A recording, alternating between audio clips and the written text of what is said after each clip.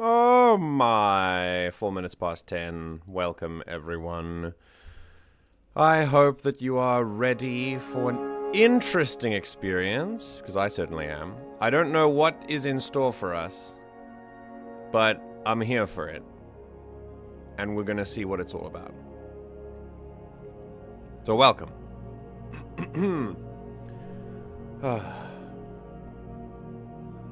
Heron, Alpha, Taters, Kit, Ember. Good morning, good afternoon, good evening. No matter what time of day it is for you, no matter how you've arrived here, it is lovely to have you here. So thank you for making me a part of your day. Thanks for spending some time together. It'd be really cool. I'm sure it's going to be a really cool stream today. We're playing a game called Slay the Princess, which I have heard very little about, except that I found it on my wish list. I found it on my Steam discovery queue ages ago. And then I'd had it on my wish list for ages. And then Ember came out and said, you should play this game. And I was like, oh damn, sick. Alright, good to know. And I realized I had it on my wish list. And I was like, oh goodness, alright, let's get it. So I got it. And and now we're here. So, Slay the Princess looks like a very... When the description is basically, remember you came here to slay the princess, like don't listen to her lies, you know that it's gonna be a very interesting experience, I think. As far as I know, it's very cartoon, like it's cartoon art based, it's not like a regular game. It's one of those narrative, like story games, and it's apparently some people were saying is very Stanley Parable coded, and it also mixes a little bit with Doki Doki, like with the style of storytelling.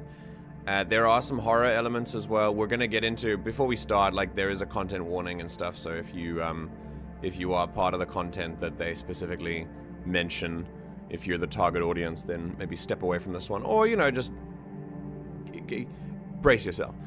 I don't know if this game is going to be too necessarily, like, super heavy. A lot of people in the reviews were saying, like, the content warning is there just to be sure, but it's really not that bad, and, yeah, I don't know.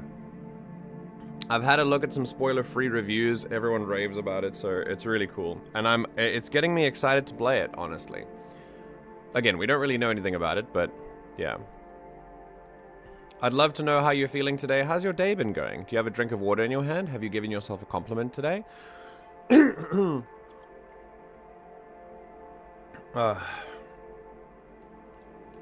your mental health? How's your physical health out of 10? Do let me know.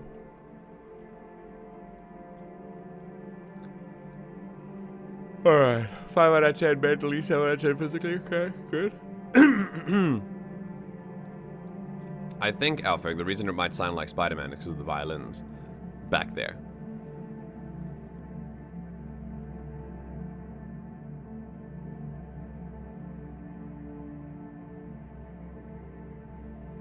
Damn.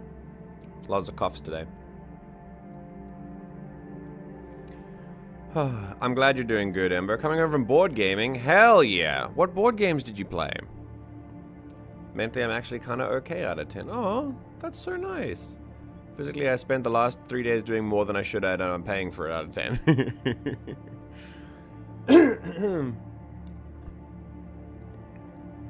I hear you. Yeah, it's all hand-drawn by one of the creators. That's crazy. So cool. If I remember right, the main creators are a husband-wife duo, with the husband primarily coding and the wife primarily drawing. Sick! Okay, I like that. No tater tots today, because I wasn't 100% sure about the content. Also, I need a break, lol. I totally understand needing a break, but also I'm sad, because I kind of wanted them to be here.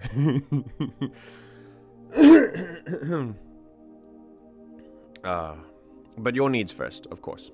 Played Azul and Cribbage today. I've played Cribbage, but not Azul. Wait. Maybe I have played Azul. The name is familiar. Maybe I just saw it in a board game list, but I never played it. I assume it was fun.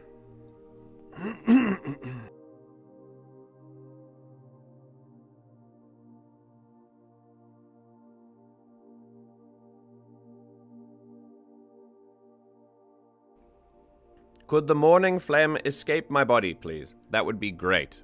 As well as the tile laying one with the pretty tiles. Oh, I do know that one. Yeah, I do know it. It's great. I like it. Yeah, it does seem like a common one, yeah. Yeah, I thought about bringing it, but I need the content warning list. It was like, iffy. Oh, okay. Well, we shall see. Right, before we do that, hold on.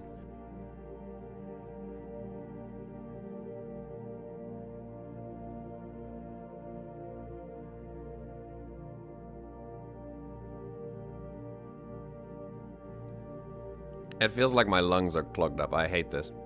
Anyway, this is a TikTok video I want to show you about something fun.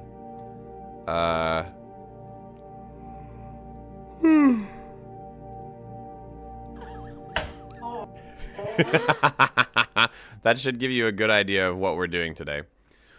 So what we're going to talk about today is babies.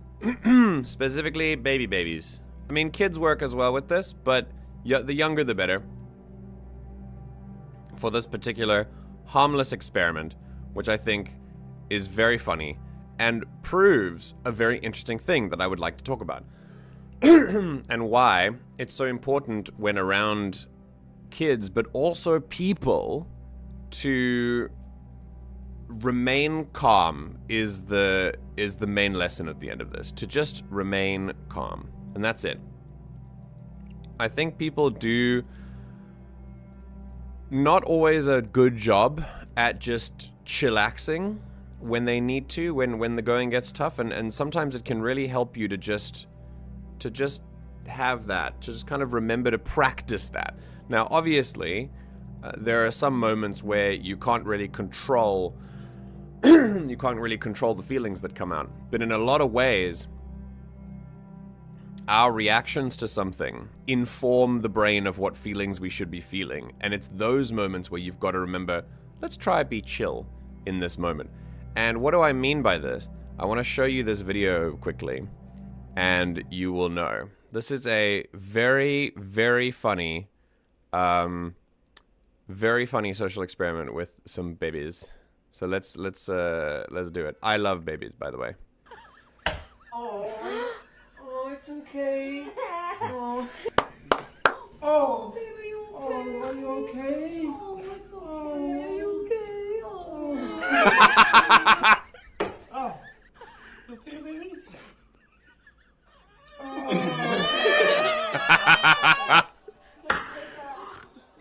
Damn! That one was rough! Are you okay? Did I get your head? Oh, no. Oh, Sonny, are you okay? Oh. That one looked more like a cry from like actually being shocked than anything else. Time to hit your baby's head. Oh, my goodness. I'm so sorry. Woo! Are you okay? Are you okay? Ah! Oh, no. Oh, no. You okay?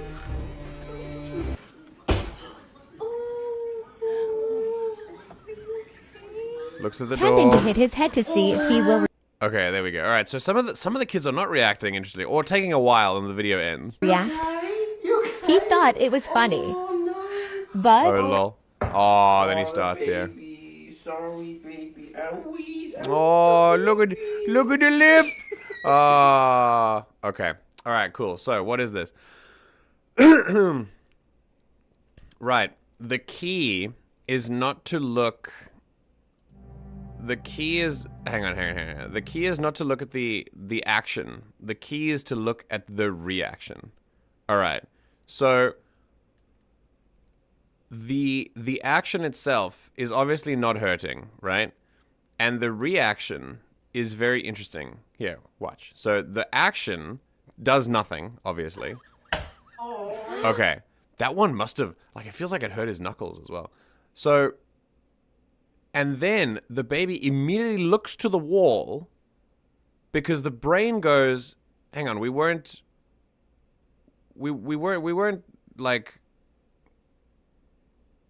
hit by that, right? That was that pain? Is that pain?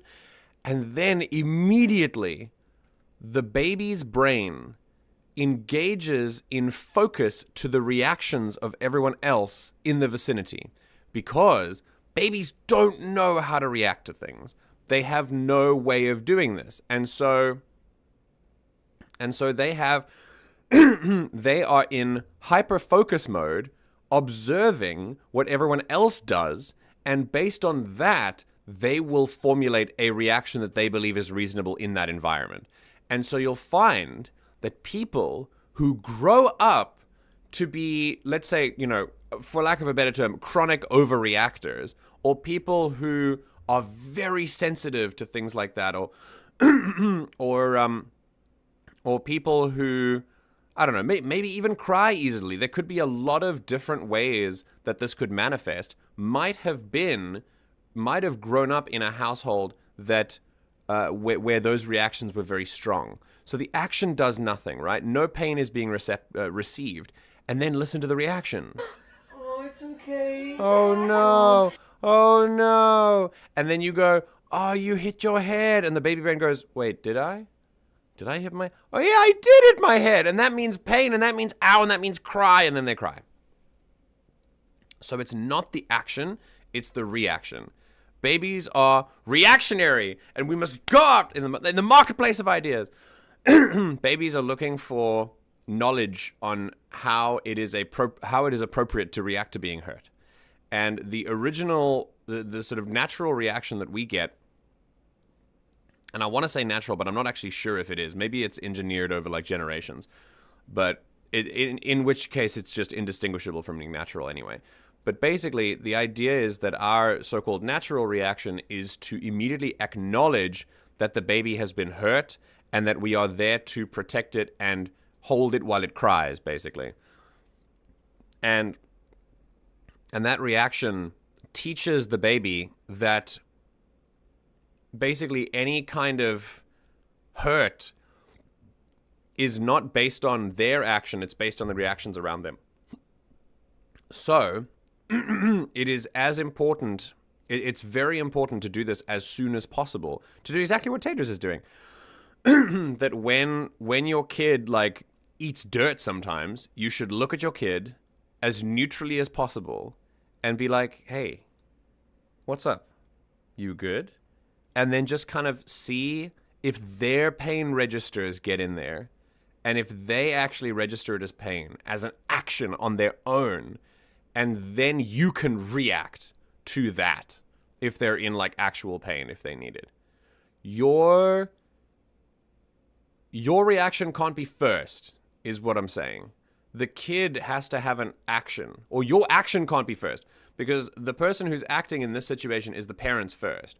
The kid needs to be the one who develops that pain receptor thing first.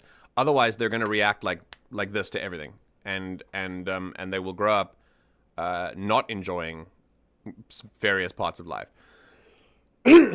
So these poor little babies,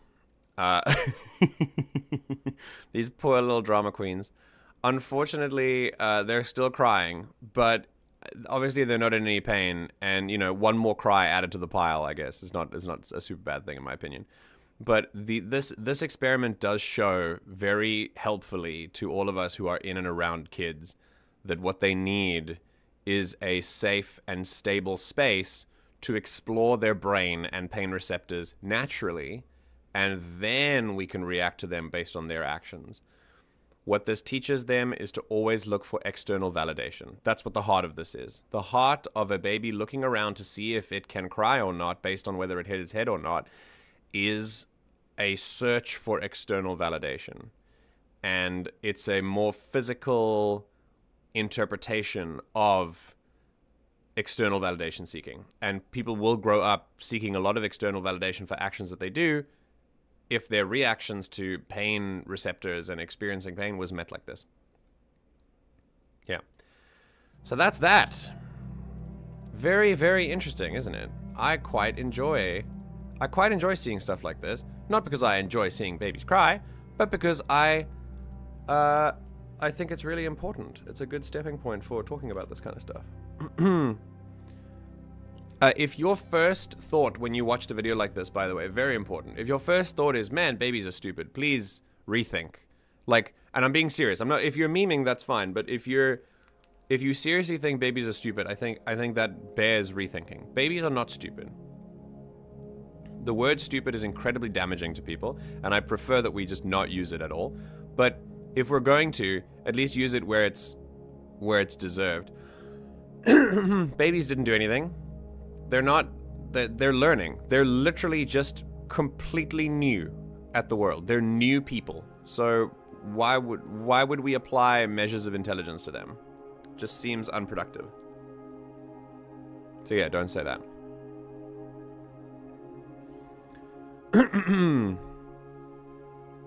Okay. Learned this when interning at a preschool. Oh yeah, I remember you spoke about that. Instantly better. Nice. Yeah. Yeah. The kid. As soon as you're. Yeah. I love how the kid was like. They did little switches. 100% why you won't catch me doing this. People can think I'm heartless when my kid biffs it, but I can always super chill. Like, you good, my dude? And until they react, I'm like, yeah, absolutely. This is good. This is good. This is good. I approve. As a non-parent. Yeah, I didn't do the story thing till after I saw that they were crying, but only in shock and not actually hurt. Yes. So there's surprise ow, and there's pain ow. And babies also have different types of crying. Babies have attention crying, which is valid, but babies have attention crying, they have pain crying. These are the main two. Babies crying for attention are like, I need some support right now, I'm feeling a little bit fragile. And babies' pain crying is like, I'm in pain, I need medical attention. Like, that's what the brain is saying. So, and there's a difference. Like, you can tell the difference between a support cry and a pain cry. There's a big difference. Yeah. Is like, support cry is the cute one. Pain cry is the it creates this thing inside your stomach of like, I must help whoever made this noise. I've come from one extreme to another. Used to cry at everything until I was told I need to stop crying for no reason, and now the only time I cry is when having a breakdown. Oh boy. Oh boy, if that's not me. I have I cry when something sad happens in games. I give it up pretty easily, and when things happen in movies that are quite sad, I cry pretty easily. When it comes to my own life, it takes a lot. My first natural reaction is to push it down, which is not good, I'm aware. And I try not to, especially if I'm alone, but it's literally like my brain goes, no. And I can feel it happening, and I'm like, why? Why are we doing this? Why are we doing this? Can we not, please? And I try my best not to, but yeah, a lot of it feels very, I don't quite know how to describe it. But yeah, I feel you, Alfred. Because I literally, when I was a kid, I used to cry very, very easily. And I think one of the reasons I realized it was not for my parents, but more, I think, my schoolmates. So I was bullied quite a lot. And I think that bullying, if I cried, the bullying gets worse. So, like, I think I learned to just kind of stoically take it. And then that's kind of translated into now. Yeah. So getting in my feels, like you've said, in like, you know, games and movies and books and stuff is a lot easier for me. But when it comes to me actually, like, personally in my life, I prefer to just kind of shut off a little bit. I say I prefer as if that's what I want. I don't. But yeah. I kind of go rock mode. Another important thing is not to say you're fine and try and dull it down once they have reacted. Yes, absolutely, I agree. I 100% agree. I think, but again, it's the same example as doing this. Like saying, oh no, is exactly the same thing as doing that. You're providing external validation before they've had a chance to have their feelings yet.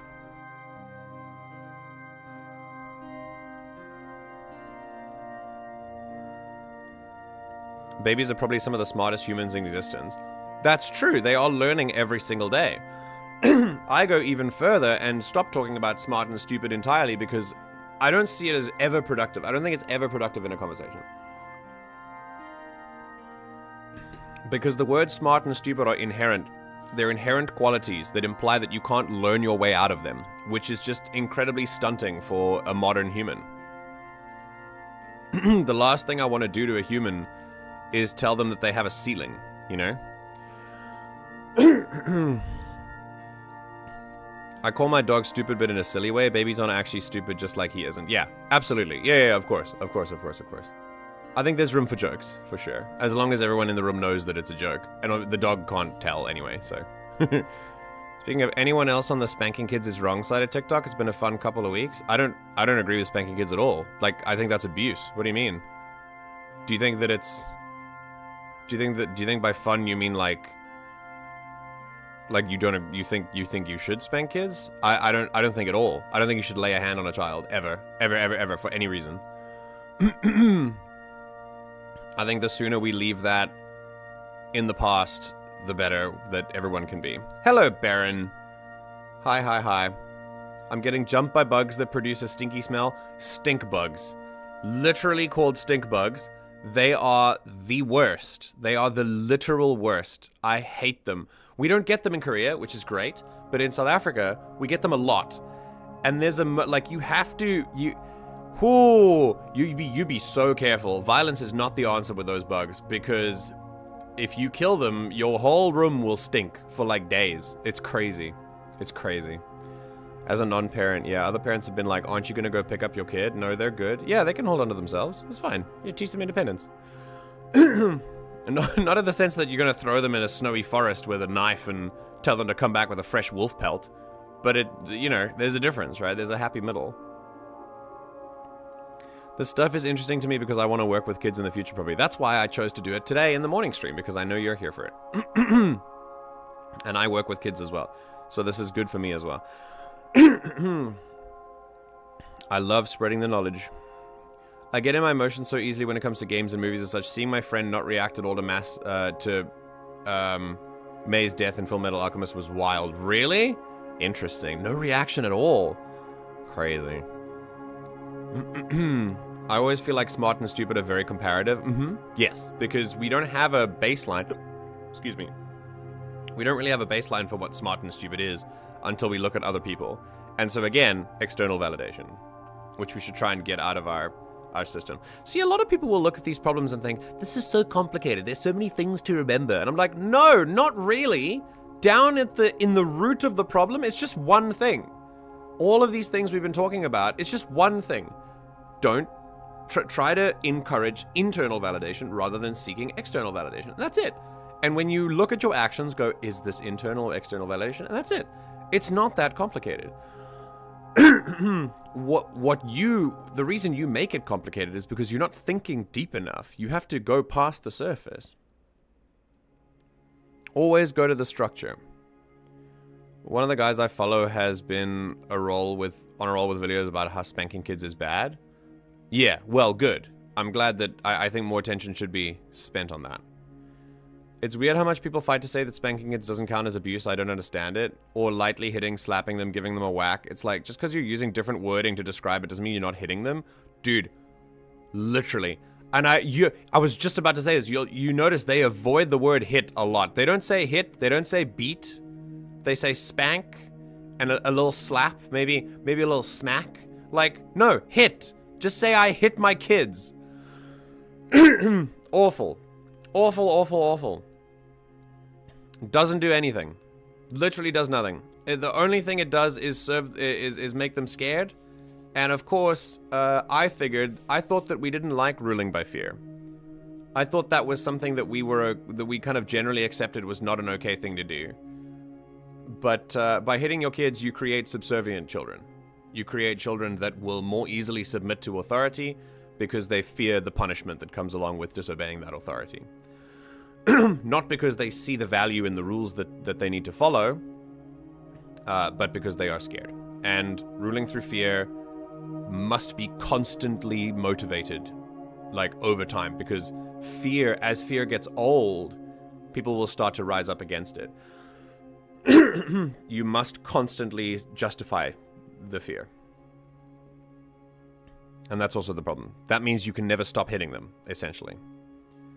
I taught my kids independence by being dependable and building a secure attachment. There you go. Yeah.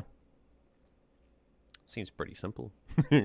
I was taught at 18 that self-esteem should be intrinsic, and that was life-changing. Yes, and it is. Self-esteem. It's literally half of the word. Self-esteem. Self-esteem. It is intrinsic. Validation is intrinsic. Motivation is intrinsic. Discipline is intrinsic. You'll find that a lot of emotions that we look to others to find are actually, or should actually be, within ourselves to search for and discover. And that is a lovely segue to start our playthrough of Slay the Princess. So I don't know how long this is going to take us. We might do... Excuse me. We might do an episode... we might do an episode 2 of this. It kind of depends. But yeah, let's have a look. I've pressed play, so we'll see if this is going to be really loud or not. And yeah. Oh, okay. Oh, it started in windowed mode. Okay, content warning. This is a horror game, and it's not intended for all audiences. Hang on. Let me go into gaming. Okay.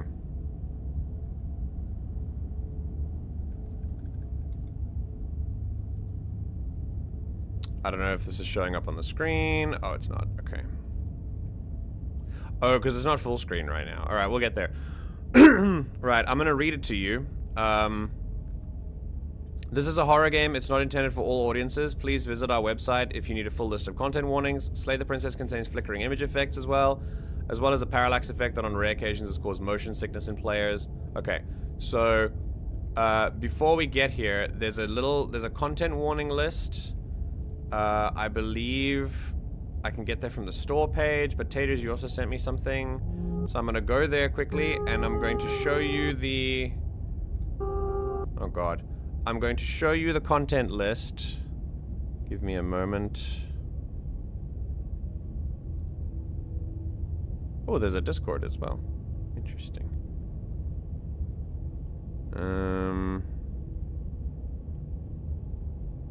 Oh, I thought they had it on their Steam. Oh well. All right, let me go with what Taters did here.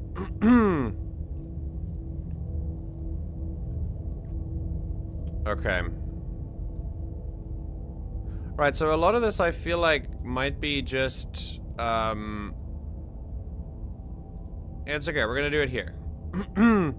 So bear in mind that a lot of this is like a catch-all thing. Like it's just to make sure that if you're even slightly sensitive to this kind of content that you stay away, or maybe like guard yourself before you go in. But I think yeah, I don't think that I don't think that all of it, according to the developers themselves, not all of this is there like in the extreme. So I don't think it might be. It's classified as a horror game. Many people said it's not really, but we'll see. So just make sure that you're feeling okay when we go into this. If you don't want to watch this, that's fine. I don't care. But maybe when you're feeling better, you can come back. I was definitely raised to find validation in the adults around me, to the point where I recall being told that was how things should be. That's crazy. Okay, I'll probably need to do multiple episodes. Okay, sick. Alright, so put in the extreme version of anything shown up so they don't spoil specifics. Yeah, okay. So, mild nudity, realistic depictions of mutilation, disembowelment, realistic depictions of knife wounds, loss of self, cosmic horror, existential horror, being eaten alive, Jesus. Disembowelment, suffocation, realistic depiction of acid burns, realistic gore, jump scares, derealization, forced suicide, loss of bodily autonomy, starvation, unreality, body horror, forced self-mutilation.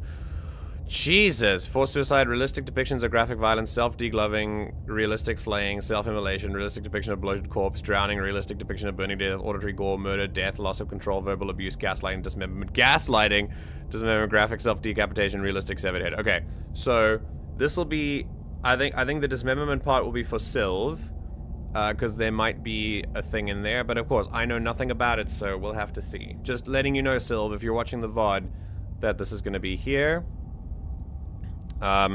This is all drawn, and it will not happen in every playthrough. Yeah, there are a couple of paths you can take.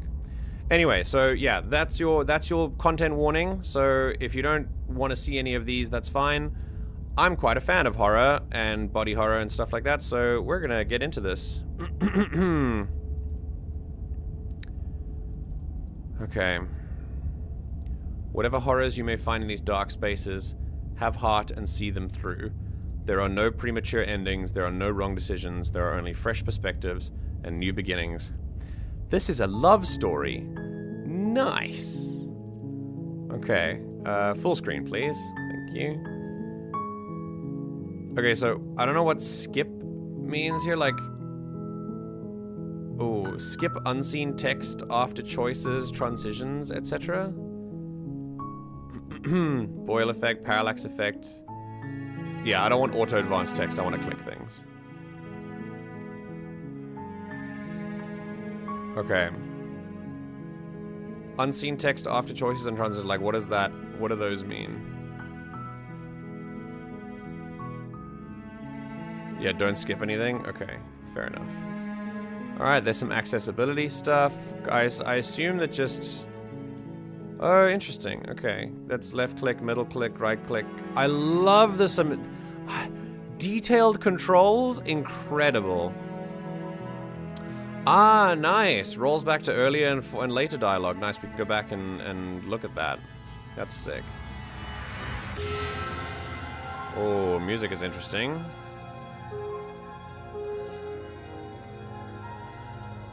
Okay. Cool. Alright, so this is it.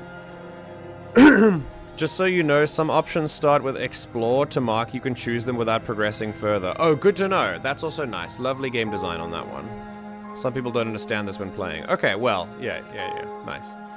Ember, you also told me that there was some dialogue skipping issues with this. Like I could accidentally skip dialogue without knowing it. Where... Is that when you pause before doing things? Things are a little bit loud. I don't know how the sound balancing works with you guys. We'll kind of just pause and go ahead as we go.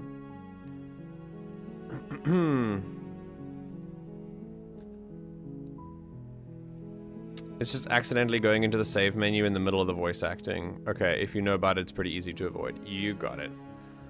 Okay, then this music is glorious. I'm really enjoying it. Also, the princess does not look like she's having a nice time. We're gonna... This is apparently a love story. So, here we go. Also, why... My hand is clawed and, like werewolfy. So, I don't know. Can you see the cursor? The text will still be there even if it happens, so you won't miss lore, just the sound. Okay. So why is the cursor a furry hand? I feel like I'm a monster here to slay the princess. Anyway, those are my clues. As I said, I'm going into this blind. And let me get chat up quickly.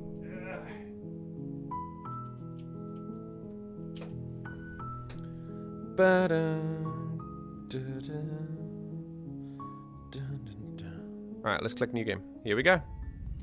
Chapter 1, the hero and the princess. Why do I feel like I'm not a hero? You're on a path in the woods, and at the end of that path is a cabin.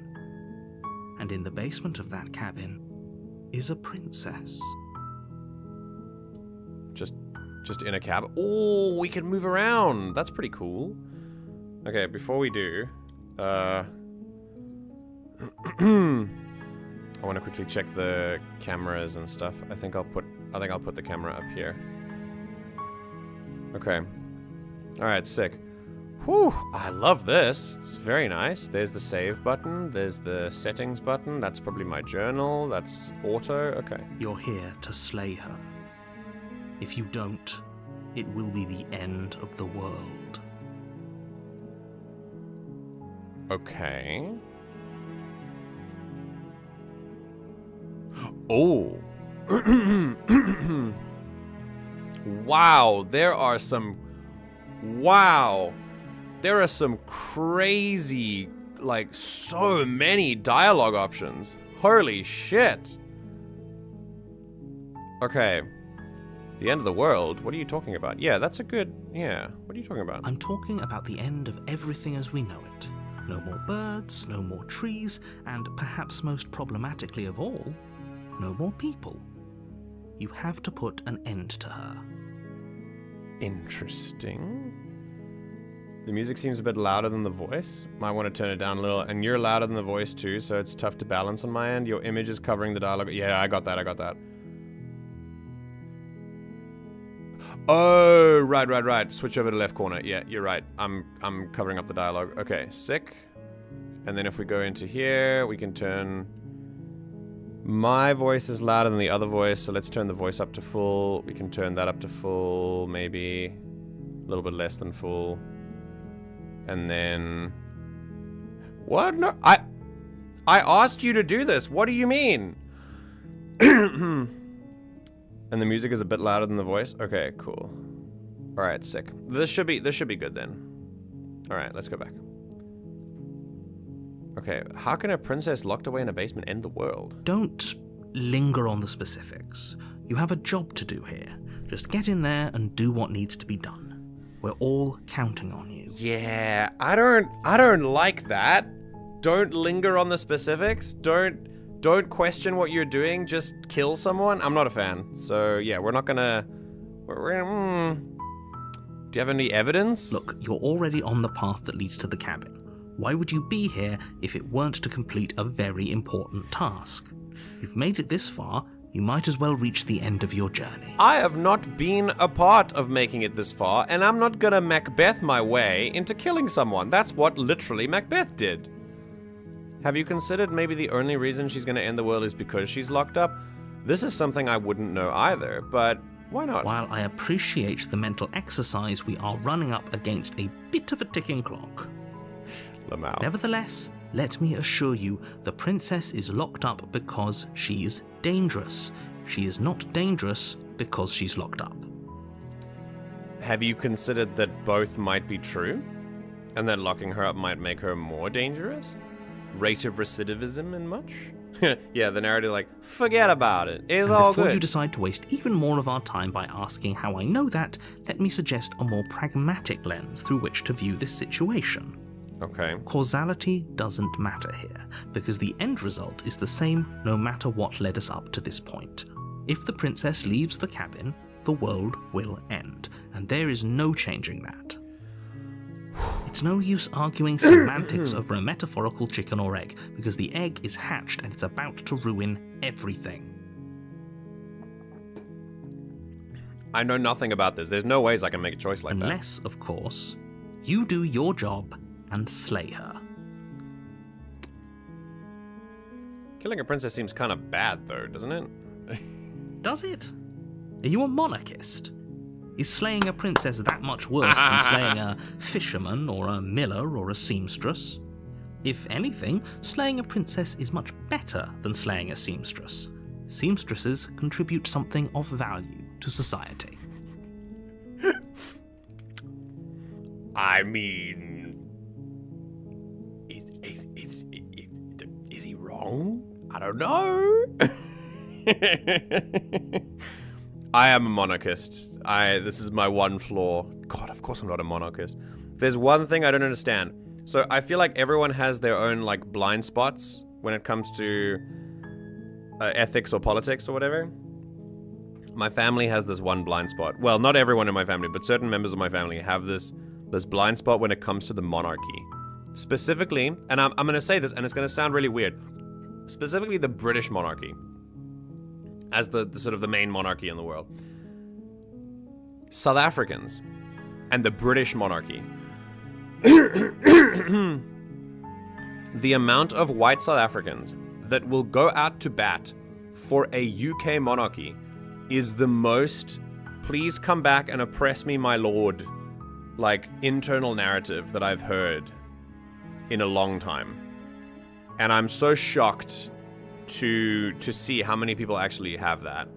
And it is wild how many people still think that monarchs are like a net good on society and that monarchy should still exist. It's crazy to me. Crazy, crazy, crazy. I'm absolutely not a monarchist. Can't someone else do this? Yeah, why is it me? Oh, if only that were the case. But I don't make the rules. I have to say, I'm surprised at your reluctance thus far. But unfortunately for the both of us, you're the only one who can pull this off. Why? Like I said, I don't make the rules, no matter how much I wish I did. That sounds like a lot of excuses. Why is forget it, I'm not doing this an explore option? You know, screw it. Yeah, I'm not gonna do this, man. Are you serious? No, you have to do it. Alright. Have you considered that maybe I'm okay with the world ending? Of course I haven't. Why would I even consider that? Nobody wants the world to end. Are you sure about that? I mean, maybe some people do, like nihilists, or very, very evil people, but surely you're not one of those, right? What would be so bad about it? Because if the world ended, like, we wouldn't know, right? The world's gonna end anyway. I'm not a nihilist, for the record. I'm just putting this out there as an option. Do I get a reward? Yes, but you'll have to slay her before you get it. Okay. Can you tell me what my prize is gonna be for doing a good job? It's a secret, but I think you'll like it. It's a special reward, just for you. And whatever you think it might be, I can promise you it's going to be even better than your wildest imagination. That's great. Okay.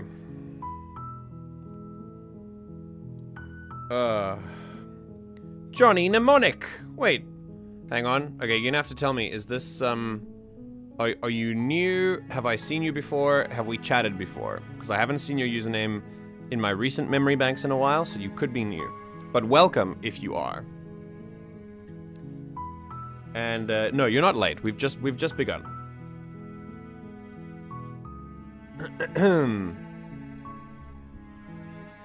Okay. Wait, no as in you haven't been here before? Like you are new? Whew. Oh my god.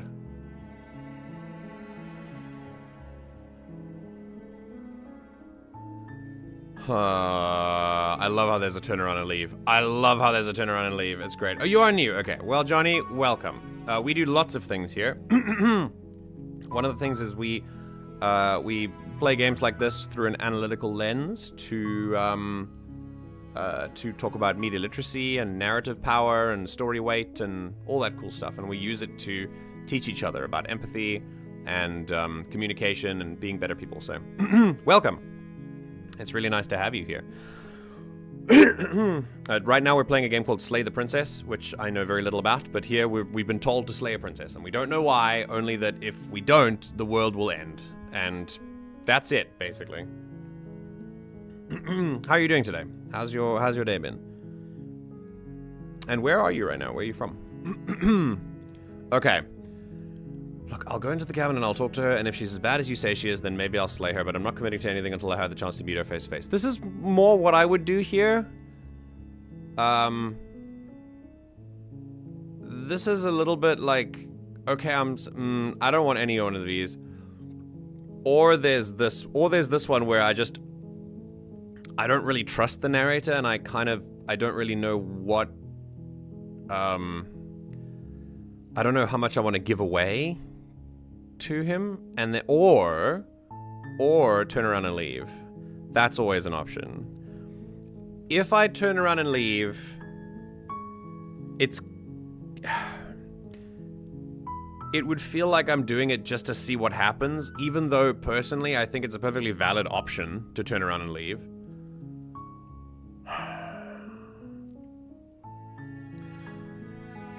But yeah, I feel like, I mean, they said I'm the only one who can do it. So, yeah, look, I'll go into the cabin, I'll talk to her, but I'm not deciding anything until I meet her. Okay. And it looks like this is the first option after all the explore things, so this feels like the canon option. So maybe we'll play canon. Then I guess we'll just have to see what happens. But a word of warning. If you go in prepared to hear her out, she could easily trap you in her web of lies. And the more you listen to her honeyed words, the harder it'll be to pull yourself out. Oof! Oh yeah. Okay. This'll be terrible. So the narrator clearly has some kind of history with the princess. Obviously he seems to know her very well. And I don't know. I'm at my house. Fair enough.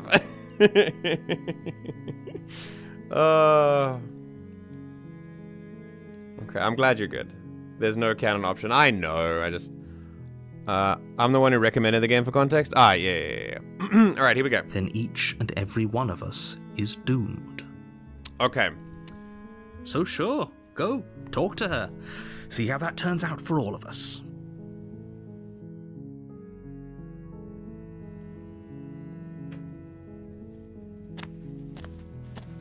You make your way up the short path to the cabin. You'll find the princess within. This is pretty. Wow. We're not going to go through with this, right? She's a princess. We're supposed to save princesses, not slay them. Ignore him. He doesn't know what he's talking about. Okay. The voice of the hero and the narrator. Alright, I can't trust anyone right now, right? In a moment like this, I'm not trusting a single person. God, railroaded. Railroaded.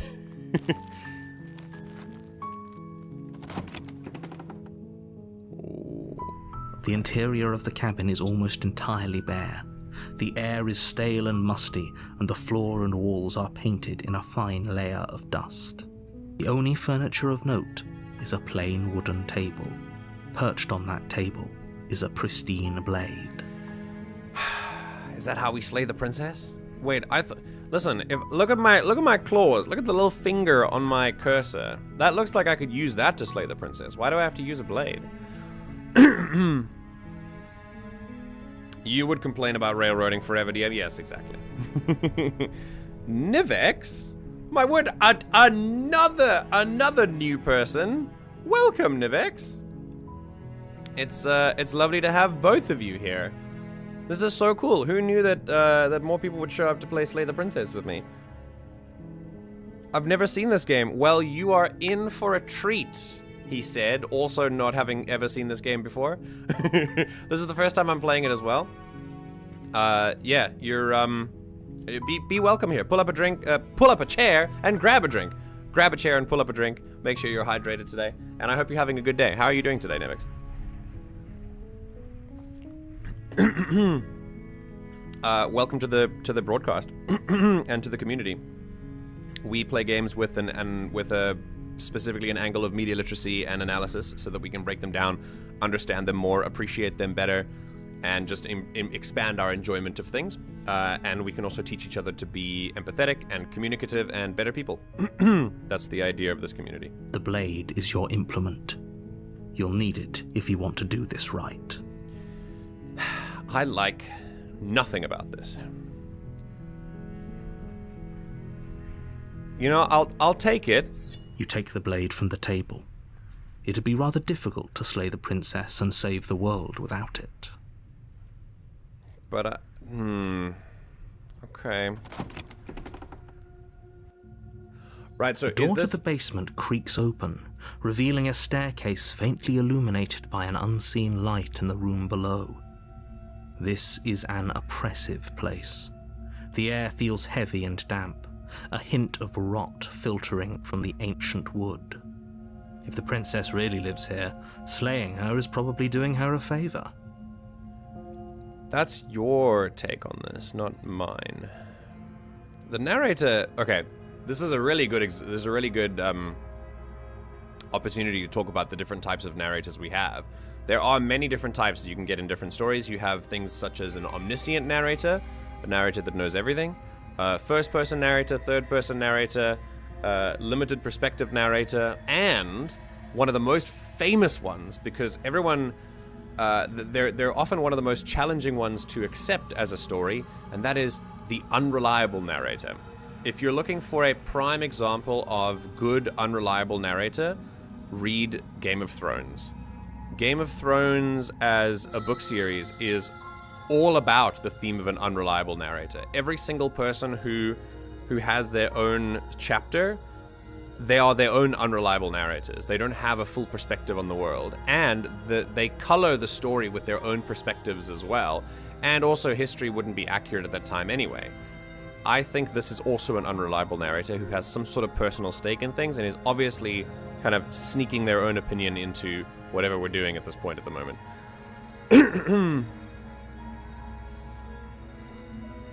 Yeah, drawn by one person. This is crazy. Yeah, I love the aesthetic of this, by the way. Also, yeah, I'm good, Nivix. I'm doing okay. I'm doing okay. Okay, so... yeah, I think, There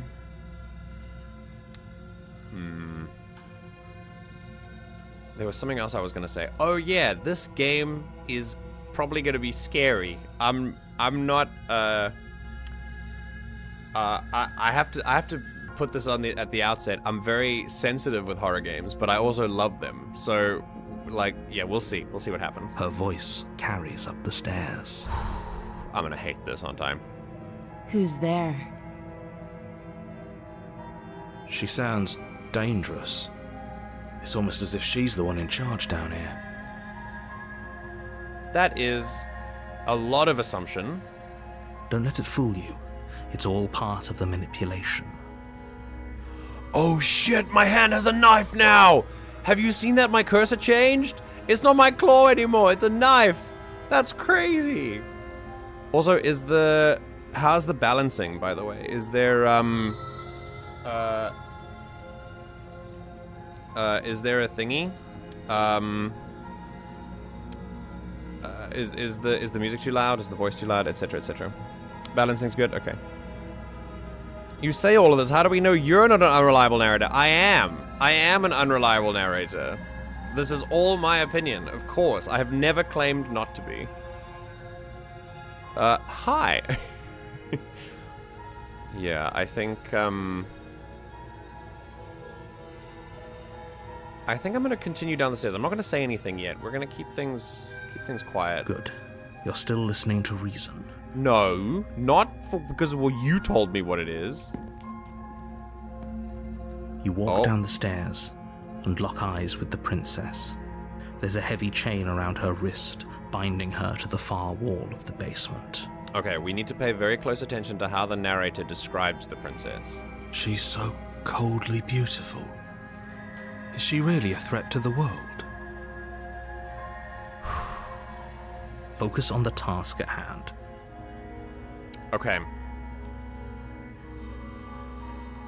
Societally, and I would say that historically from a human perspective, the fact that she is a woman, or at least presents as one, changes things.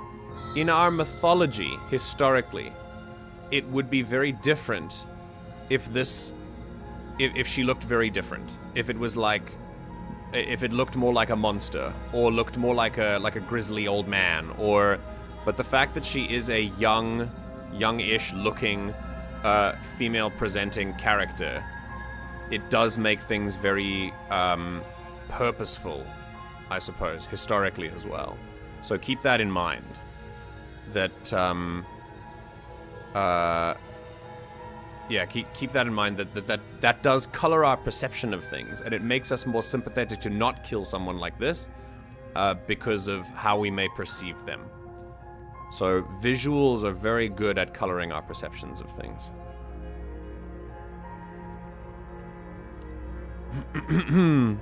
You're a bit louder still, but it's not bad. Okay, cool. I might jump in the chat in a bit, unless you're planning to, Ember, since this is your rec. Okay. Alright, cool. Yeah, text stuff might help with spoilers, yeah.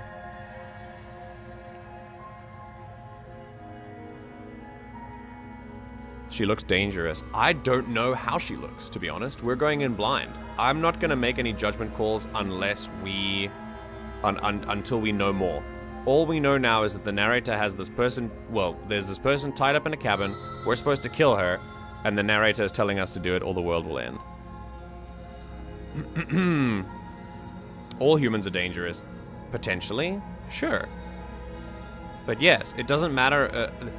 Their appearances shouldn't matter, but our prejudices historically have come from this idea that people who look more like this are more inclined to be helpless, more inclined to be defenseless, and it's not necessarily the case. So yeah, let's keep going. And there you are. Are you here to kill me or something? Interesting. Or something. Nuh-uh. I'm just here to talk. Then why did you bring a knife with you? How about you drop it, and then we can chat? She makes a compelling point. What if we just dropped the blade and talked? Look at her. It's not like she's a threat. Don't you dare. It's fine. We can decide what we want to do after we talk to her. Maybe she really is a monster, but killing someone in cold blood isn't very becoming of us. I agree. Yeah, I'll drop it, sure. The blade tumbles out of your trembling hands and drops to the floor with an unceremonious... Oh, shit. Oh, right-click goes to the thingy. Okay, interesting. Interesting. Okay, so right-click, I accidentally clicked it. That goes to the save menu. Okay. So let's... should we do a save just in case? That's so cool. I like that it does that. Alright. I will stream on Discord for anyone who wants to come in and chat about things. Thank you. Maybe now we can just talk. Okay. Against your better judgment, you step forward to speak with the princess face to face, unarmed. This is against your better judgment, buddy. I decided to do this. We'll be fine. Of course we'll be fine. I don't know what you're hoping to accomplish here, but I can assure you there's no reasoning with her. Just make sure you don't forget about the blade on the floor. You're going to need it. Okay.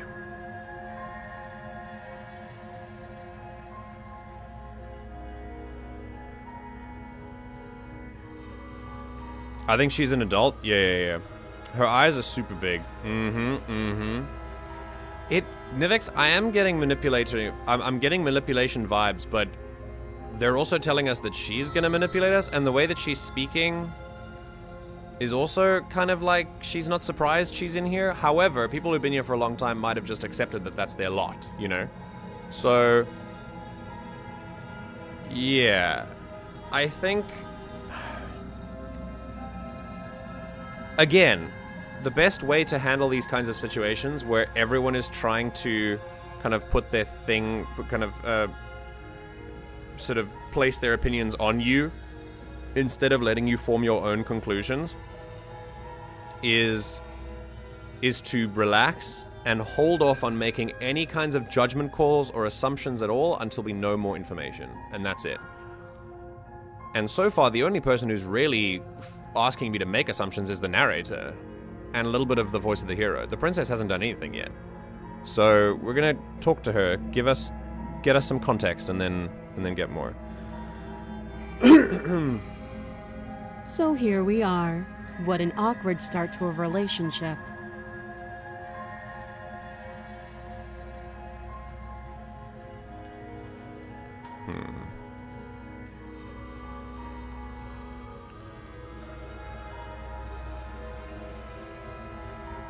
What's your name? She hesitates before answering. You can address me as Your Royal Highness, or Her Majesty. Any honorific should do, really. Okay. Note the lack of detail. You can't trust her. Bro, relax. I've got this. Just let me handle it, alright? I can't trust you either.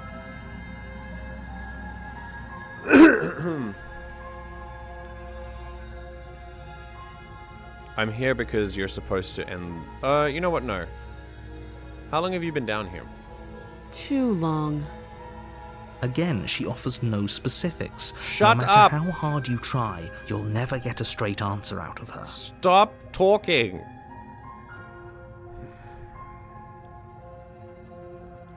I'm here because you're supposed to end the world. Don't just tell her that. Is that why they threw me down here? But I don't want to hurt anyone. I like the world, I think. The facial expression. I don't remember much about it, to be honest. That was very I've been creepy. down here a long time. Damn. Oh my god, another one! Lucky stars! We've just begun! Hello, hello, hello! Welcome once again.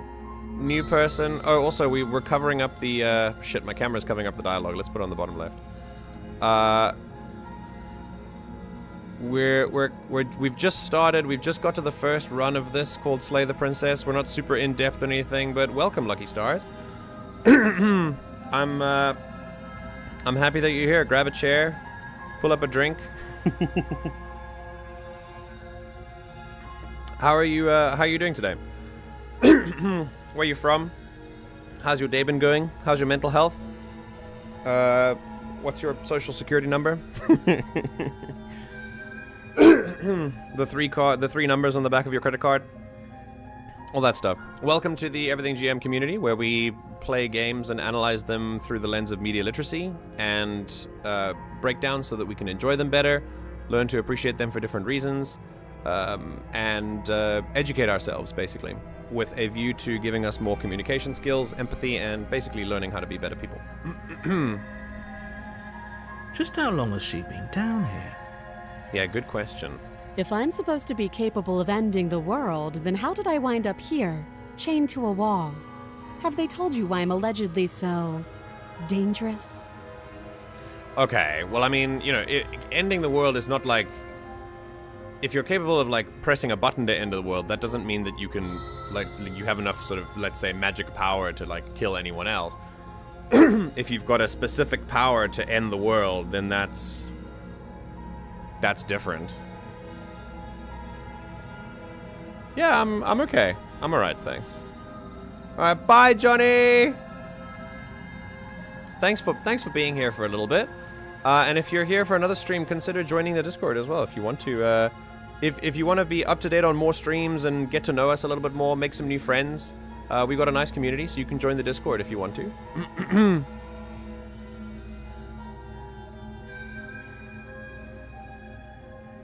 Okay.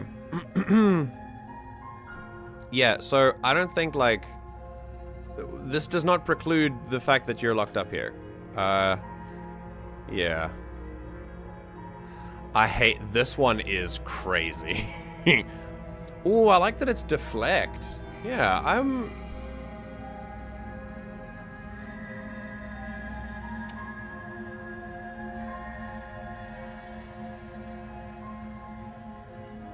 You know what? Aha. Silence is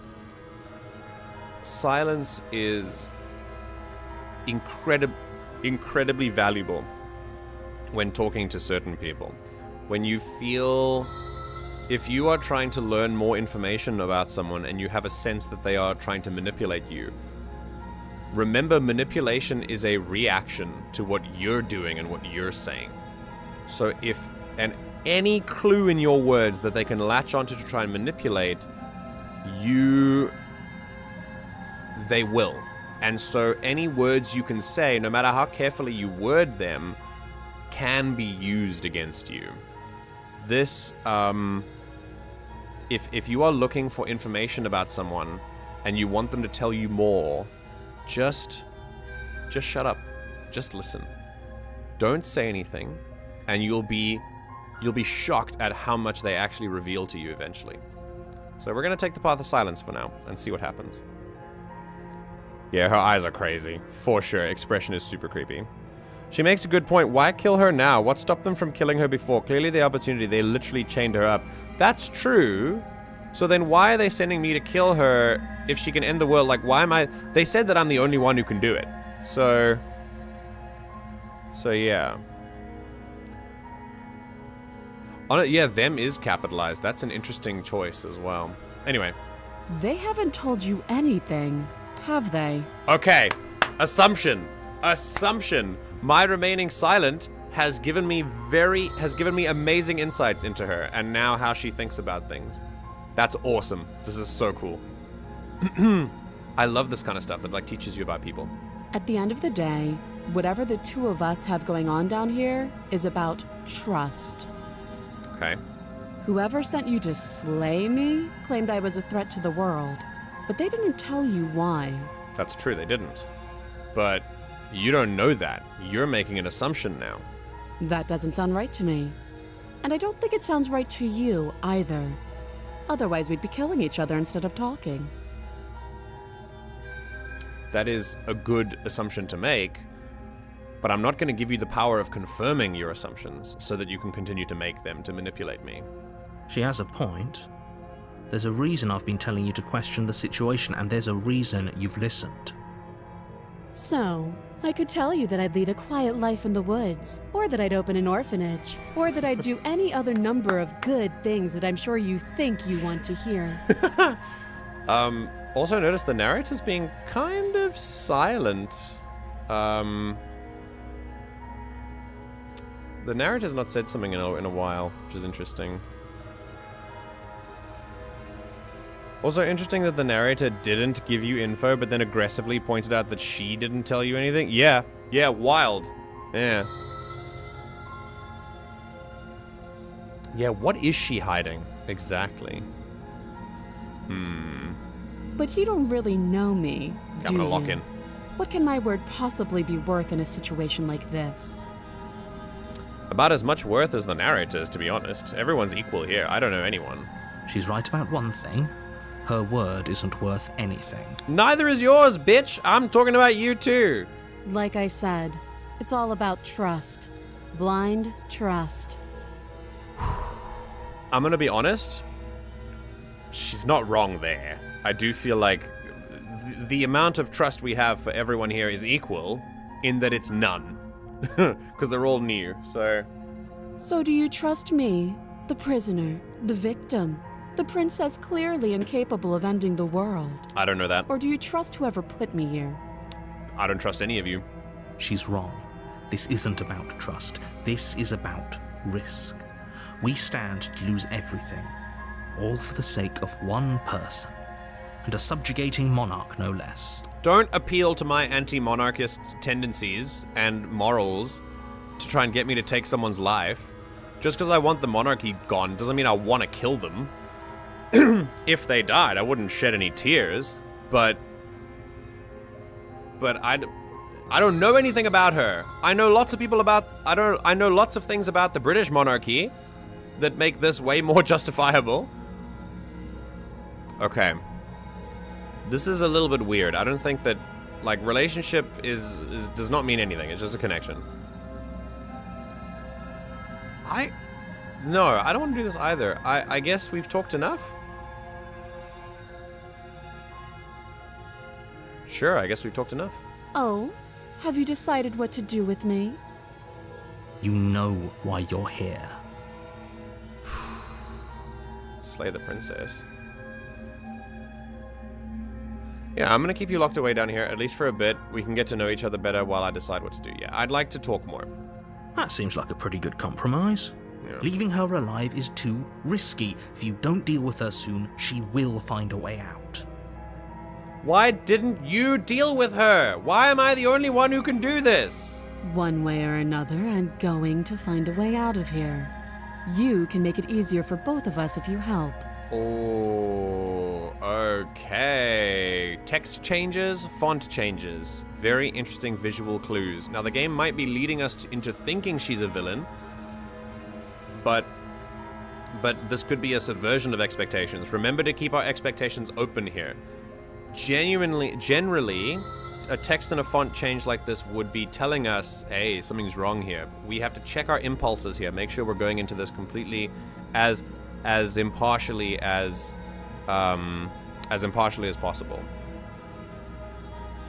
Yeah, this is wild. If not friend, why pretty?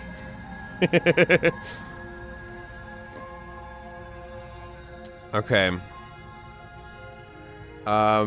What fallacy was that she used? I'm not sure. What were you talking about?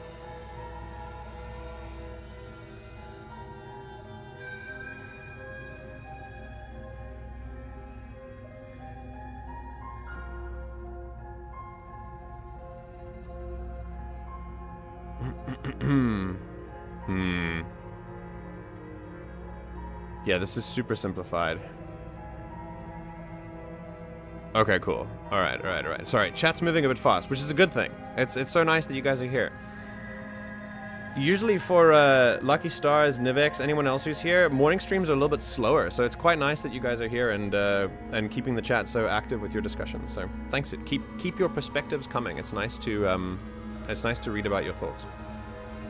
Even if I don't respond to everything, I am reading it all. So. And if you don't... Oh.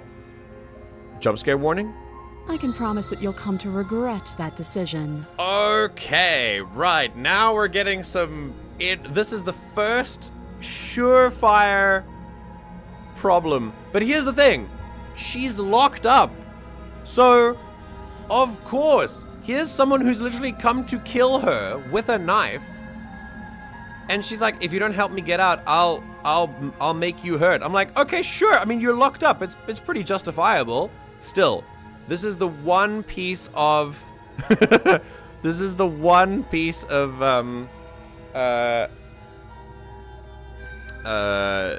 one piece of concrete information that we've got that we can draw a conclusion from. That's it. This is the first piece. Murder. You have to make a choice. Let's hope for all our sakes it's the right one. Yeah, I am making a choice. We're still talking. Dude, I made my choice. I'm not sure about freeing her. I don't want to kill her.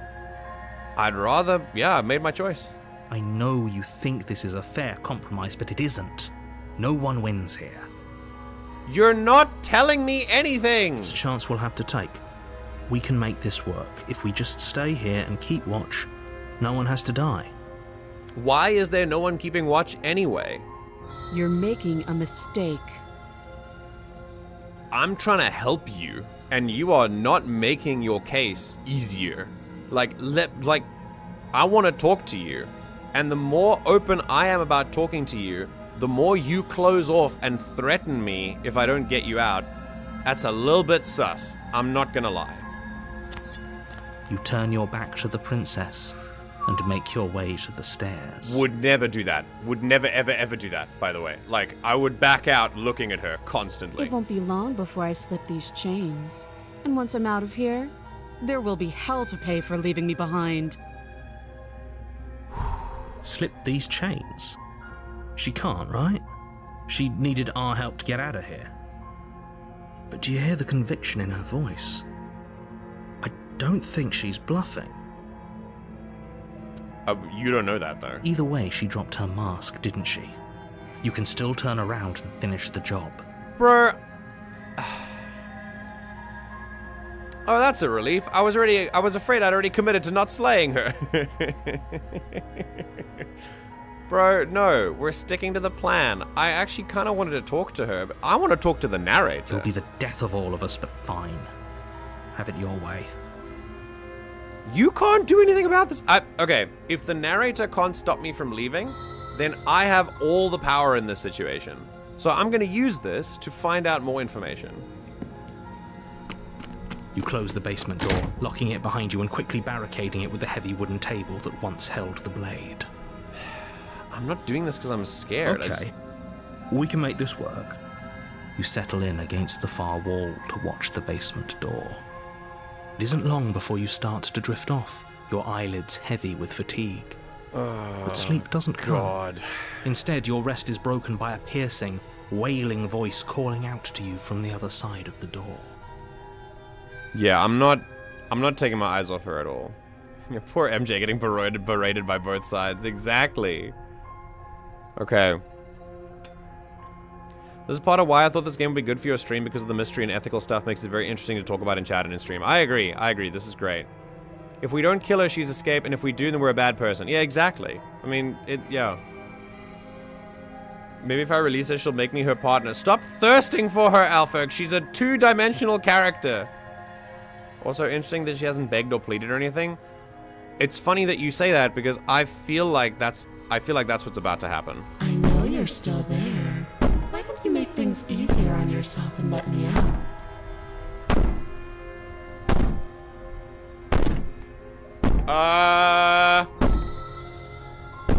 Guys? I don't know if you can fix her, Alferg. It's not like this little door will hold for very long anyway. It's probably a good idea to try to get back on my good side. I don't like this. Oh, I don't like this. No. Oh, God. We have the knife. We have the knife. It's fine. Terrifying. Like she's less of the princess you saw and more like something out of a nightmare. Yes, hero voice. I'm aware. We know what's going on. You don't have to do the running commentary. As she violently rattles the door, you do your best to shut her out of your mind. Woo! How did she get out of the chains? Oh my God. Oh, Jesus. This scared the sleep out of my eyes. Holy shit. Okay. Okay. No, this is crazy. Alright, we're good. I know how to handle demons. I don't know if you do. When I get out of here, I'm going to pick you apart piece by piece. I won't forget what you did, and I'll never forget it. Okay, we're gonna keep you down there then. Cool, we're gonna keep you down there. You don't know the kind of enemy you've made tonight. I don't believe in punishment. Rehabilitation, please. Let me. I believe in restorative justice. The fact that you're even down here in a prison is like against all of my ethics and moral codes. I would love to put you in a facility that gets to the root of why you wanted to be like this, and maybe we can get you a new perspective and a new lease on life and get you to be a productive member of society again without being a monarch, because you know that's inherently an unethical position to take. And I just I don't like any of this. It doesn't sound like she's getting any weaker. Thank you for... Oh my God. Dude. It's getting louder. Holy shit. At least she was saying she needed your help? Yeah, I mean, she did, so we're gonna believe that. No, it doesn't. Okay, we're gonna believe that this is like... This could be her just trying to mess with us.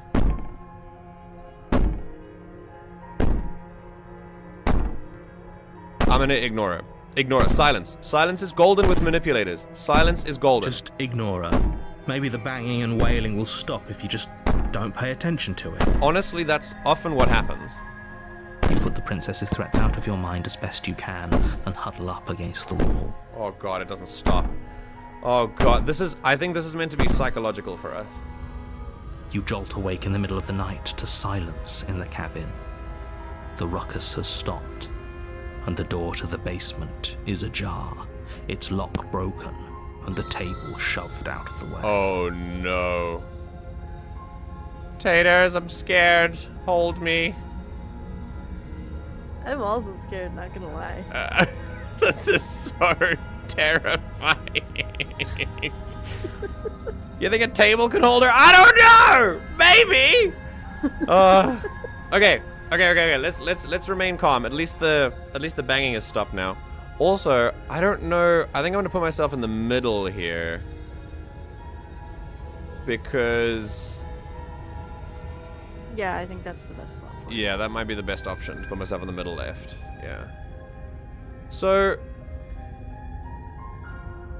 Here's the thing. If we're gonna keep ourselves calm and collected in this moment, so far we've only said what we purposefully want to, and we've not allowed ourselves to be manipulated into anything by anyone. We've made our own choices based on the information that we've gathered. Hold on a second.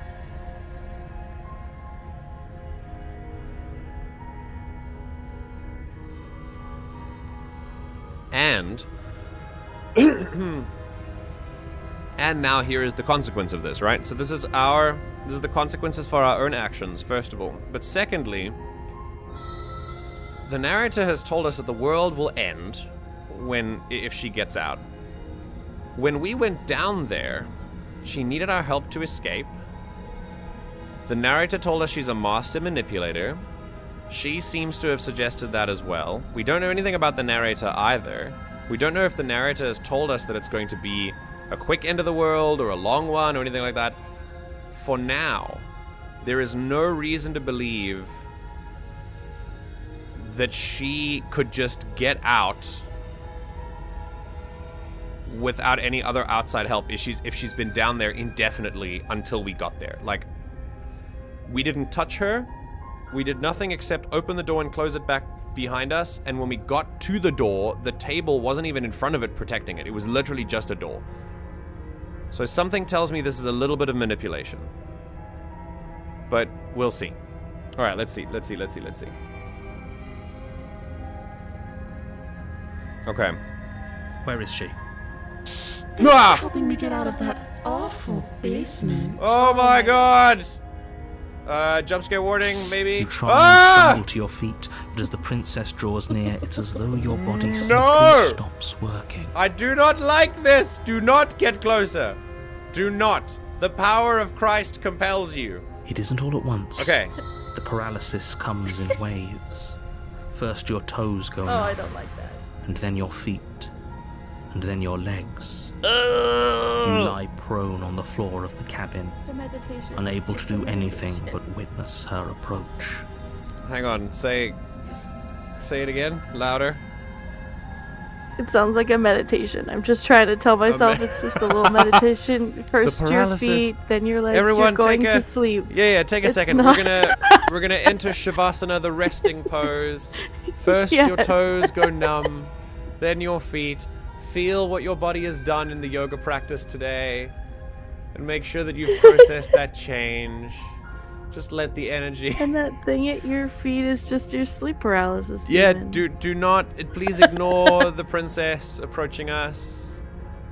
Okay, something that that works really well for why this is so scary. By the way, since we're doing this from media analysis, is certain parts of the body that don't look right. So like the fingers are splayed, the eyes are misshapen, the mouth is a little bit too wide. So there are certain horror elements that make us feel ill at ease because they prey on our uncanny valley. They prey on the things that look real but aren't quite real. And the closer they ride that line, the more freaked out we are. So yeah, that's definitely why this is so effective. Here we go. Whose side are you on? Yours, of course. But I have a duty to uphold the truth. Lying about the facts of the situation doesn't change them. Brother, you have been infecting this narration with your opinion this entire time. So helpless. I can take my time with you, can't I? Okay. She's stopped. I feel I'm still on the boat of this isn't real, but we'll find out. Oh, Steps fuck closer. me. One silent Ah, footfall at a Jesus. time, cocking her head in curiosity as you feel I hate your this. organs shutting I told you down I'm not one good by with one. horror games. My organs shut down? Huh? Oh my god. I can fix the narrator. Yeah, shoulders look dislocated, elbows bent awkwardly, shit like that, yeah. Ah, maybe Jesus Christ! I can't take my time with you. Ugh! You don't look well. A little green around the gills. Stop! Stop! What a shame. If you'd only help me get out of here. We could have done such wonderful things together. Can I like... God, my stomach is turning. This is hell of a boss vibes. This gives me like Has-Been Hotel, like hell of a boss vibes, the voice acting. Your lungs stop drawing in breath, and your heart freezes in your chest. You have seconds left. I'd say better luck next time. But we both know this is the end, don't we? It can't be. This can't actually be how everything ends. I'm sorry, but it is. I have no reason to believe the narrator is right here. If we've had opinions infecting this speech for this whole time, I have every reason to believe that this is not actually the end. Everything goes dark, and you die. Yeah, this sounds like manipulation. 100%. This sounds like gaslighting. Chapter 2. There you go. The nightmare. You're on a path in the woods. There you go. I And guess at the it's end not. of that path It's not the is end. a cabin. And in the basement of that cabin is a princess. You're here to slay her. If you don't, it will be the end of the world. Music has changed.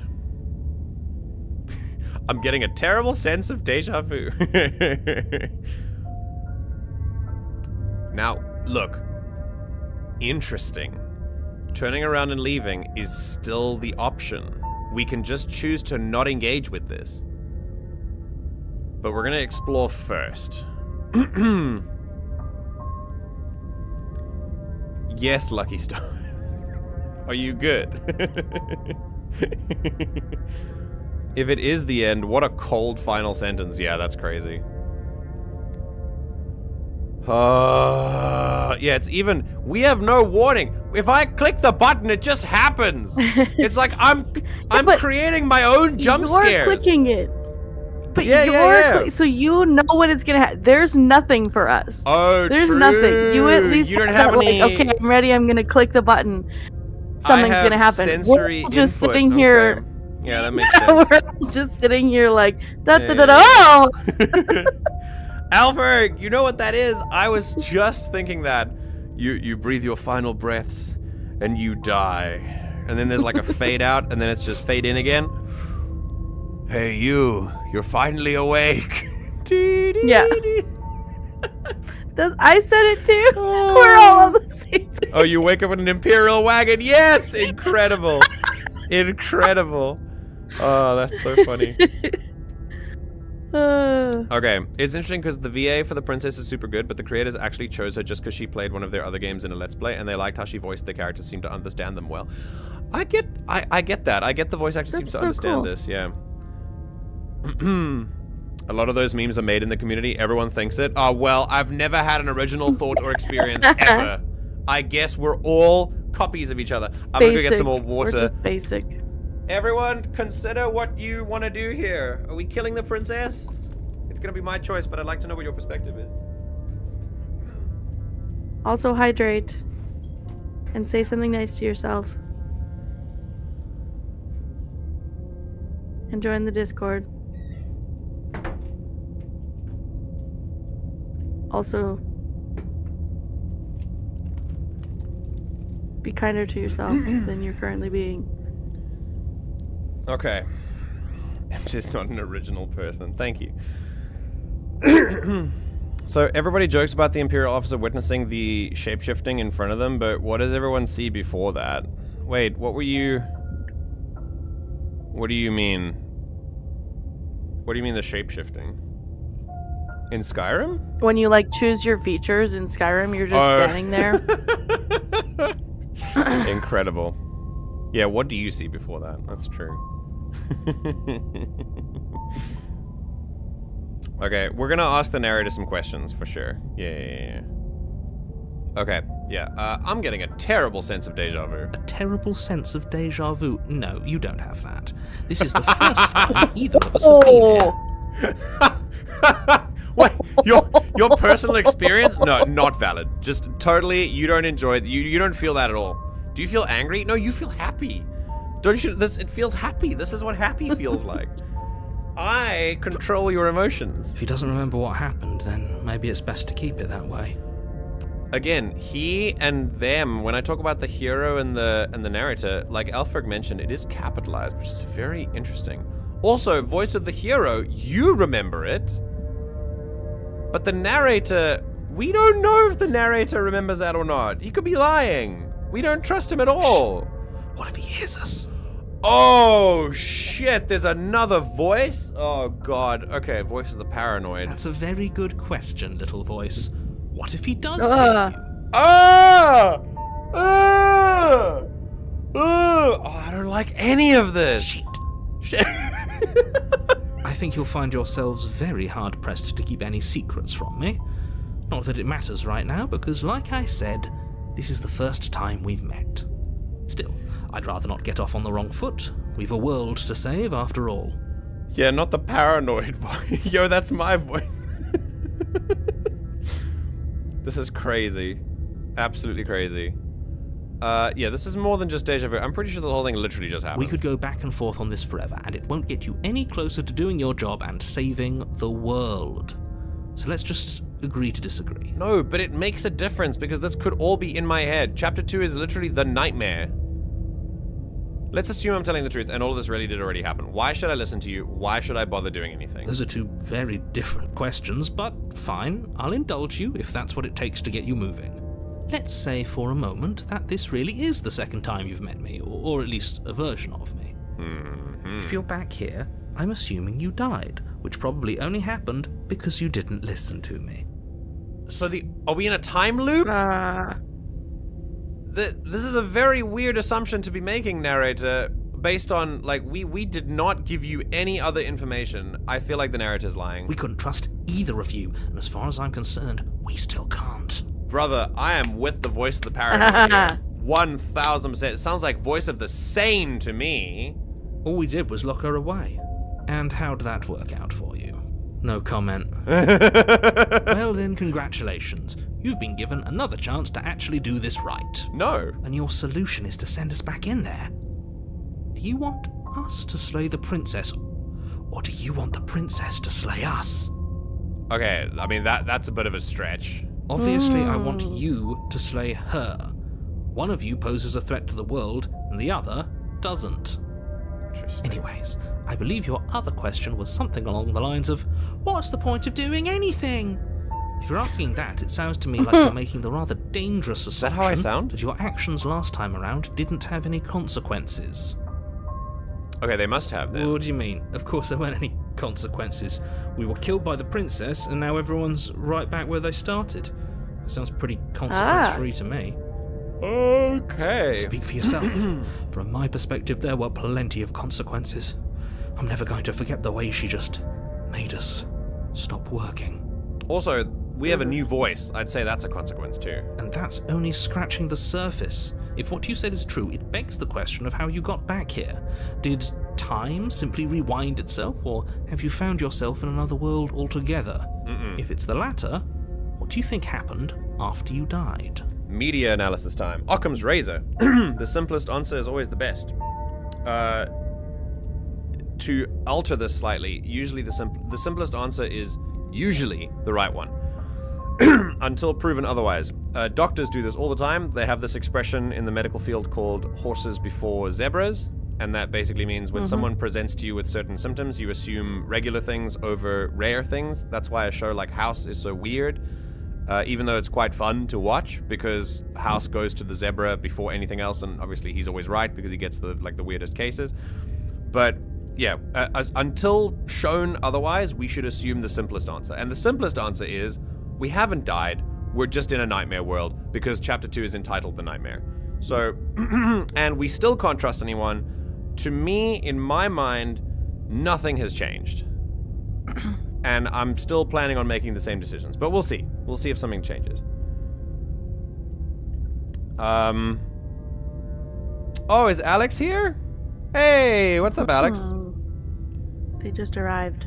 Nice. What have they been trying to kill you this whole time, but that loop nonsense is stopping that, and they're hoping the princess, the destroyer of the world, is what can do you in? Well, I am a monster. So, like, look at the hand. I'm like a furry hand with like a big long claw and stuff. Maybe I'm the monster.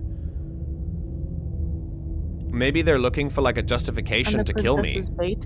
Yeah, maybe they're looking to do like a self-defense thing. I'm not gonna give them the satisfaction though. I'm not playing anyone's game here. Hey, Johnny's back. What's up? He says while playing a game. I know, right? I am playing a game. I'm not playing their game. I'm playing a game. Yeah, we died, Johnny. The princess killed us. And then we got like a time loop and stuff. Okay. Do you think the people there lived happily ever after? Or do you think that the princess, left unhindered, brought about the end to everyone and everything, just like I told you she would? It doesn't matter. We don't know that. If she brought an end to everything and everyone, how are we supposed to stop her? What do you want from us? I want you to succeed. You'll find a way. You're the only one who can. You keep mentioning this and you don't tell me why. Let's talk about her. Just be quick about it. Okay, just being around her in the end shut down all of my organs. What am I supposed to do about that? Like I said, if she killed you, it was probably because you didn't listen to me. Don't talk to her, don't trust her, just go in, do your job, and save the world. I'm not a fan of that, man. Like, her killing me was not my fault. It was her choice. It was her fault. Her killing me is her fault. It's, Yeah, we got slain by the princess. The princess slayed us. To quote you from last time around, she's just a princess. How can you possibly justify saying that? She's clearly something far, far worse. That's true. She is just a princess. Whatever you think happened to you last time, just get it out of your head before you get to the cabin, and you'll be fine. Huh?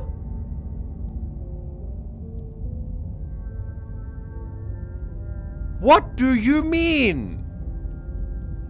I am okay, it's fine. Who locked her in the basement? People locked her in that basement. And Jesus I told Christ. you what this place is. It's a path in the woods. Don't overcomplicate things. Hey, remember when the princess gave us vague answers and the narrator was like, "Ugh, she's giving us vague answers. Just kill her and get it over with." You know what the chickens! They're coming home to roost!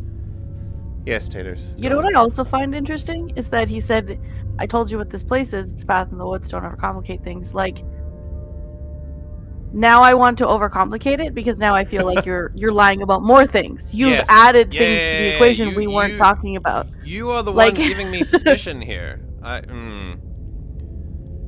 We'll fix the narrator.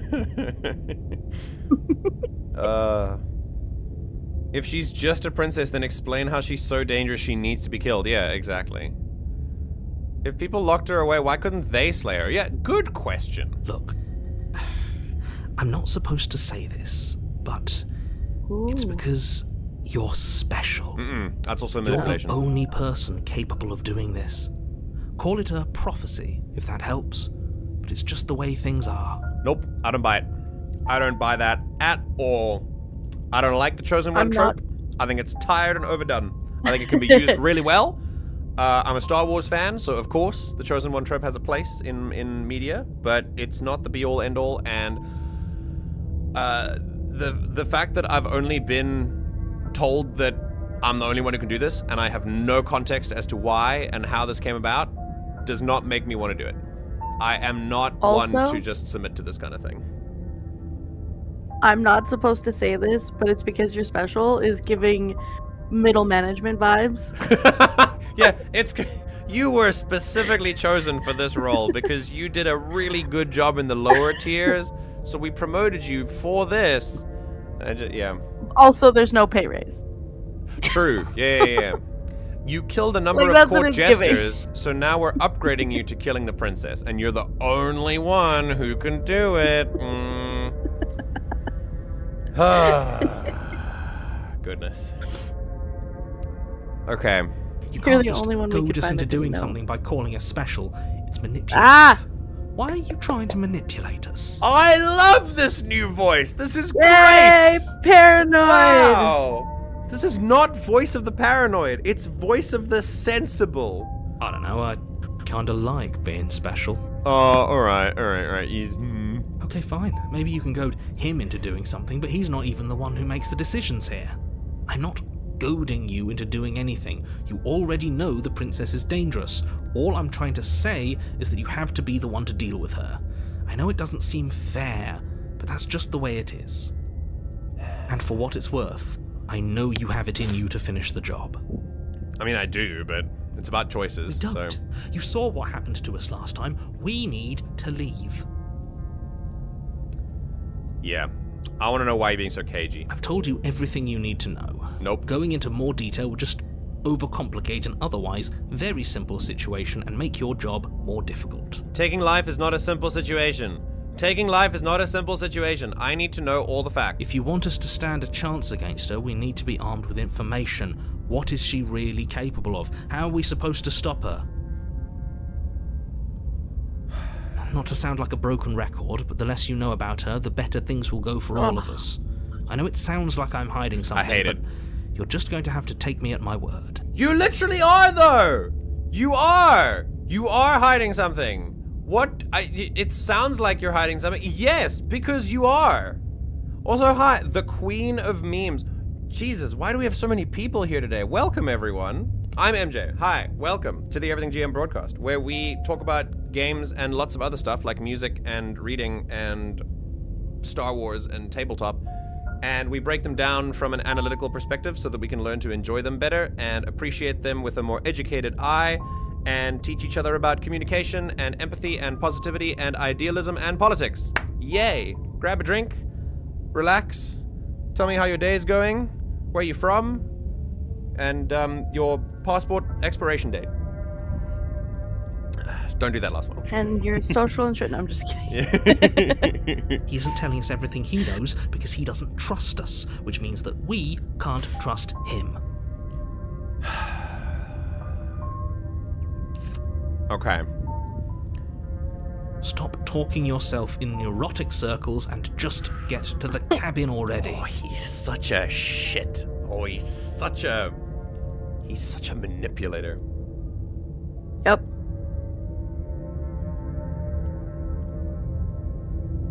Lucky, Lucky, why are you yelling at me?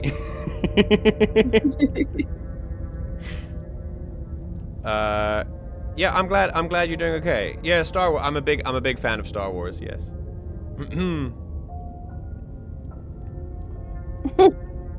Don't do what Alex said. No. Yeah, we're trying to get to the bottom of a big manipulation. That's what's happening. See the way he keeps pushing us? We have to get out of here. Yeah. That's all. Great. Now, if you don't mind, the whole world is waiting with bated breath for you to save it from ruin.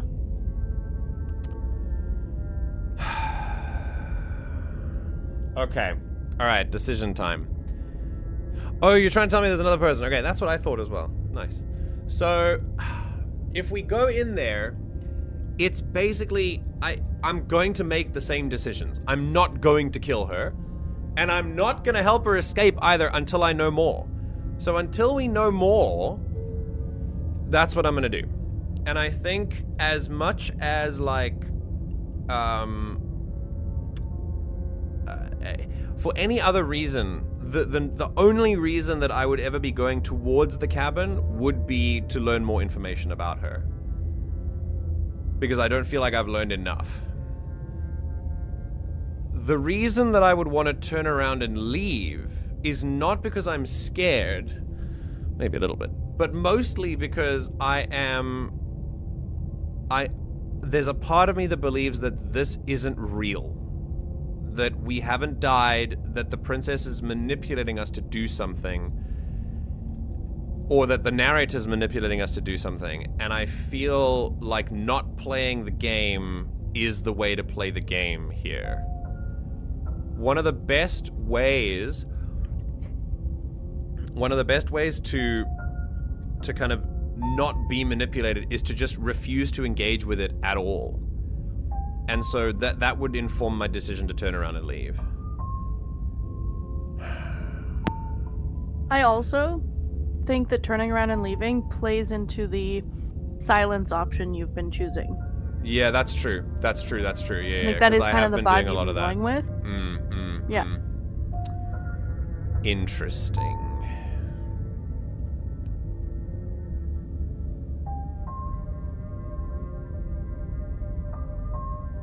If you Welcome are... other new person. Oh my god, another new Felipe, wait, I think we know... Do we know... I've spoken to someone called Felipe before. I don't know if you're new or not. Oh my goodness. How many times am I gonna do this intro? Welcome! It's so nice to have you here. We're very busy today. This is great. This is really making my day. I love that you guys are here. Thank you for spending time with us today. Thanks for making me a part of your day. You're here. If you are here, it means that you are here to learn something. We're going to be teaching each other about media literacy and communication and game analysis, so that's why we're here. No, I don't think we know each other, but feel free to sit down and have a drink. Also, thanks to Ember for indirectly probably encouraging this many people to join, because apparently Slay the Princess is a popular game.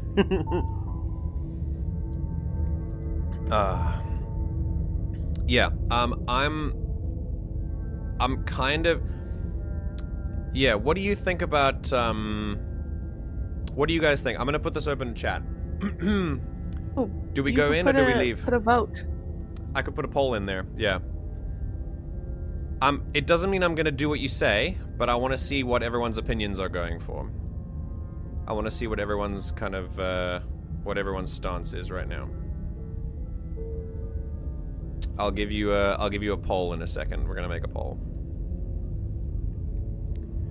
I kind of, since I'm on the voice chat and I can voice my opinion, I kind of vote the turn and leave thing, because that's like the way you've been playing, and I kind of like that it matches that. Because you find out a lot when you don't say anything. Yes, yeah, you do find a lot of you find a lot more information by not engaging in it. All right, go for it. Let your voices be heard. We live in a democracy. Well, we don't. I'm gonna be making my choice anyway. But I would love to know what you guys are doing and how you guys are thinking.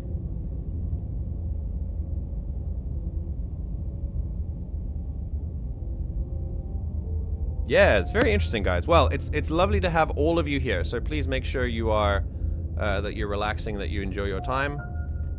Also, I know hydrated. that chat, yeah, stay hydrated. Chat is getting quite busy right now, so I can't respond to every message, but I am reading them. And I want you to know that if you are talking to me at all, please tag me. Just go at the Everything GM so that I can see it, because then it'll show up as something different. Bye, Nivix.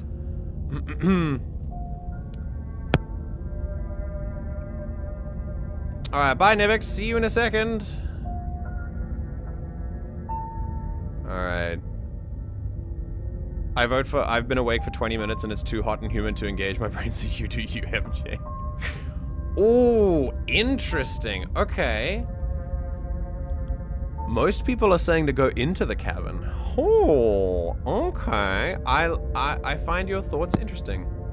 Okay. They just want to be scared again. Okay, right. Now, I didn't do this to decide what to do.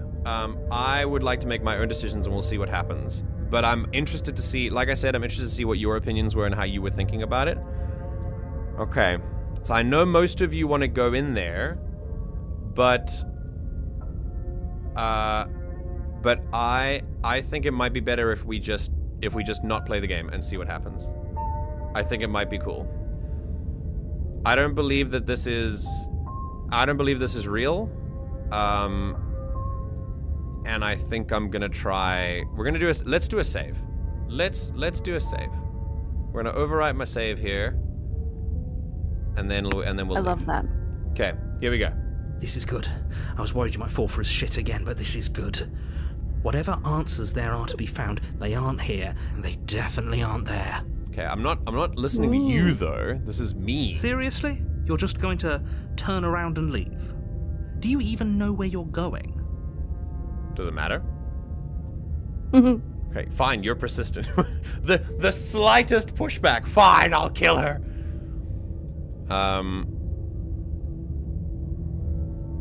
The only thing that matters is where I'm not going. The cabin. I'm not going to the cabin. The brackets are killing me, dude. It's like a meme. It's like I said, I'm pretty okay with the world ending. I relish the coming of a new dawn beyond our own. Jesus. Yeah, I'm not giving the narrator anything to work with here. We are going to quietly continue down the path away from the cabin. Here we go. Fine. I suppose you just quietly continue down the path away from the cabin. That's strange. It looks like this path also leads to the cabin. Wow! Convenient. Everything's back on track again. Maybe the world can still be saved after all. What a dick! What a dick! I can't believe they're railroading us like this!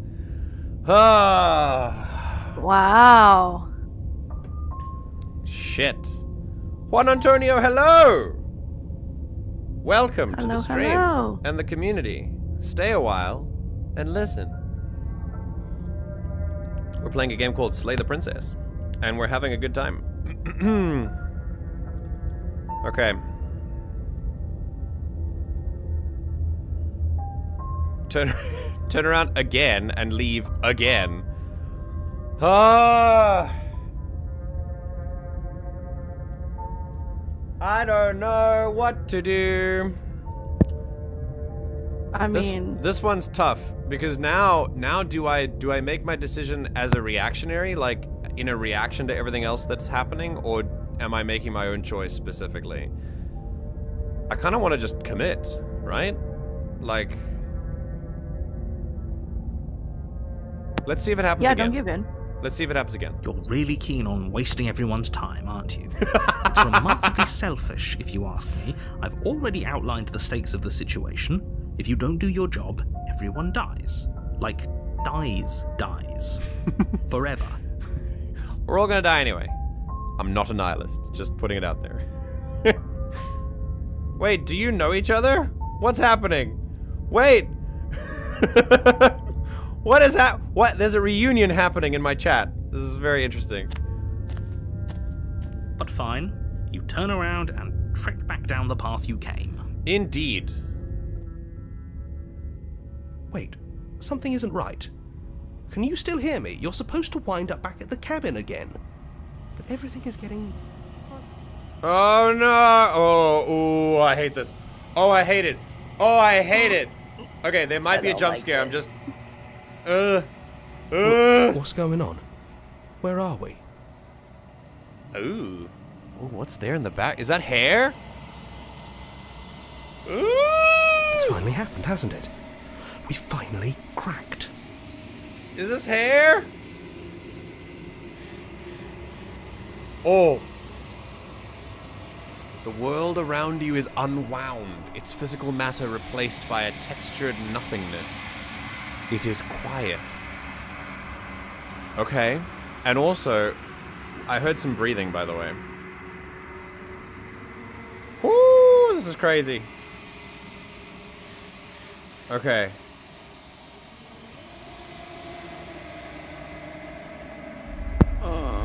There's a distant rumbling.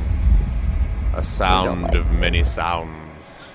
Undulations pulse louder as something other comes close. Oh no! We're gonna get a jump scare. Feelers probe across the fabric of reality. Extremities find your consciousness and wrap themselves around it. You are no longer alone. Resistance. Fingers drag claws across the glass surface of your soul. Jesus. Tell us how you really feel. Frustration. This vessel is full of you. I need something empty I can crawl inside of. I need something shaped like me. Whoa! Whoa, this is lore! This is lore! This is good! We're learning stuff. Good. No, this is good, we're learning. This vessel is full of you. I need something empty. Like, what happens if we kill someone? If we kill someone, then that's the thing. If we kill the princess, then that's an empty vessel that whatever is here can go into. And if she kills me, then I'm also an empty vessel, and that kind of brings about the same ending, right? Maybe? Okay, that's my working theory. That's what I'm going for. Ooh. This is good. This is good.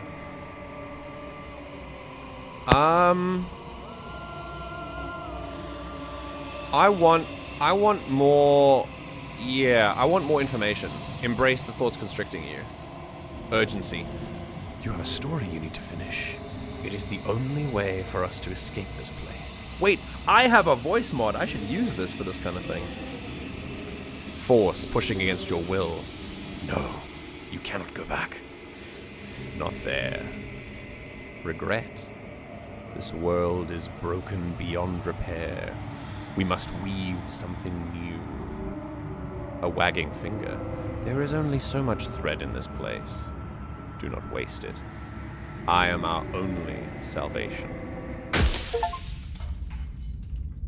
Oh, shit. You're on a path in Chapter the 1 woods, again. And at the end of Wait a that minute. path is a cabin. And in the basement of that cabin is a princess. Oh, shit. Okay. Okay. So I just got two... I just got 2 achievements. Alright, I feel like achievements in a game like this are, I will use the voice mod. I feel like achievements are like part of the gaming experience here. So we're gonna read the achievements and figure it out. Okay. I'm going into the light. Yeah, we'll use voice mod as well. Okay, so the first one I got is Denial, which is return to your destined path or face the consequences. And then the other one that I got is the real Slay the Princess starts here. You'll know it when you see it. So is that just like a prelude or something? This is crazy cool. Really, really, really cool. Whoa. Okay, alright, let's go back to the beginning. So the music starts again. Something broke. I heard... Sound cues are pretty important in mystery games, so I heard glass broke, and now we're at chapter 1. And we've learned something, which is very interesting.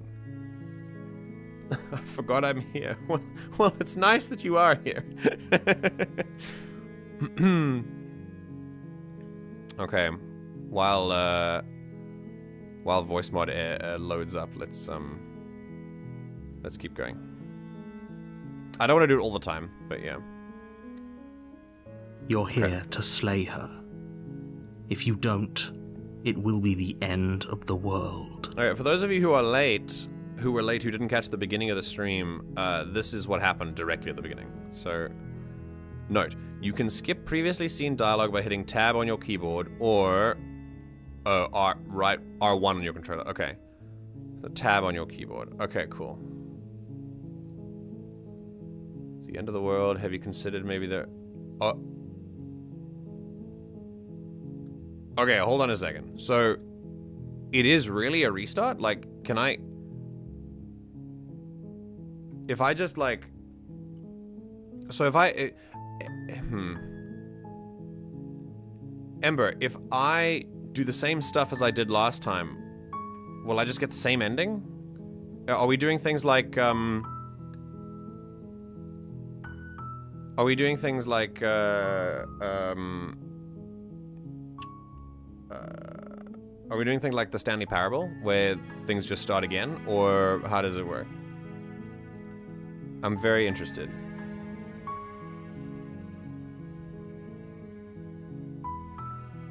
It is interesting because it has a reset like when you died, but unlike progressing to the next chapter, it has instead sent you back to chapter 1. Yeah, it's pretty crazy.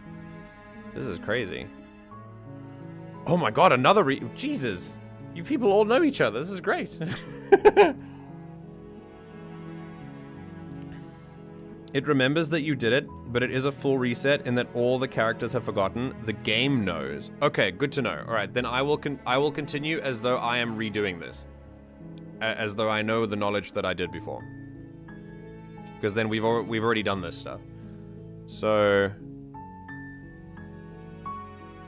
I will silently continue to the cabin.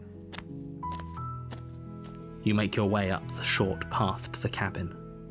You'll find the princess within. Okay. We're not going to go through with this, right? She's a princess. We're supposed to ignore him. He doesn't know what he's talking about. Okay, I'm skipping because we've already done this dialogue. Otherwise I wouldn't. But we'll get to the cabin. Okay. The interior of the cabin is almost entirely bare. The air is stale and musty, and the blade is your implement. Okay, we know this. Right. The last time I went in there with a blade. If I know that this kind of resets and I see what I do, I want to go in without one and see what happens. Okay, let's go. The door to the basement creaks open, revealing a staircase faintly illuminated by an unseen light in the room below.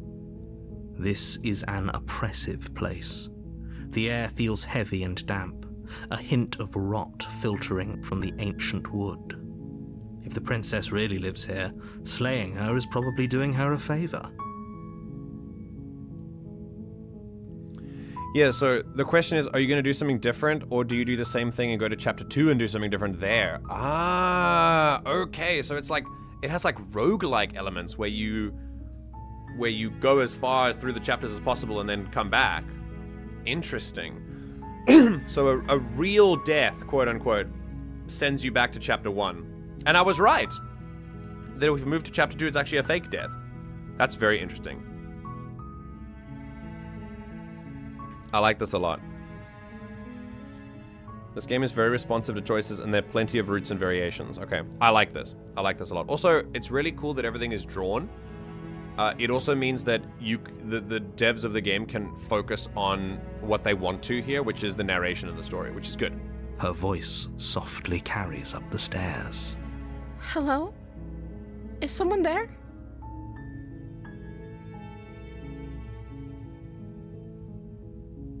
That is very... Wait. That's very different.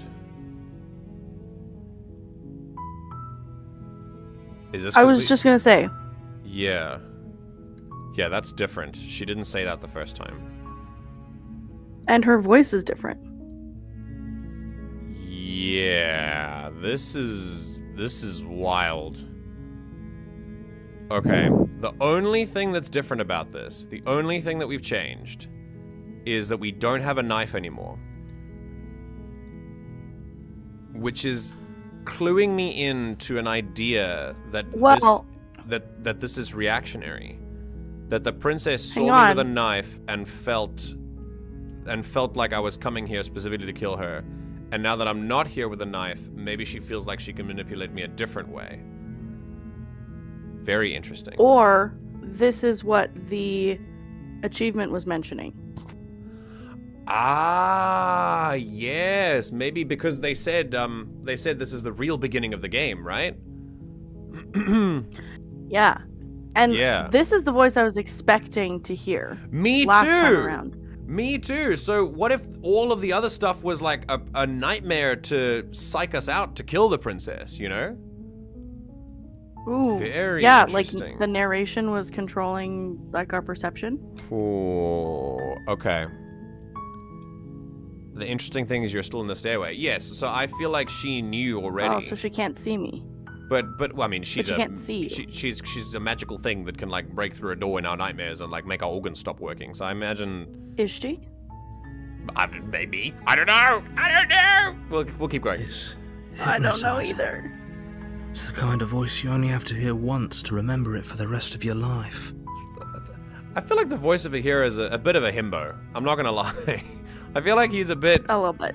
He's a bit dense, but we like him. Don't let it fool you. It's all part of the manipulation. You're playing a dangerous game by coming here unarmed. Brother, she's locked in there. Okay, yeah. We're not talking. We're continuing down the stairs. Good. You're still listening to reason. It would be better if you had a weapon, but you may still be able to do what needs to be done. Bro, have you seen my claw? You walk down the stairs and lock eyes with the princess. There's a heavy chain around her wrist, binding her to the far wall of the basement.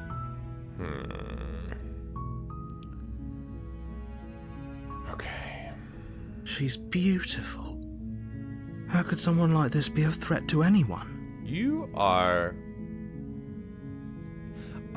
remember what I said earlier, like how we perpetuate prejudice and especially perceptions of weakness by depicting people certain ways and then saying that they are like dangerous but they don't look dangerous. Like this is definitely one of those things. This is how we perpetuate a stereotype that people who look like this are not like are inherently weaker or in any way kind of not able to stand up against against someone like us, like a character like us. So very interesting there. Are her eyes different? They could be. Yeah, the attitude was completely different the first time we did this. I am begging you Her to eyes seem stay smaller. focused. Yeah, There's a lot yeah, riding yeah. on you here. Hi. Do you think you can get me out of these chains? Oh, I don't like this. Oh boy. Hold on. Yeah, let's talk a bit first. Okay. Ooh, guys, I don't like this at all. Yeah, so everything's different, right? Pose. It looks like the sort of the drawing is different as well, the model. And as Tater's picked out, her eyes are different as well. Yeah. Yeah, this is... Oh, boy. Yeah, what's your name? Oh. She pauses, carefully formulating her words before she responds. You can address me as Your Royal Highness. Or you can just call me Princess if Your Royal Highness is too formal. Interesting. Still not a name. Is Princess her name or her title? What if it's both? Could you imagine being named Princess? Himbo. Real himbo energy. Her hand specifically too? Interesting. The artist pointed out on stream. Lots of care is put into the art. Okay, good. Yeah, this is what I was expecting last time as well. Like, I was expecting begging. But again, we like to keep our expectations open when we walk into this kind of stuff. And her responding with hostility makes sense if she's been locked up here for a while as well. So, yeah, I don't know. I want to name her Lucy. Sure. Princess Lucy. All right. Yeah, so is Princess your name? Remember, if she is planning on like killing us and this is all a manipulation, if we ask these questions, she might get more irritated, which could show us more of her. Like I said, you can call me Princess if you'd like. Oh, she getting upset. Okay. From the get-go, she is definitely not happy about that. I'm sorry, I've been down here so long, I guess I've just forgotten. I must have a name, though. Everyone has a name. Okay, that's weird. She hadn't even thought to pick a name for herself. Hopefully you're starting to see that she can't be trusted. Go back upstairs, get the blade, and slay her before it's too late. Jesus. Okay.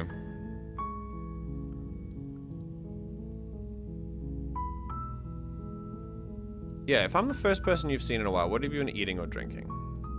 I don't see what that has to do with anything. Interesting. Oh, shit. This is the only time this is ever going to happen, but I agree with the princess. That's hardly relevant. Yes, it is! What do you mean? This tells us a lot. Who else gets down here? If she doesn't need to eat or drink, then why not? Is she really a demonic monster? This is stuff that I need to know. Okay, but actually, what has she been eating? She has to eat, right?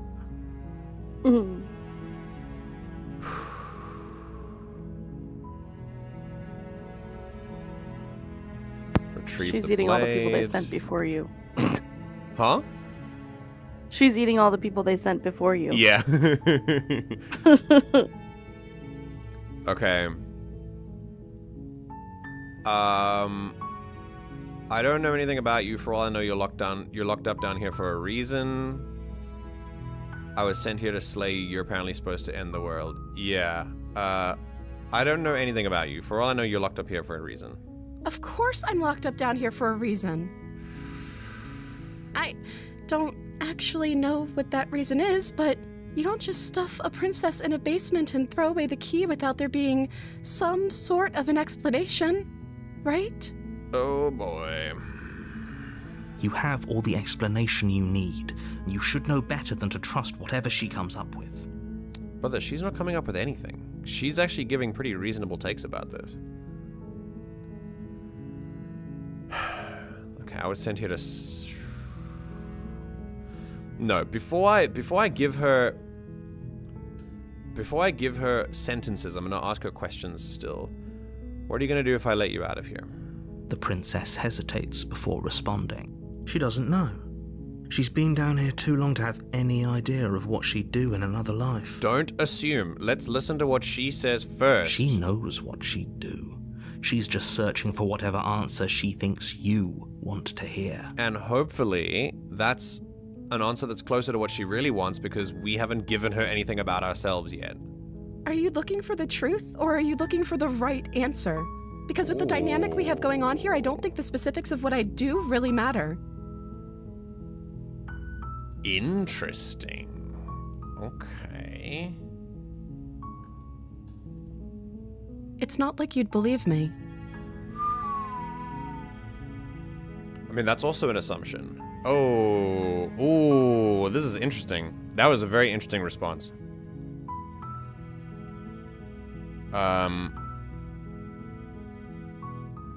Yeah, this is very interesting. Okay, so I don't know where to put my camera. Like it cuts out some of the. Let me put it here, just above the. Yeah, let's try here. Okay. Right. I was sent here to slay you. You're supposed to end the world.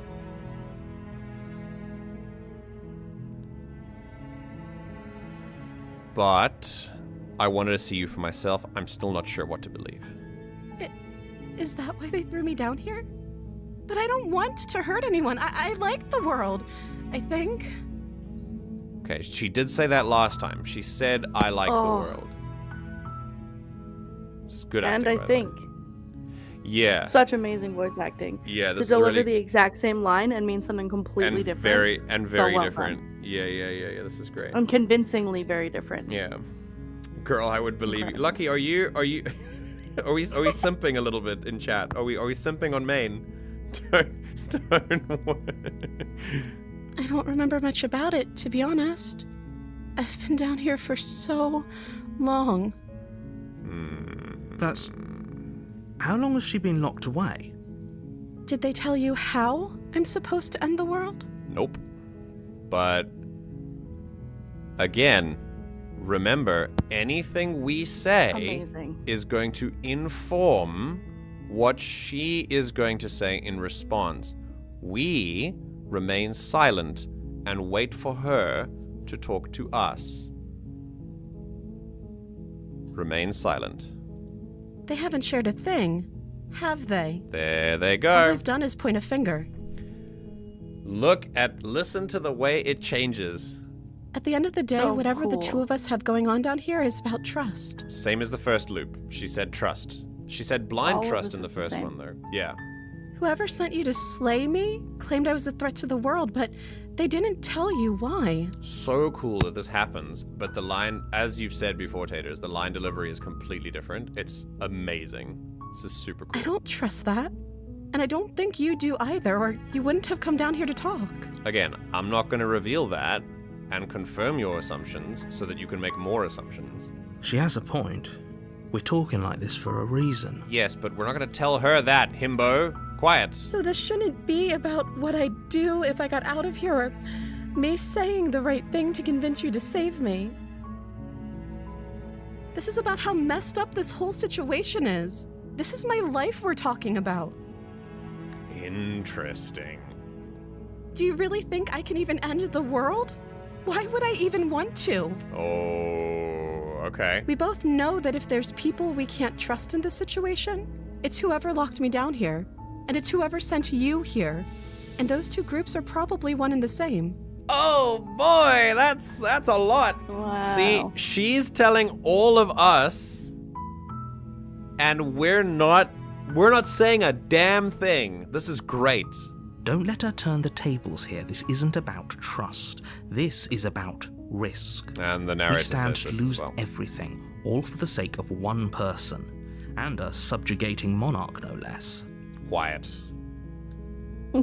Once again, don't you dare exploit my leftism. Okay. So, I won't kill you, but I can't set you free. I'm sorry, I just can't trust you. We can retrieve the blade. We can go back up and get the blade without saying another word. We can see... This is so cool. This is an interesting one because we can see what happens without saying anything. So we don't actually communicate our intentions here. which leaves her to assume them, and that would give us a lot of insight into who she is.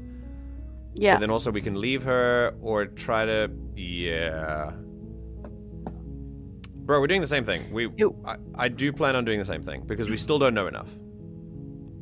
Yeah. I was just going to say, it would be interesting to do the go up and retrieve the blade, just to see what her automatic, like, assumption of what you were doing is. Yeah, but I mean, yeah. And see how she responds to that. Yeah. Like, we saw how she responded when you left last time, and she freaked out. The thing is... So that is interesting. This time, she hasn't given me a single reason to retrieve a blade. Like, Yeah. that seems... Yeah. The first one would be better if I went back up and got it, but we'll see. Okay. I won't kill you, but I can't just set you free. It's too risky. What if I stayed for a while and just kept you company? Maybe then everyone could be happy. And if we just chill and chat, I think that should be fine. Let's see. That seems like a pretty good compromise. I don't think I could bear being down here that much longer. Okay, but you're gonna have to if we want to work this out. You're being very vague, and the voices in my head are being very vague as well, so I need to know more about this. Leaving her alive is too risky. If you don't deal with her soon, she will find a way out.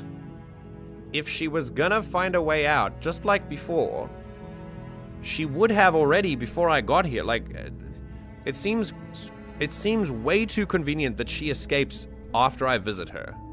So I'm the only one who liked that idea. I mean, no, I did too, don't worry. One way or another, I'm going to find a way out of here. It would make it easier for both of us if you'd help. There you go. Music disappears, which gives us a way different vibe to everything here. We are free to interpret our own thing here. And because of the only experience we have with her saying this is, you know, she then, like, fucking disembowels us, then I think this is kind of what our brain is meant to think, that the mask is slipping a little bit. So far, we're doing a pretty good job at getting under the mask, I think. But if you don't, There you go. I can promise that you'll regret that decision. Got her again. All right, cool. So we've slipped under the mask. We're sort of... Even the innocent one turns into a monster thing. We'll probably want to do the same thing. And yeah, so this is the same one as before. You have to make a choice. Let's hope for all our sakes it's the right one. Wait, whoa. Wait, why can't I choose whoa. Interesting. Okay, it's not letting me back out. Hey, Nivex. I mean, if you go to retrieve the blade, it should give you another choice whether or not you actually want to pick it up. That's my guess based on how the game goes, though. It says retrieve the blade, so I don't know. Yeah. Okay. I don't want to let her out of here. Yeah. Obviously she's not okay, right? So letting her out is a no-go, but I don't want to kill her either. So we'll retrieve the blade. It doesn't mean we're going to kill her. Let's try. Thank you. You turn back to the stairs, intent on retrieving the blade in the cabin. Here we go. We're gonna something's gonna happen. Something's gonna happen. Where are you going? Oh. You can't just leave me here. Oh, this is different. Whoa. Sorry, Lucky. Boy. We're not getting her out. Fine. Turn your back on me. But it won't be long before I slip these chains. And once I'm out of here, there will be hell to pay for leaving me behind. Slip these chains? She can't, right? Okay, we did this She already. has to be bluffing, but hurry. You rush up to the first floor, grabbing the blade, both yours and the world's only possible salvation. Might be too late, maybe? Okay. If we're sure about this decision, I'll support it. I suppose we have a world to save after all. No, I don't like it either. You slowly creep down the basement stairs. Oh. It's quiet. Okay. Oh, hold on. Where the princess sat only a Oh, moment silver ago, warning. there's only a severed arm. Its cooling flesh still chained to the wall. Oh my But god. she is nowhere to be seen. Okay, question though.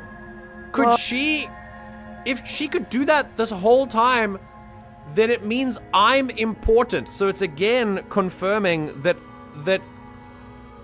she needs me as much as I need her, but she needs my presence.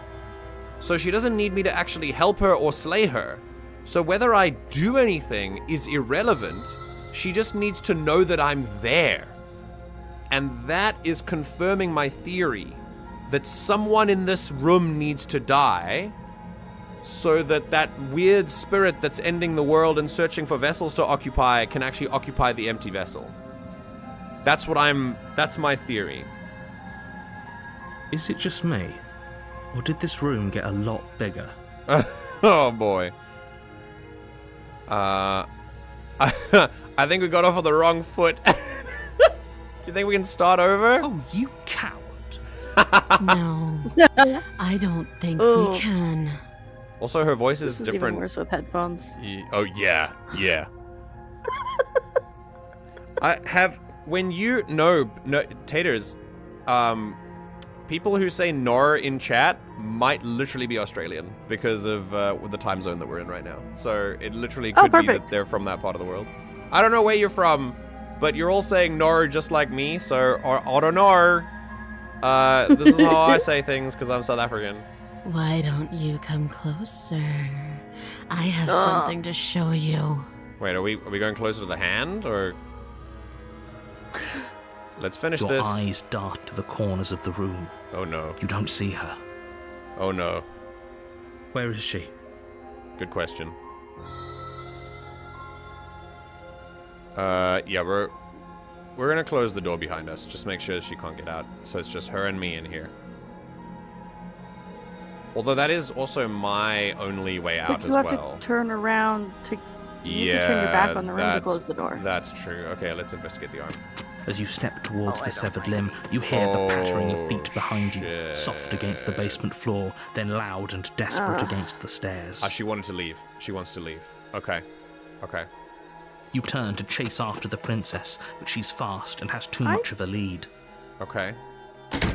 Don't think I She would have done slams that. the door behind her before you can make it to the top of the stairs. Interesting. The lock clicks into place.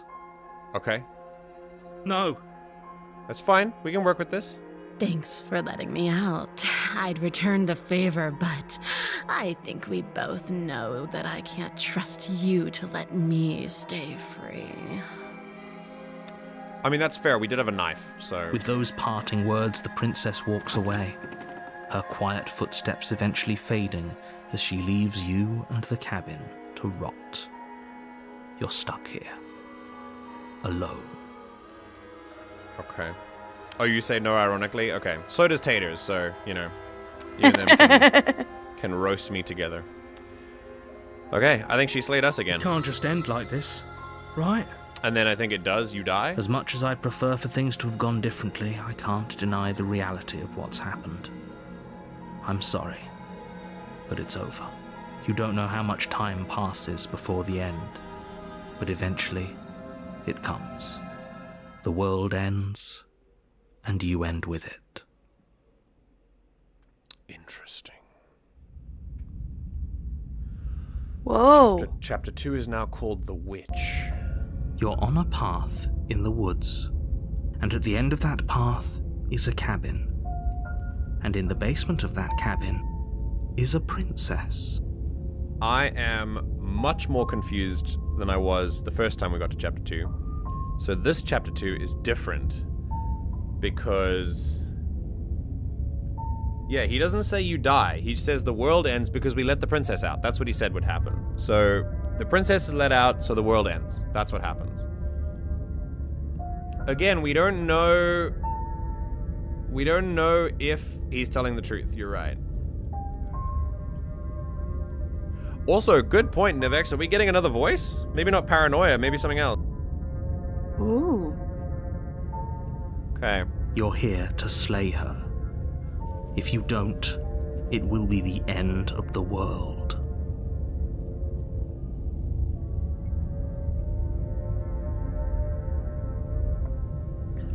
So last time, when I left the last time, I learned something about this vessel. Now that I've died slightly differently,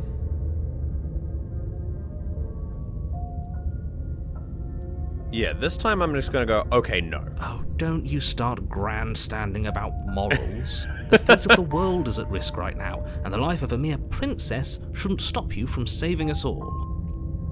What year is it? I have no idea. If he doesn't remember what happened, then maybe it's best to keep it that way. Brilliant. We need to keep our cards close to our chest, and I'm not sure we can trust him. The opportunist. Ooh. Interesting. You know I can hear you, right? It's going to be a lot harder than you think to keep secrets from me. Yeah, she had a nuke in her dress the whole time. Incredible. Did I say I'm not sure we can trust him? Slip of the tongue, bit of the old brain fog. I meant to say that we should probably head over to the cabin and slay that princess. We already know we can't trust her, so let's get on with the show. Okay. The opportunist, also known as the flip-flopper. Basically going where the power is. Where the opportunity lies. Yeah. Okay, if I say this, is he going to say the same thing? Those are two. Let's Yes. say if you're back, Yes. we were just weighing up. Yes. I can if you Oh, failed shit, to slay that the was different. princess, Whoops. which you apparently did. And I believe your other question was something along the lines of, oh, what's the point of doing it? What do you mean? Of course there weren't any consequences.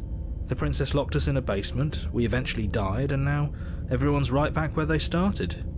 Yes, but in this purely hypothetical scenario, if it's the latter, do you think the people there lived happily ever after? Or do you that's a very good point. This princess character seems like a lot of trouble, and if you think about it, actually slaying her probably breaks us out of this cycle, right? We don't want to be stuck here forever, do we? Okay. The opportunist can tell us, can give us a really good clue of how the power dynamics change. So if another character takes the reins, the opportunist will probably switch over to them.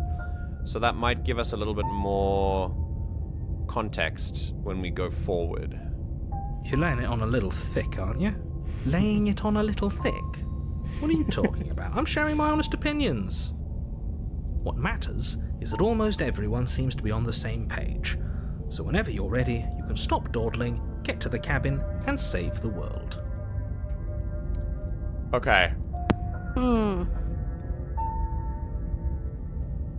Once again, we are at a crossroads. Now, if I turn around,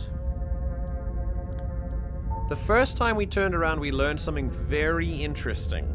If I turn around and leave this time, there's no guarantee that we won't just learn the same thing again. So I feel like That's true. leaving might bring about the same outcome. So this time,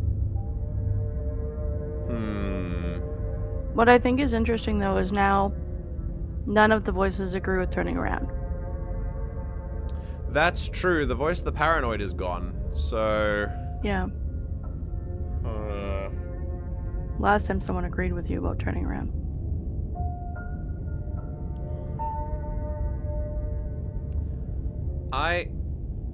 I still don't know enough. But you know what? I think mainly I'm kind of interested to see if the cabin has changed. Yeah, let's see. Oh, wait. Are you all the same person in different accounts, or are you all in the same room right now or something? What is happening? What is happening? Why do I feel like I'm being trolled? Alright, let's go to the cabin. Should we go to the cabin? Are we turning around? Man.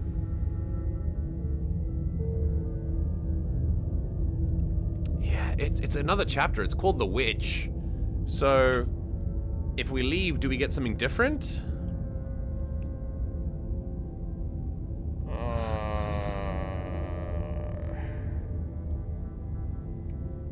Okay, I'm gonna go to the cabin. Let's see. A warning before you go any further. Oh god. She will lie, she will cheat, and she will do everything in her power to stop you from slaying her. Don't believe a word she says. Interesting. Don't worry, I think we've taken that lesson to heart at this point. You can trust us to get the job done. No.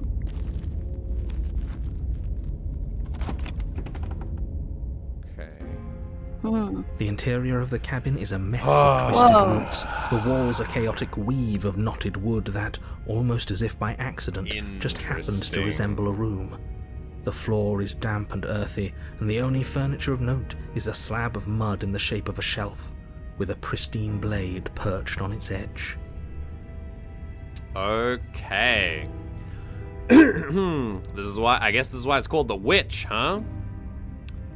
Also, I love the description that the wood almost by accident resembles a room. That's very cool. Okay. The blade is your implement. You'll need it if you want to do this right. Oh, there's more stuff to do. Oh, I love the top. Yeah, why didn't you say anything about the mirror? That's because there isn't a mirror.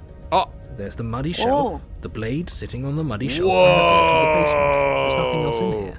Whoa! What did I say about an unreliable narrator? What did I say? It's an unreliable narrator. What?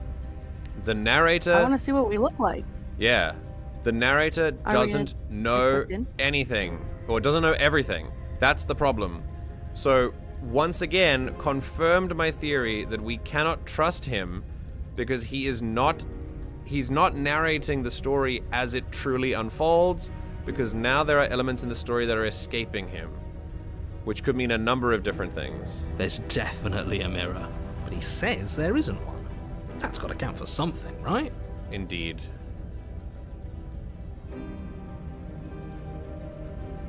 I want to see how handsome I am. Yeah, we're gonna remain silent and see what happens.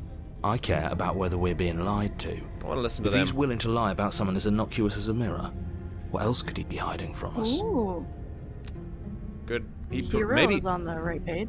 here, yeah, but maybe he doesn't know. Maybe he's not being malicious about lying. It might be that he just doesn't know. Hero is giving lawful good vibes. True. Yeah, very Come true. on now. He's pretty much in charge here. When have authority figures ever lied about anything? If there were a mirror in this cabin and we were supposed to look at it, he would have told us about I it. just choked on my What drink. do you mean? Oh my god.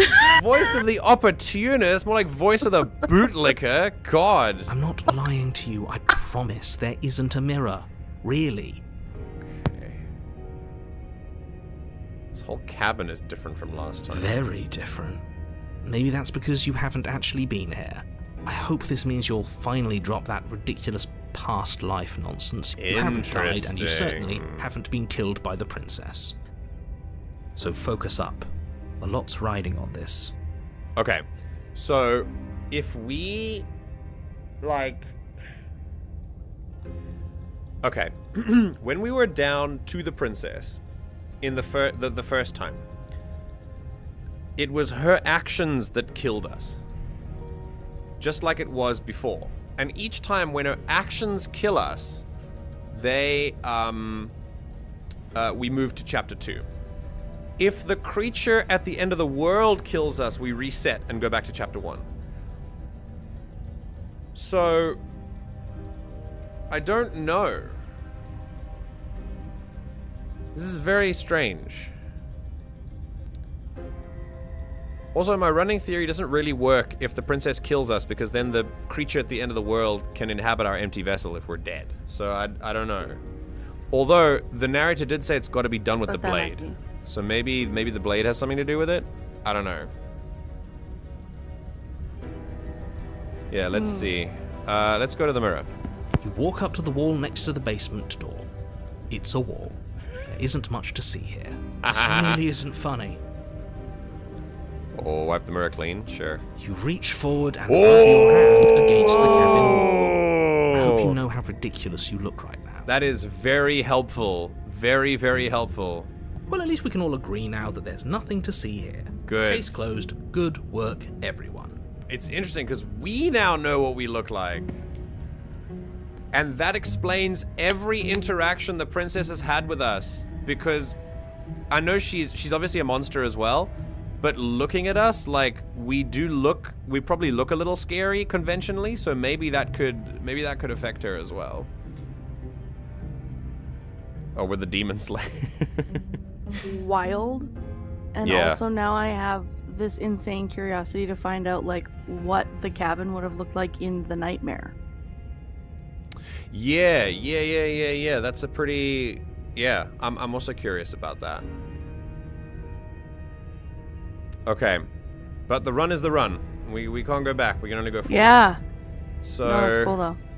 let's We're the demon slayer. Yes, we are a demon that's a slayer. yeah. If we're gonna are we gonna take the blade this time? I feel like there's more of a reason to, like, I don't know. Yeah, we got to defend. I mean, we are kind of a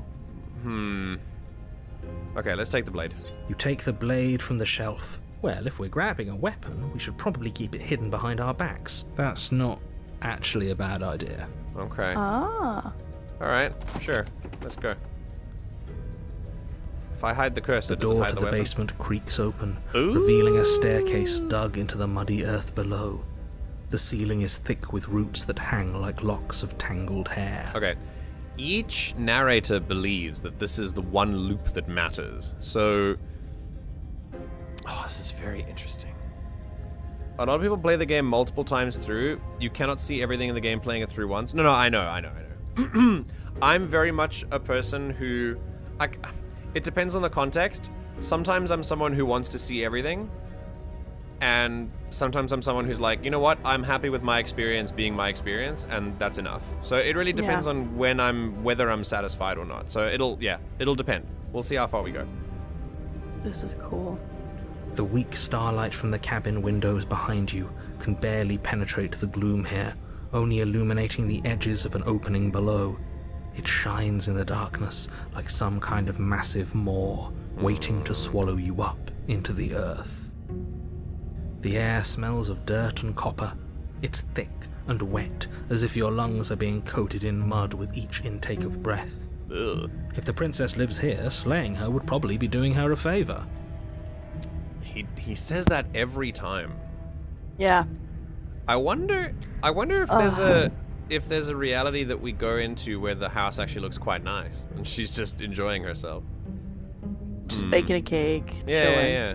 Her voice skitters up from below. Oh, very cool uses of this would Adjectives be are gross. personification. Personifying a voice as being something that can move like that, just very nice. Okay, let's see. Something nasty finds itself on my stairs. Calm down. Don't be scared. I probably won't bite. I don't like this. I'm not nasty. Sounds like something Ash would say. All right, let's go. Let's not say anything. Silence, I see. Don't think I've forgotten about you. I recognized the sound of your nervous little footsteps as soon as they came into my home. I know who you are, and I remember what you've done. Yo. Also, I have a I'm gonna put a thing here quickly. I want to kind of. Can I want to know if I can turn my camera on and off with a button on my stream deck quickly.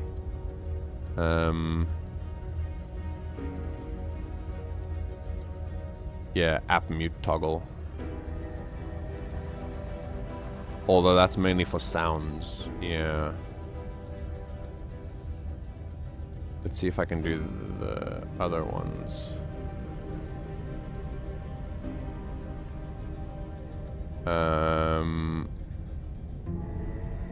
I don't think I can. Source visibility. There you go. Okay, cool. If I drop that there. Wait a minute. Okay, then in that case. Okay, I'll do this later. Cool. We'll get to that.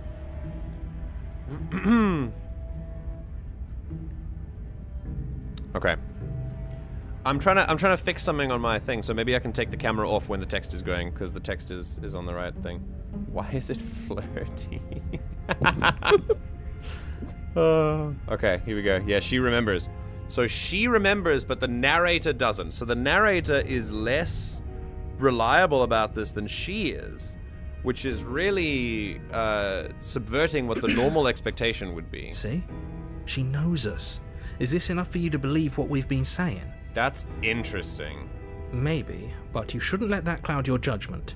She's just a princess. As long as you remember that and remain focused, slaying her will be easy. The narrator very clearly, embraces the role and goes for that no matter what. Yeah.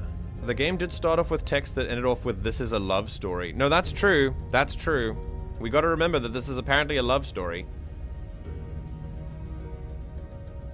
Yo, man, what else am I supposed to think? She seems friendly enough. Maybe we can talk our way out of this whole situation. You can't.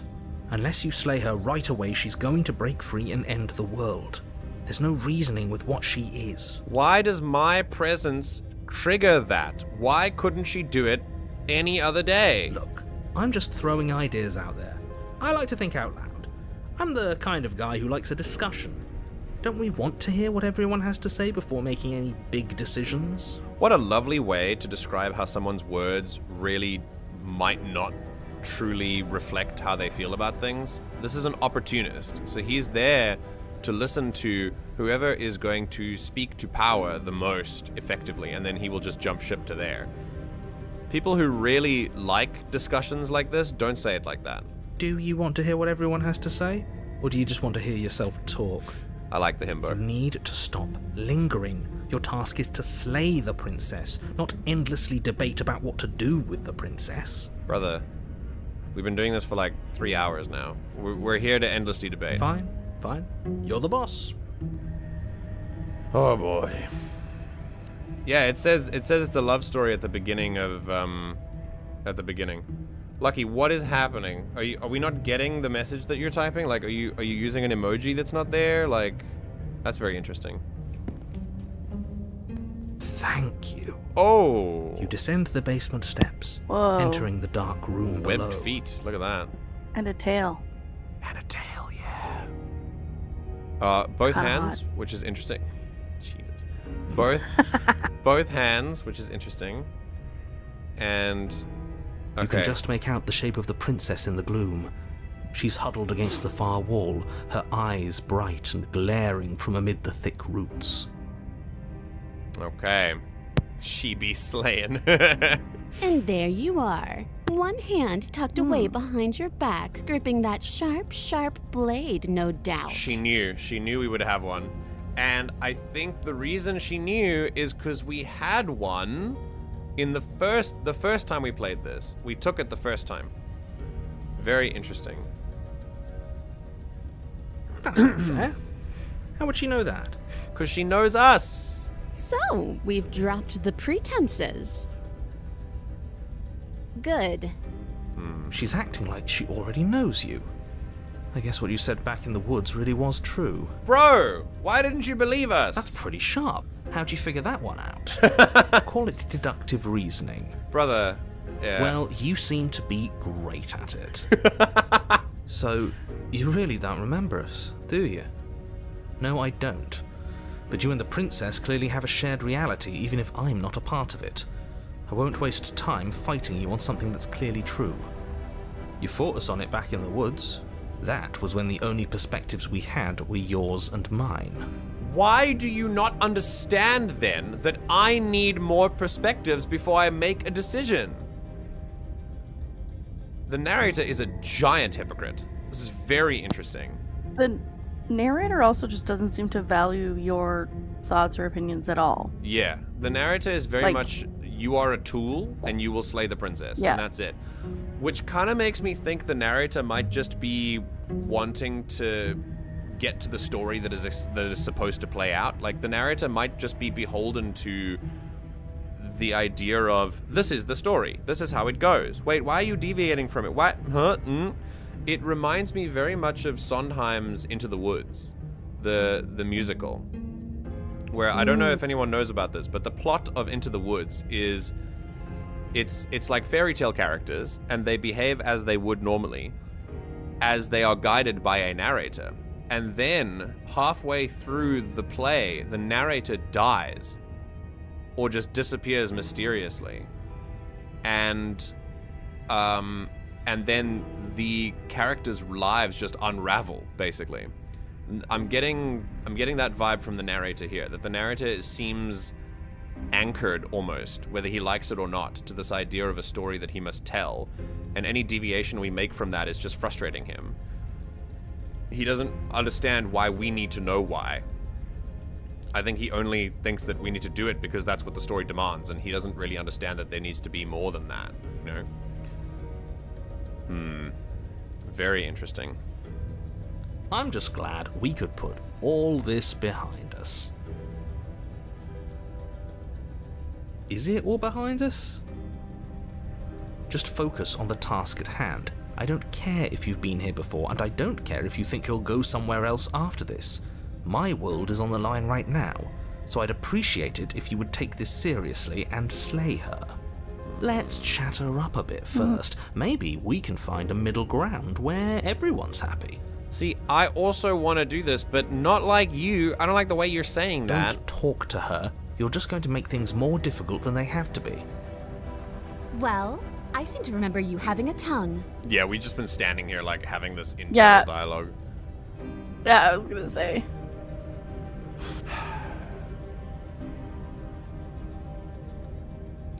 I get the sense you're not happy with me. I didn't do shit to you last time. You're the one who locked me away until I died. That's a good point, actually. Look, I know, things got messy last time, but I think there's something bigger than both of us at work. The amount of dialogue options is crazy. I do like that one, though. Yeah, this one is... Oh, we should team up? Ooh. Yeah. Can't you get out of those on your own? Those chains didn't stop you last time.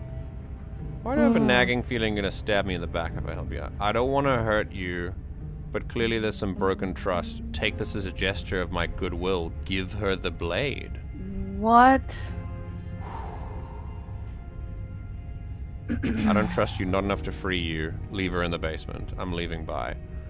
I'd like to be straightforward with my intentions. I didn't care for how you treated me last time, and I think you might be a danger to the world, so I'm going to attack you now. And then just slay the princess. Oh, wow. Okay. This one's pretty good. This one's pretty good too. Yeah.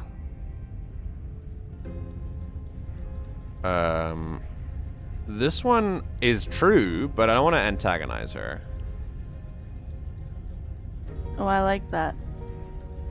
See what she says. I get the sense you're not happy with me. Because right now she's kind of being nice-ish. Yeah. So antagonizing her a little bit first. This one is I didn't do shit to you last time. You're the one who locked me away. Yeah.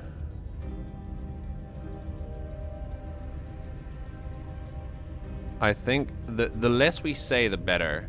For now, let's try and ascertain her intentions first.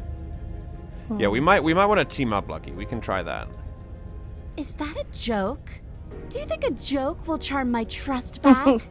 You'll have to try harder than that. Okay, cool. That does teach us. It does teach us something about her intentions. Okay.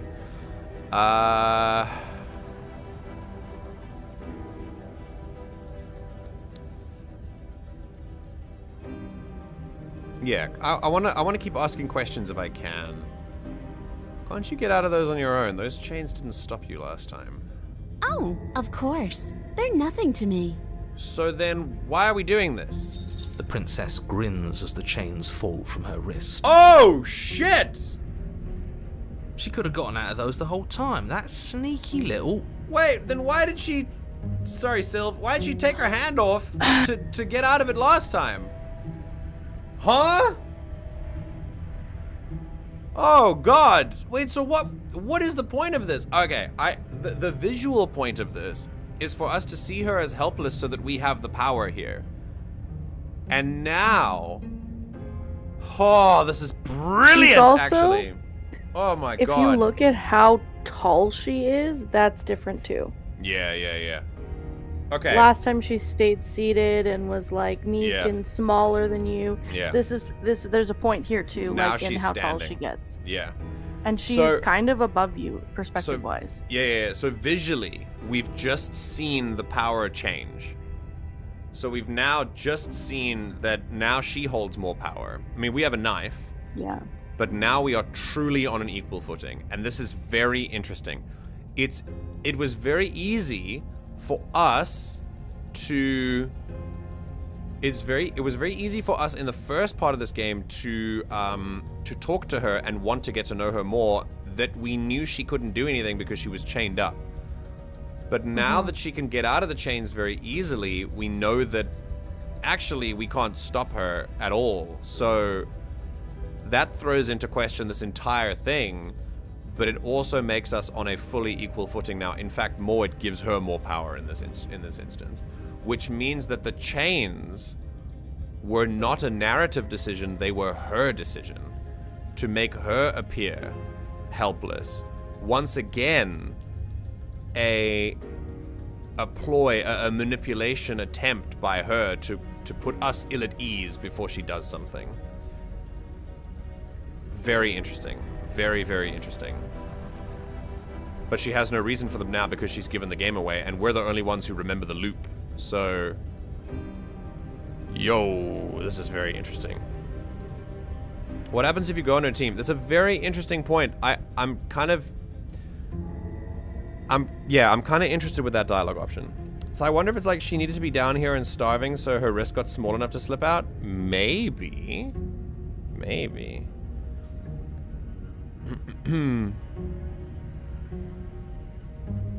Like maybe she didn't put herself down here. Yeah.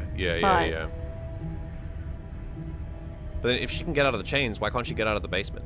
That means, that means right. She's waiting for me. There's got to be a reason. It means that yes. she is... So what I'm thinking is like, she's been able to get out for a while, and she's put herself back here. Yeah. But she didn't put herself here originally, is kind of what I'm thinking. Like, maybe she snuck out, maybe she, like, has been going and, you know, getting food or getting something to slice her hand off, or, you know, like, whatever it is.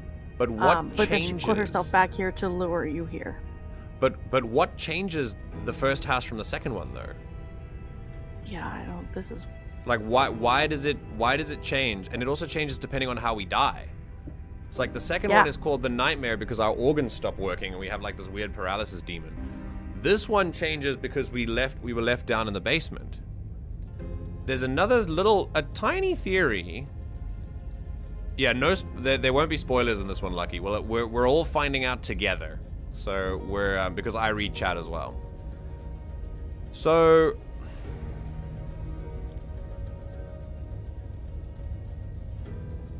I have another sneaking theory in my in the back of my mind that says that maybe we became the princess. That maybe this all switches to a house based on switches to a different house based on how we die. And then we become the new princess. Maybe the monster coming into the princess or coming to slay the princess is the princess who's like been through a couple of loops and then comes back. There could be that. It could be that. Okay, here we go. A woman after my own heart, really. She knows how to hold her cards close to her chest. This is why she can't just be abandoned here. If left to her own devices, she'll find a way out. Now stop her. Brother, it's an open door. What do you mean? She could just leave if she wants to. Okay.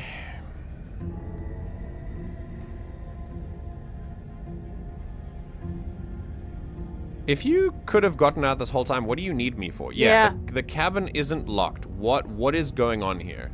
The cabin lets prying little beasts like you come as you please, but it insists I stay where I am. That binding I shed is just a symbol of the crueler magic at work in this place. There is magic. Okay, now this is very interesting, and it confirms now that she actually can't, and that there is magic binding her here. That's why she couldn't let you out when she left last time. Yeah. But apparently she Something can leave. Needs to be down here. She can leave as soon as I'm down here.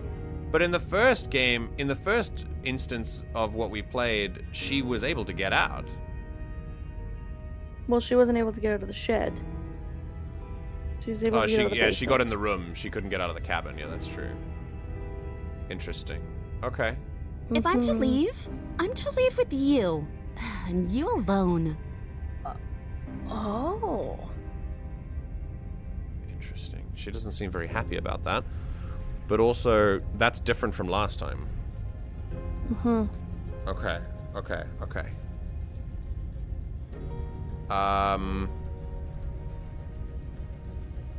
Is that why she remembers last time? Because she left without us? Yeah, maybe. Maybe. I don't know. Like she's also stuck in this loop? I think we're both victims of this. This is why. Yeah. This is why I'm... Oh, we don't have the option anymore. Oh no! We can leave with her. So I think this okay, let's leave is part of that one, like part of the other one. Yeah, but the other one had that key detail of like I think there's Yeah, something about bigger. how there's something bigger going on. Yeah.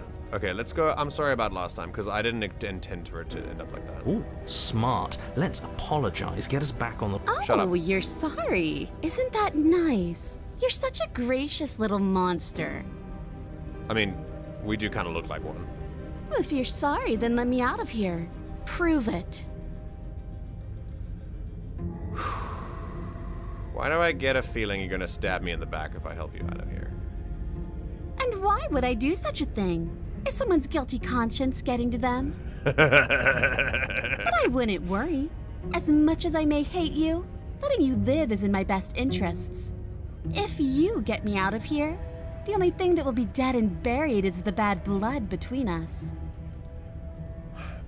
Okay, but she didn't any of the other times, so why would this one be different?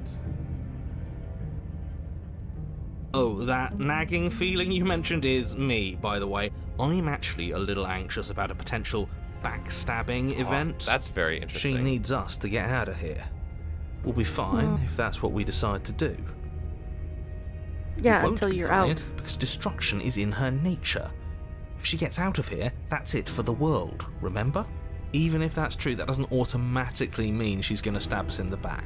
I think that depends on your definition of words like stab and in the back. She might not literally do that, but she could very well symbolically do the same thing. See? He gets it. There's nothing wrong with looking out for number one.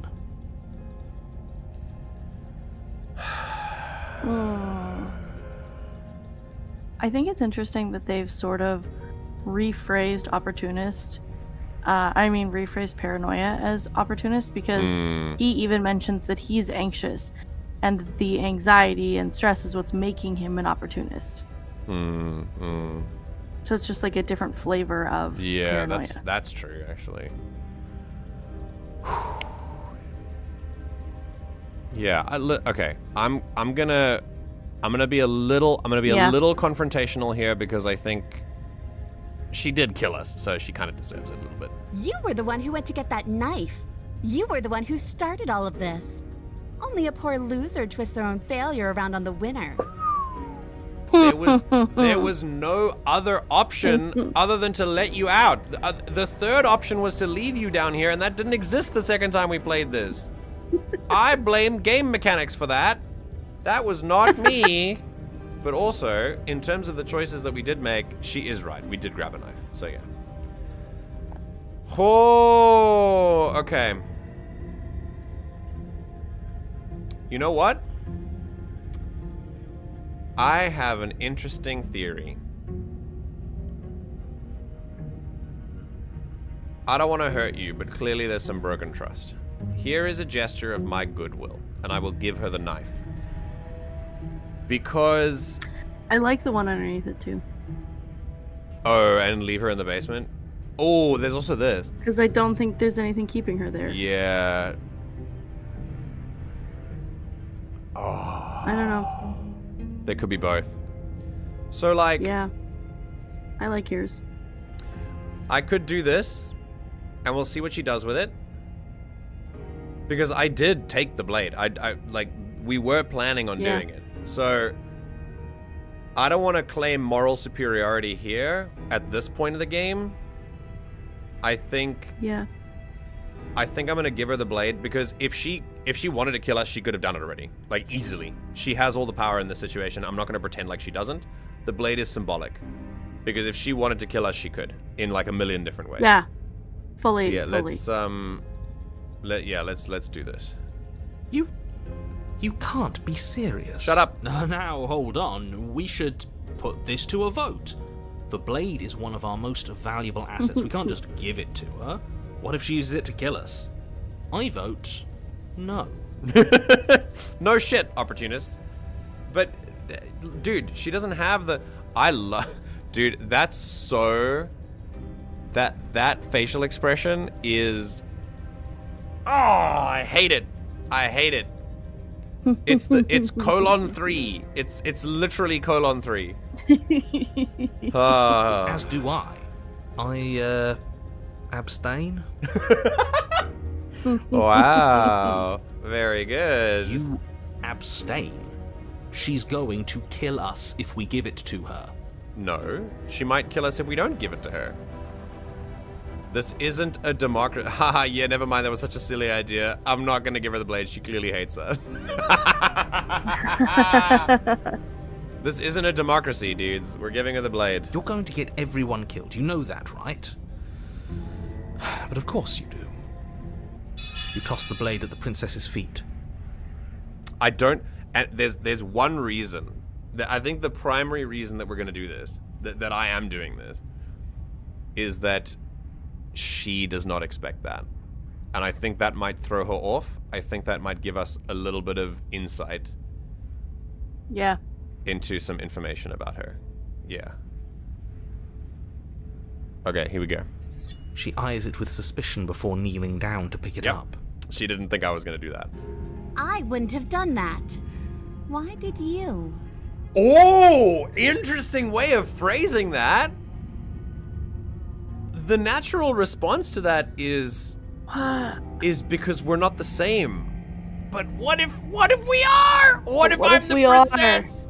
Whoa! What if I'm just like the princess on chapter 10? Yo! Okay. But again, that's my tinfoil hat theory. I'm not gonna stick to it like an expectation. Oh my gosh. We're gonna keep things fairly open now. Now that we have more of that insight, let's I like that she's asking you questions now instead of just making assumptions about you. That's also very interesting, yeah. She creeps forward, taking one cautious step at a time until you and she are face to face. Oh no, we're gonna get close up. What do you think happens now? Okay, but she's cute. That's a very cool drawing. Don't stab me, please. Oh, yo! Okay, all of these are so cool. Okay. If you're like someone I know, you're probably gonna kill me. Interesting. You're beautiful. I want to actually save you, and this feels like the only way to do it. Okay, saving her because she's beautiful is a bit gross. We're both scared and we're both hurting. If one of us doesn't make a change, we'll probably kill each other forever. Do you want that? I don't. We can be better than this. Interesting. That's up to you. It's why I gave you the blade. I chose last time and I regret it, so now it's your time to choose. Or we do the thing that we've done this whole time. Favorite. We just let her choose. See, I really do like one of those options, but the remain silent hits so good. Like, it does hit, right? Imagine if you throw the blade to her, she picks it up, and she's like, "What do you think happens now?" And I'm just like,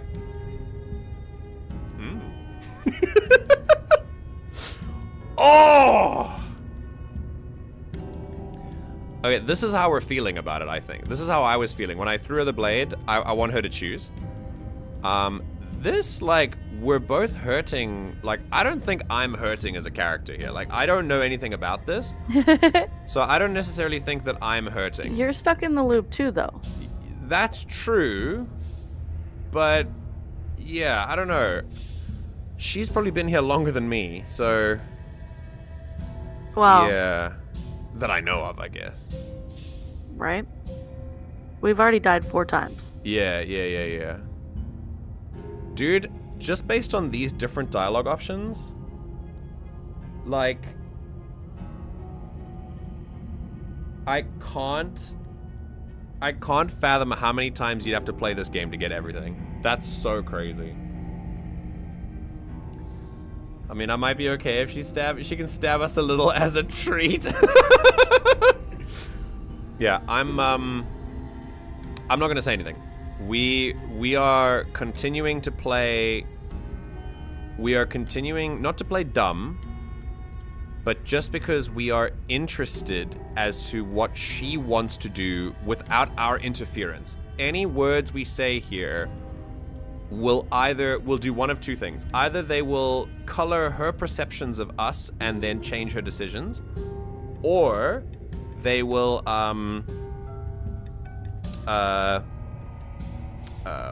give her an in into manipulating us and then color our decisions. And I don't want any of that. So I will remain silent. We will not play her game. I like she has hair on her arms. Let women characters have arm hair. Bro, absolutely. Yes. 1000%. Imagine like imagine having an accurate depiction of how a human would look. Also, notice her ear is elongated, her crown is made of sticks, she has a tail, and she has sticks in her tangled hair. Fun changes. Oh yeah, 100%. I do notice this. Her eyes are different too. Yeah, the eyes are very different, yeah. Yeah, we're gonna remain silent. Also, she has a deer nose. You and the princess share a knowing look. Oh! I feel like I'm making good decisions here, guys. I don't know. And then there she you go. buries the blade in your heart. Okay. Oh. So if this is fine. This gives us a lot. So if we don't interfere, she's gonna kill us. Hot. Yeah, this is not an unattractive position to be in. I'm not gonna lie. What? With Ash. Nah, come on, that's not right. I told you this is what she was going to do. It doesn't matter. Your opinion was based on your own perceptions. I wanted to be sure that she did it, and now I am. So now we can be sure. Now we can move on. Glee dances across her face as you fall to the ground. And that's it. Damn. I did it. I got you. You... I've given her no satisfaction in this, and I don't think she likes that. I think there's gonna be something else going on here. I don't think she likes this. Are we not dying? Well, maybe not. I think we're gonna see a little change. I have a feeling she's gonna show regret here. The princess seems to tremble. There you go. Her smile fading quickly, replaced with concern. Her nervous eyes brim with tears. I've pre-watched the stream, by the way.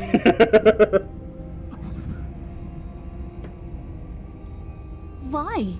Why did you let me do this? There you go. There we go. We're freaking out because we're not playing the game. We're not playing manipulating games. We refuse. I refuse. But you don't have the strength to respond, nor do you have the time. There you go. Everything goes dark, and you die. Okay, now before we move on, do we go on to chapter 3? Or do we go back to chapter 1 again? Because this is different. She killed us, though. She killed us. So if we're everything... going with your working theory, we should go to chapter 3. Yeah, everything about the narrative so far says we should go to chapter 3. But if we're with chapter 3, now she knows... She knows that this is... now she knows what she did. And so now we have a little bit more power over her. If there's a loop, then we've lost the... Okay, understand this. That it... Rather than us having power over her, it changes... It takes away her power in this situation. Because she realizes that we're not playing those games. That we're not into that manipulation. And I think what's interesting about this one is...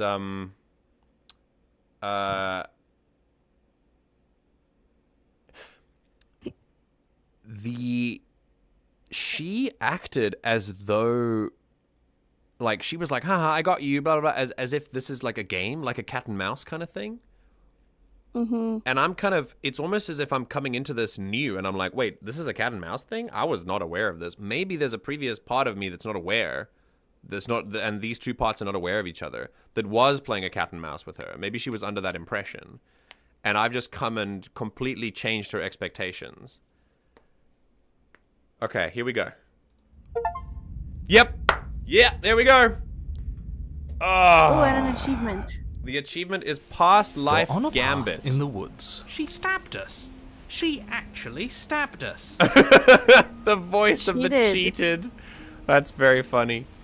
Past what's the Life difference? Gambit says hand your power to a suspicious character. And only 32% of players have this achievement. Very interesting. We're getting slower. Of course she stabbed us. Oh, we Opportunist gave her is the still here. blade, which, I might add, I voted against. This is great. This is great. This is great.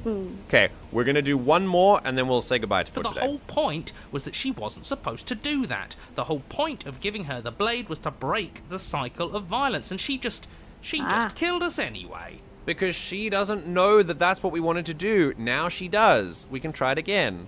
Oh, that's something I was gonna Takes time to say. break cycles. The fact that we can die and reset, and we know that, is very, is very important narratively, because it means that we can use our death in meaningful ways. We can have our death have meaning, so that next time we come back, it'll reset again. Because the princess remembers what we've done, so our actions matter to her, even if they don't matter to the narrator. Very interesting. Okay. I guess it really doesn't matter if she killed us, though, right? We're back here, which means that everything's fine, or No, this is a different fine wood. adjacent. This is a different wood. And also, of course it matters. She was the one who did it, and she did it with the knife that we gave her. Of course it matters. Maybe she won't be as keen to betray us this time. We've already proven to her that we can change. Maybe that's all it'll take to show her that there's another way to do things. Also, when we say change, it's not like we, were there to kill her. We literally did not have the option to leave her in the basement like we wanted to. So, yeah, I don't know, man. You know, maybe you're right. In which case, I suppose the only thing to do is to get back to the cabin and give it another try. Give what another try, exactly? You are aware I've been listening to you, right?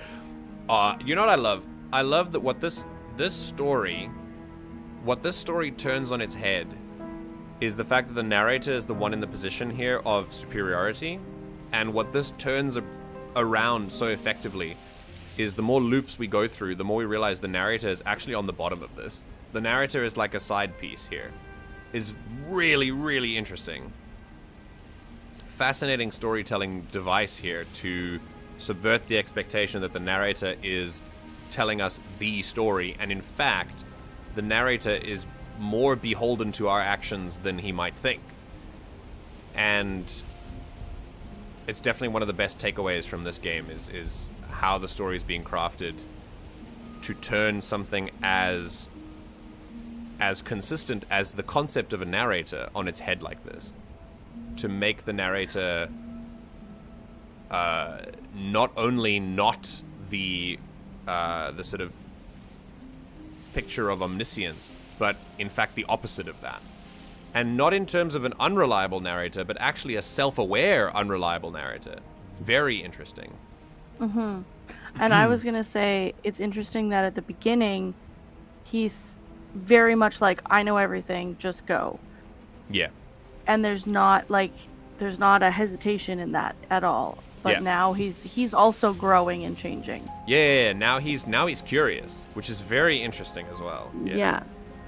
Also, Ember, I'm winning. You could say I'm slaying. Very good. Very good. You're turning us all into Slay the Princess stands. We're gonna play this again, like immediately. I think Thursday morning can be like episode 2 of this. This is really good. Like that changes anything. We all know the game is rigged. It doesn't even matter if she's nice this time. I'm sure he'll find a way to turn us against each other. I would like to also take this moment to give incredible praise to the 2 voice actors on this game. The first of which, the princess, who's able to change her attitude based on how we meet her, but also our inner voices and the narrator, and how the same voice actor is able to... We obviously can tell it's the same person, so his tone of voice is not changed, but his attitude does. And I love... Or tone color, rather, not tone of voice. His tone color, you can definitely tell it's the same person. The accent is subtly different, not in a way that makes it feel like it's too corny, I still find it believable. If we heard any of these individual voices first, I would still think that it was the natural voice of the actor, which it feels great. I really, really like it. I think the only reason that we think he's putting on different accents is because the narrator is the first voice we heard, and that's a much more neutral, more formal British accent than everything else that we've been hearing. Mm-hmm. And the fact that he can add this kind of... The fact that he can add this subtlety to each of the voices is very impressive. Very, very impressive. Okay, let's keep going. Great. So you've obviously been here before, since you apparently died at least once. Twice, actually. Sure. 6 Twice. Then I'll spare you the little introduction I had planned. Very You already cool. know about the princess, and clearly you already know that she's dangerous. So don't muck this up. It's bad enough that this isn't your first time through. I like this. Wait. He says it's bad enough this isn't your first time through. So, like... Does the narrator know that there are more times? But the narrator didn't seem to be... Yeah. The narrator doesn't seem to have a problem that this is our first time through. So... Does the narrator know that... But the way that he said it... Yeah, that's what I was going to say. The way that he said it, it sounds like he knows this is something that if you mess it up, you go back. Yeah, so then why does he care, then, if we get to do this again and again? Yeah. Yeah, he accepted it very quickly this time, yeah. This is pretty interesting. I'm gonna learn more about this place. Why is it different all the time? Wonderful. If the woods themselves are changing, then that's all the more reason for you to take this seriously. It would mean your grip on things is slipping, which, in turn, likely means her influence is spreading. Interesting. I don't agree with that. Then we've already found out, even from the get-go, the narrator is willing to insert his opinion into everything. So this must just be his own deduction here, but that's based on stuff he hasn't told us about, so we're not going to take that as fact. But I think what's interesting here is the narrator is accepting that he might not be as powerful here as he thinks.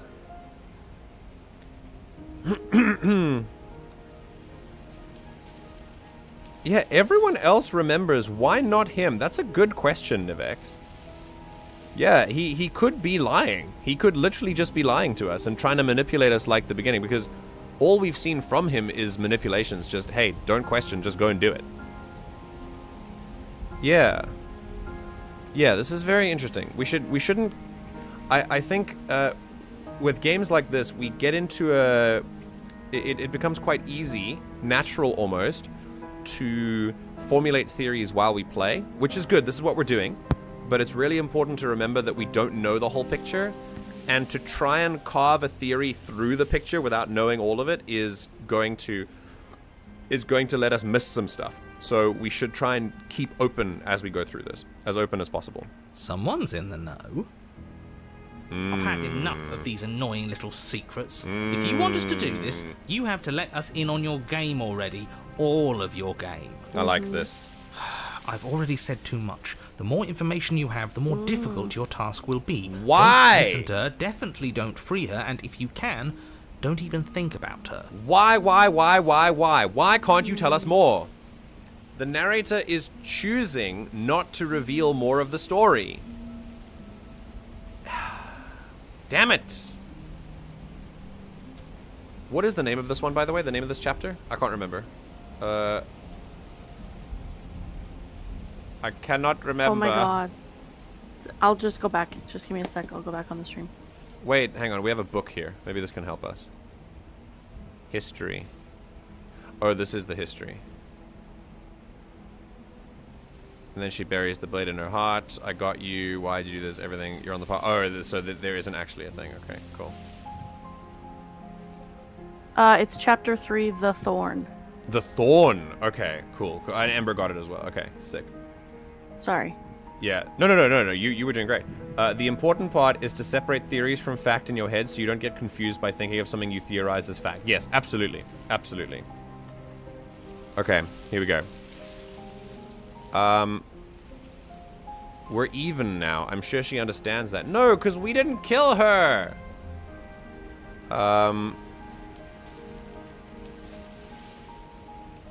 Screw the cabin, what happens if we just leave? I mean, we did last time.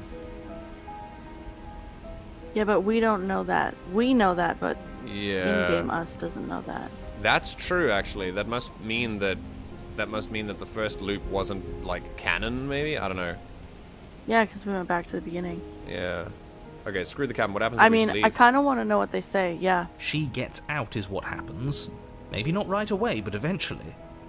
And a world that's doomed tomorrow is just as bad as a world that's doomed today. Brother, not necessarily true. The world is doomed in 50 billion years when the sun inevitably reaches heat death. And if, our time will come as well. I get that that's different than releasing, like, actively releasing a monster on the world, but, This game's slowly revealed mystery is very fun, especially because it's revealed in different ways to each player, depending on what choices they make. It's super well made. I agree. I'm not sure I buy that. Everything has to end eventually. If it takes years to get out of there and supposedly end the world, then we've bought everyone that time. And all without having to murder anybody in the process. That's a good point. Not that she's innocent, but murder is unpleasant and risky. It could be a better solution for everyone. Murder is not only unpleasant, but also unethical, and I don't like You're it. here to permanently end the threat she poses. You're not here to temporarily postpone it. No. I'm not gonna, especially now we know she's aware of what's going on. Yeah,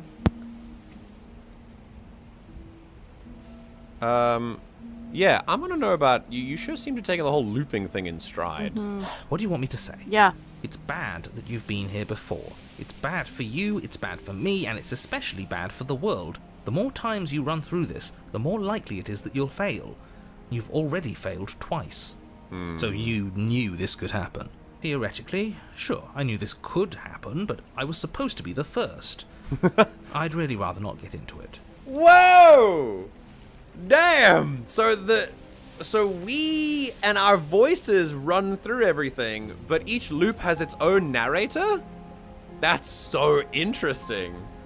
Oh, okay. So each loop has its own narrator, and each narrator believes that they have to be the first in the loop.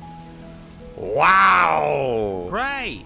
Not even he really seems to get what's going on. That's awesome. If the guy who goes around acting like he knows all the rules doesn't even know how this works, what's the point in listening? That's a good point, cheated. Then we can all move on and forget what I said about failure. Oh.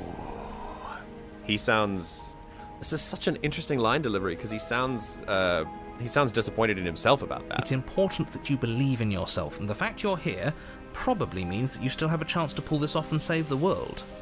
My world, at least. It sounds like you've probably doomed a couple of others already. Oh boy.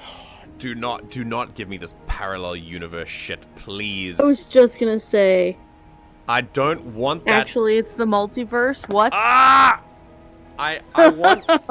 Not that I don't like it as a concept, but I think it does mean that there are consequences then, but also, yeah, it's kind of interesting because it does mean there are consequences to each loop.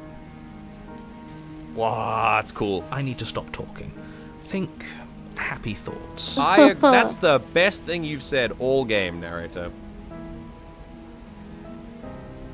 Yeah, he does seem to kind of unravel a little bit, Ember.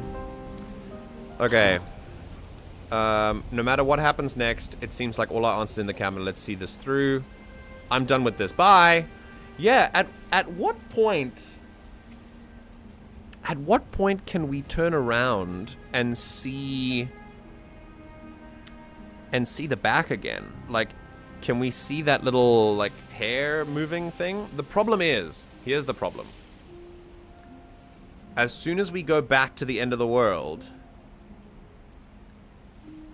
we reset back to chapter 1. Yeah.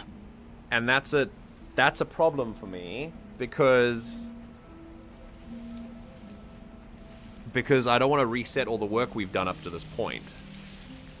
I don't feel like there's a natural narrative moment for me to turn around and go. And if I were in this position, I don't know if I would just yet. I think I would want to see things through a little bit more. Okay. I don't know. What do you think, Taters? I was gonna say, like, if you wanted to do this, you said you were gonna do one more round and then you're gonna be done. So if you wanted to do this as your last round, you could go back to the cabin this round, and then if we wind up back here again, then turn around and have that be the end of the stream. Yeah, and then start again from the beginning next stream. Yeah, could do that. Right. I like that idea. Or you could do that now and still like end the stream a little bit faster, right? Yeah, but also I don't want to. But I do agree that it's not narratively like you're still kind of on good terms with the narrator. Yeah. He's listening to you at least. He's accepting what you're saying as information instead of like, exactly. That's crazy. Yeah, I don't want to. So I don't want to agree that undo it all doesn't of make that. sense. Yeah. And the princess is on the same page as you. Yeah, like she knows And everything. You threw her for a loop at the end of the last one. I like that. I like that reaction that we had with her. So having this conversation with her now will be really cool. So yeah. So that would be my thoughts. Is like this round, I don't think turning around makes sense. But maybe ending the stream on a turnaround and restart would be not a bad idea. Also. All right. I don't know if I want to let the narrative be altered by the stream, but we'll see. I'll also.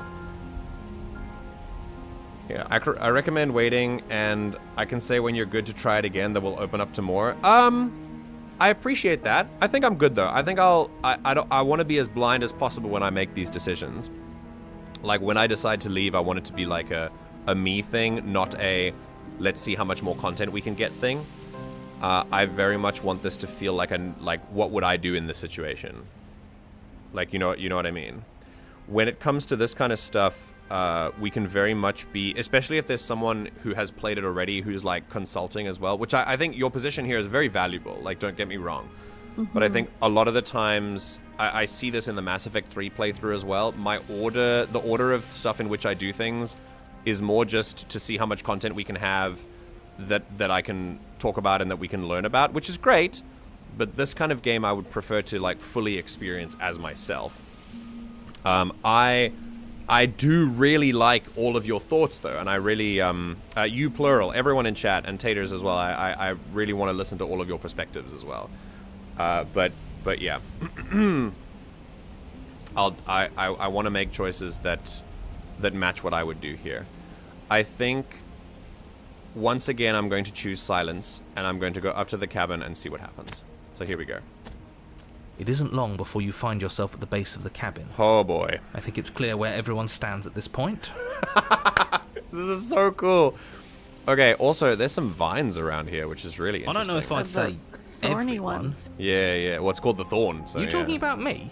I have a position.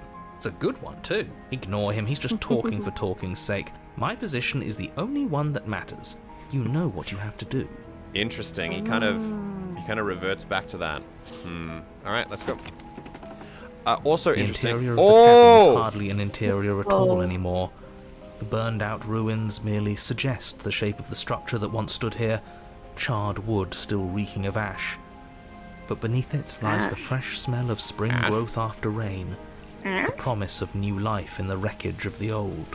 Wow, so cool. The poppies Thorns are an interesting touch. Are they poppies or roses? Because roses have thorns. Poppies grow, like that's the thing. That's true. Like, poppies grow in like dead places. Yeah. Very interesting. That's yeah. Okay, they could be poppies. Yeah. So far, the chapter titles we've had so far are 1, the hero and the princess, 2, the nightmare, 2, the witch, and 3, the thorn. Okay. Yeah. So we've done 1 twice. The 2s we did the nightmare we died. That was the first time. Yeah. Yeah, it's not even a cabin anymore. Is it the same place just aging, or are we keeping going to a different place? It's a loop, and I think it changes based on our actions and how the story develops. Maybe time is passing. You could be right. Maybe time is passing. We don't know that it's actually different universes. It could be that time is rewinding. I think it's important to keep an open mind here as to what's actually happening with these loops. All we know is that we are looping. We don't know And in fact, we don't even know if it's a loop. It could be time is passing. Yeah, there could be a lot of things. What I know about this is that I wonder if he's going to describe the mirror this time. And also, there's no blade on the table. I wonder if she has it. The only furniture of note is the crisp shell of what was once a table. A pristine... Wait, this isn't right? Yes! This is supposed to be a pristine blade. Why isn't there a pristine blade? We're fucking up the story! We're fucking up the story! This is great. This is so good! I love that now the narrator is beginning to understand how limited his perspective is. And also, he's not describing the mirror again. We gave it to her last time. She can't still have it. Okay. Can she? So the blade must be another anchor in these loops. Well, it's not here. And if she has it, let me guess, you want to get all chummy with her. Look, as far as I see it, if it's between him and her, I say we side with the one who has the weapon. It's just the smart thing to do.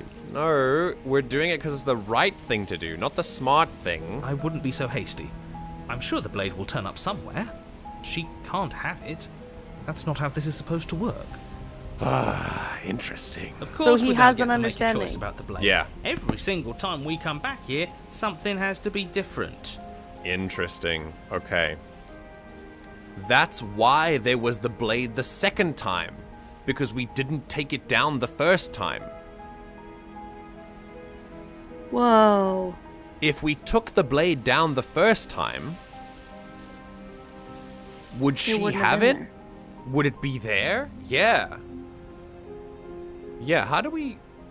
Okay. Oh. If we say this, he's gonna say there's no mirror again. Yeah. Or he'll slip up. I want to check. We're gonna convince him again that he's not in control here. You're right, the mirror is back. There isn't anywhere for us to go. What do you mean by that? Lucky, what do you mean? What do I mean? What do I mean by what? Elaborate. But there isn't a mirror. I still don't get his angle here. Seems like whatever we do, he's always going to say it isn't there. He's either a liar, or he doesn't hold all the cards. But I think we already knew it had to be one of those. Yes, I agree. Yeah, and I'm leaning towards not holding everything. However, I'm playing to we've been playing to stereotypes so far. Remember, there is a stereotype that the physically weaker, or at least it looks the apparent physically weaker characters can often be the ones who are like sneaky or manipulative or whatever. And this is used for some pretty sexist tropes in literature that, you know, like women are the manipulators because they're physically weaker and bleh, you know, whatever. Like that's often something that we see in books and in media. But this game has very often been challenging those stereotypes, challenging those prejudices, which is good. And I think the narrator here plays a very good fool that he doesn't realize that he's as powerful as he is. But it very well could be that he himself is the true manipulator at the end of everything. I don't want us to discount that possibility either. Because, yeah, it could be that too. Why have the rest of the voices got a brain except Hero and Narrate? Hero is the himbo. We know this already. Okay. Did I put on voice mod? No, only for the only for when we get like a creepy voice that we get to read. Then I'll do that one. Yeah. Yeah. So is the door to the basement behind the mirror? Could be. I promise you there isn't a mirror and there isn't a door to the basement. The entrance is more of a burned out frame than anything else, and it's right there on the far side of the room. Do you really not see it? Okay. No. I guess we'll approach the mirror. You step forward and approach the scorched entryway leading to the basement, hesitating before you begin the descent. There's a mirror, buddy. It went away when we touched it last time. Not that this place always follows the same rules. But there are some rules that are consistent. And I think that consistency is something we've got to hold on to. Yeah, let's wipe away the mirror. Reach forward and wave your hand through the hollow entrance leading to the basement. You really thought there was a mirror there, didn't you? can't be good. As if things weren't unpredictable enough. Why would we lie to you, narrator? Figures. Well, seems like the only way to go is forward, isn't it? Yes, that's where everything tends to be. Let's just put on a good face and have our wits about us. Okay. Alright, let's go. Step through the frame of scorched wood and make your way into the darkness below. Also notice that this music has been chosen very specifically here to be more melancholy, almost. Episode 2 is very scary because it's like, ooh, things are going weird. Episode 1 is normal, but still something's weird happening in the undertone. And here, Chapter 3 feels more like a... Has anyone played Path of Exile? The music in Path of Exile reminds me of this. It's very sad and lonely and bittersweet, and yeah, it's nice. I like it. It's beautiful. The stairs to the basement are covered in a fine layer of gritty ash. Ooh. The air still feels warm, as if the fires that ruined this place had only recently been extinguished. Yet fresh shoots of thorny branches are already weaving themselves through the soot-covered earth of the walls around you. Okay. Their spines point courteously down towards the basement, so you're able to brush past their jagged points with ease. At least on the way down. But you don't need to think about the way back up just yet. That's a matter for after the world's been saved. When I click save, this is... I don't know what... I think I'm going to keep this. I'm not sure where we were at this point. I think this was when I turned around and left and ended the last loop in the nightmare. So I think I want to go to another empty slot here, and we'll go to the Thorns for this one. So that's the first loop. This will be the second loop, third loop, fourth loop, etc. Okay, let's go. I'd say this feels like a trap, but you practically said as much. Yet you still want us to keep going. Okay. They're only thorns. I'd say getting a few scratches in exchange for the lives of everyone in existence is a fair trade. I'm sure you'll manage. Her voice, worn down by pain and suspicion, hobbles up the stairs. This time it's hobbling. Interesting. It's older, weaker. Pain and suspicion.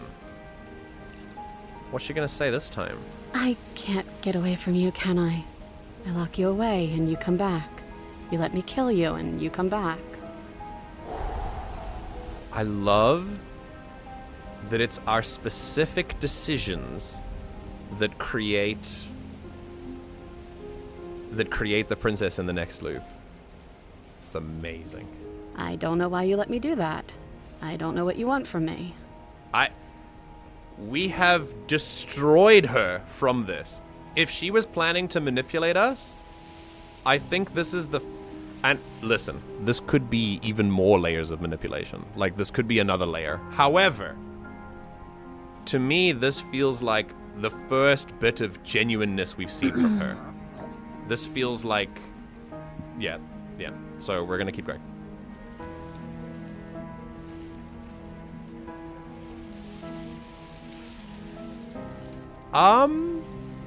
I don't know what I want. I never really chose to come here. I like that. Is true. And I think having this be the first time that we speak, I think might serve as a reward for seeing the real side of her for the first time. I think instead of continuing, there's a point where silence becomes frustrating to progress. And I think this might be it. I do like the strategy we've taken as silence in the face of manipulation, that we're not going to engage in it.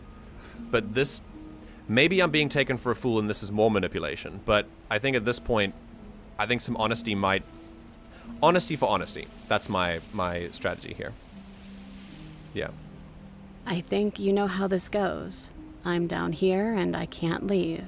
So come down and talk. It's not like I can stop you. Very cool. Here we go. You continue down the basement stairs, brushing past the smooth edges of thorns that grow more and more plentiful as you make your way forward. Smooth edges? You step out into what was once a vast open cavern, now overrun by briars and prickles and thistles. The space thick with hostile vegetation. Oh shit, I'm like trapped in them. At the heart of it all, encased in a tight weave of vines, is the princess. her bloody, trembling hands clutching a pristine blade. There you go. She's got the blade. I told you. There's smooth edges because the thorns are all facing one way. Yeah, we're walking. I was just gonna say the same thing. Oh, shit. That's brilliant. The thorns are preventing her from leaving, but they're not preventing you from getting in. Yeah, we walk down and they let us go down, but when we try to leave, I don't know if we're going to be able to leave. Yeah, I was going to say the same thing Amber just said. One-sided Even thorns. in this room. Yeah, this is crazy. Even in this room, they're all facing her. Yo. Did you know this was going to happen to me? Are you here to watch me suffer? Are you here to laugh? Interesting. Ooh, interesting.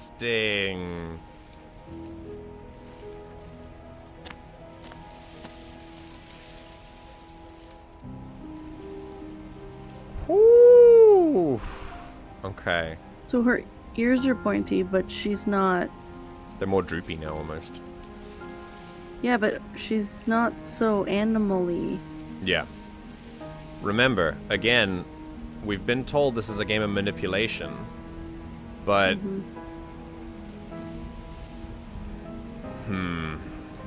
Yeah. Yeah, I'm here to laugh. Jesus, no. I'm not here to laugh, I'm here to free you. We're not there either. I can cut you free, but you'll have to give me the blade.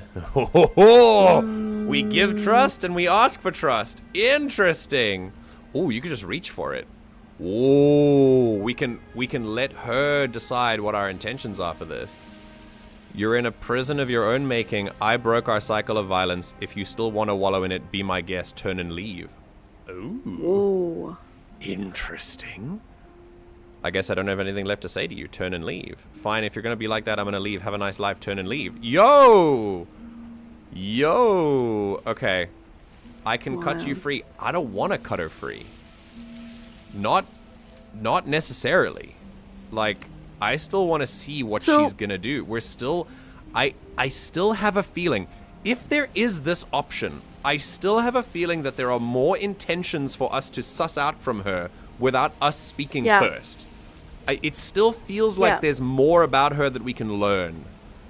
Even if she is in this moment, remember that from the beginning, episode 1, chapter 1, she was in chains.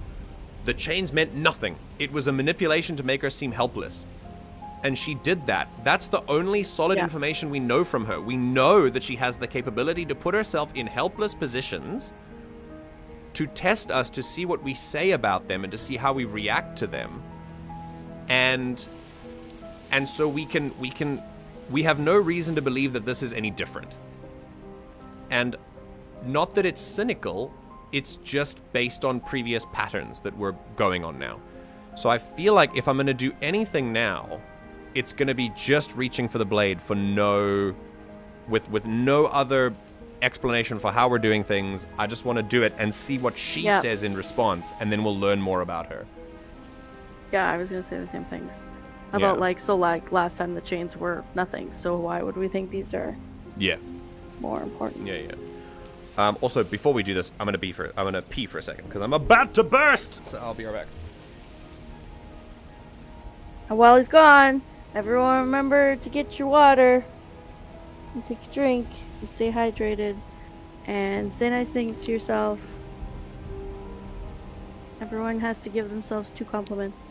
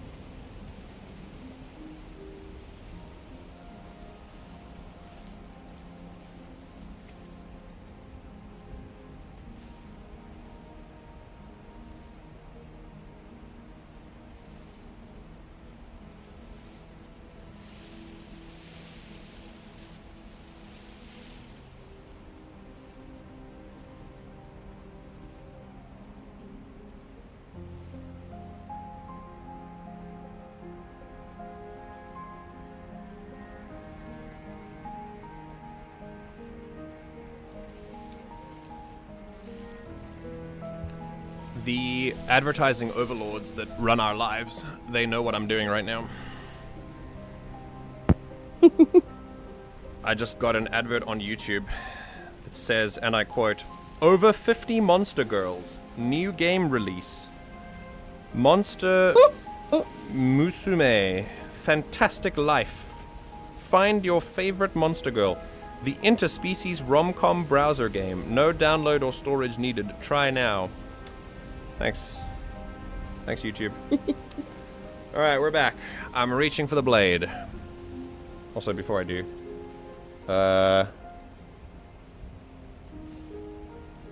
It fades to black when we die, and then fades back in the woods with the narrator saying the same "you're on a path in the woods" line, since he's either claiming to not remember or doesn't remember the previous chapters, yes. And, we also know that when we fully die, there's that shattering sound. There's a sound cue for when we actually die, and when we reset the loop. Okay, here we go. You reach into the thorns, towards her bloodied hands and the blade clutched tight in her grasp. But she snatches it away, ignoring the thorns that carve fresh wounds as she moves within her prison of vines. So no trust yet. I knew this was the only reason you'd come back down here. I'm not falling for it. It's mine now. And I'll let these thorns tear me to shreds before I hand it over. Interesting. Interesting. Also, look, we see a hand. Look, we saw our hand. Look, it's got claws on it and stuff. Yeah. Also, yeah, we said the same thing at the same time. Yeah, we're sharing that brain cell. Gotcha, Penny. Did you delete your own message? Hello. Welcome to the stream. If you've played this before, then no spoilers, please. But welcome to the community as well. Got a lot of new friends here today. She might think you want revenge back for stabbing at this point. Yeah, well, I mean, maybe. But that's the point is that I'm not telling her what I want. I'm letting her decide what she thinks I want. And that gives me a lot of insight into how she feels about it. It's often telling what people assume of you. Yeah, absolutely. That's why I'm doing it. Often that's what that's often how they would behave in that situation, though. That's also true. Yeah, like that's and that's why it's giving me that cool insight, because the princess is telling us now that if she was in my position, she would take the blade in order to stab me. Like, yeah. At least right now, which tells me that she's not ready for that cycle of violence to end just yet. Yeah. Oh, you can't see what she's saying? Yeah, my camera's on the wrong side. I think because the dialogue options are on this side and my camera's on that side, it's a little weird. In episode 2, I will have a button on my stream deck that lets me like delete my camera and stuff. So I will hide my camera. So I'll do that.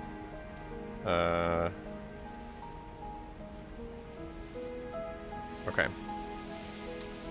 All right, here we go. I can cut you free, but you have to give me the blade. Is there nothing I can say to change your mind? Oh, you can reach for the blade as well? Again? You can reach for the blade again, yeah. Wow. I think I kind of want to do it again. Let's see. Let's see what happens. I wish you could choose, like, calmly reach for the blade, or, like... Yeah, that's true. I feel like... assertively reach for the blade. Like, I wish there was some more adverbs to, like, the action, you know? There are so many different dialogue options, though, I think. Yeah. Yeah. Okay. Yeah, let's do it again. See what happens. You reach into the nest of thorns once again, and again she yanks the blade away, despite the obvious pain it causes. Okay. Play your games all you want, but I've decided how I feel. I can do this forever if that's what it takes to keep it out of your hands. Interesting. Okay, so I don't think... Yeah, okay, that's not there anymore. All right. Okay. Is there nothing I can say to make you change your mind? This is the best thing out of all of them, I think. Here we go. No, we're past that. You and I both know words are hollow. Interesting. I think she understands what I'm trying to do. She understands that it's actions that will dictate how this goes. Figures. I think that's also... I wouldn't trust her, so... Oh, sorry. Why would she trust us? Yeah, go for it. I was just going to say, I think it's also interesting because yes, you know, you're not choosing words, so she's saying, like, we know words are hollow, but she's also not going off of any of your actions. Really, like, you didn't attack her the first time, you didn't attack her the second time, you haven't attacked her this time. You know? So, like, I think that's an interesting choice of words. Yeah. Given that she's still anticipating an attack. Yeah. I think this cycle of violence is probably deeper than we can imagine, so yeah, we'll have to try a little more harder. Than 4 deaths round. Yeah. It's not spoiler, that's me saying something based on what's happening and what you know. Oh, no, I know. You're the one who got us here. If you weren't doing so much scheming, maybe we could have formed a genuine connection. Maybe we could have fixed things. No, that's not how this works. These things take time. Because remember, she is operating on a selfish perspectives. She is assuming that we're doing what she would do. She is projecting pretty permanently throughout this whole run. So if we tried to do any more connection through words, she would have automatically assumed that we were trying to manipulate her because that's what she would do. Because she is projecting. So if we are going to actually get through to her, we need to do things that she could never expect. Like let her kill us. I think there are a lot of other people worth pointing fingers at before you go blaming me. I'm just looking out for our best interests. Did you forget she stabbed us last time? We let her stab us. We had the blade.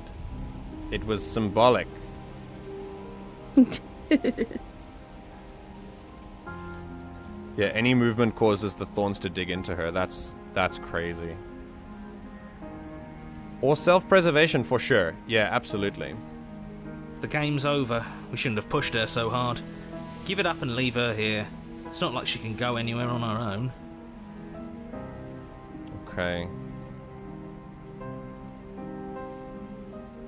We shouldn't have pushed her so hard? No, I don't know. I'm not playing a game. I just...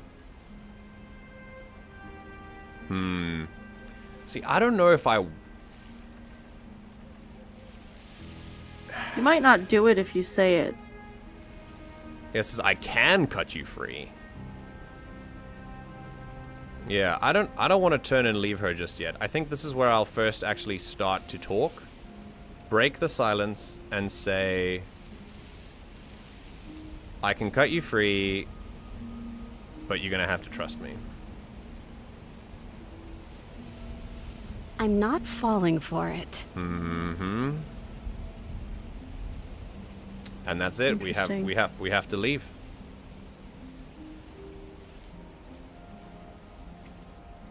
This is punishing. I'm not going to do this.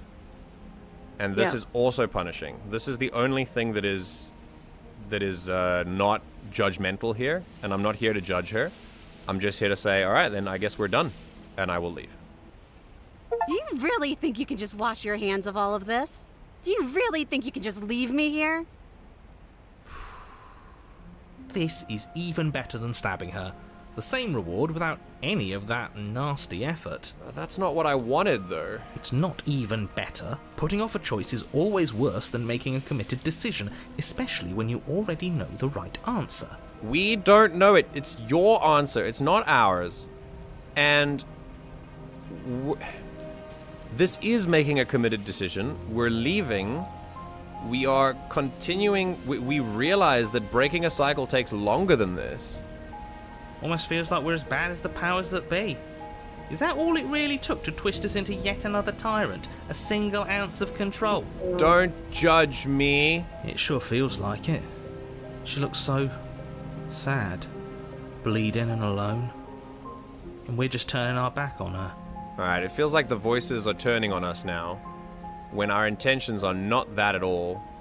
Oh, stop trying to bring morality into this. Well, there wasn't another option. There are winners exactly. in life and there are losers, and what matters is that right now, we've decided to be a winner. That's not what I'm doing at all. I tried to free her, but she has the knife and she won't give it to me. So what else is there? If it's her choice. But as you approach the basement stairs, you make a grim realization. The Thorns won't let you leave. And that's it. Yeah, taters?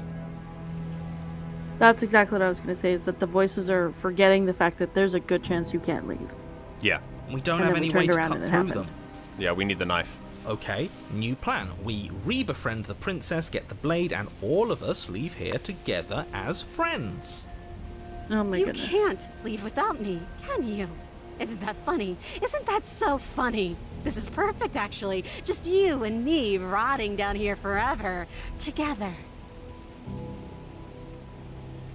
You know, just to make sure things are a little more permanent, I think I'm going to take this particular needle out of the picture. Oh, she's gonna throw it away? She wouldn't. It's only fair. Drop it? We were going to leave her with no way out. Please return in the kindness. What do you mean? She can cut herself out of this. She literally pulled back. She could use the blade. Thorns slice into the princess's hands, lacerating what little skin remains as she raises the blade to her mouth. Oh, oh, oh, God. This is... Take it. Take it now, before she swallows it out of spite. She's gonna swallow it? Huh?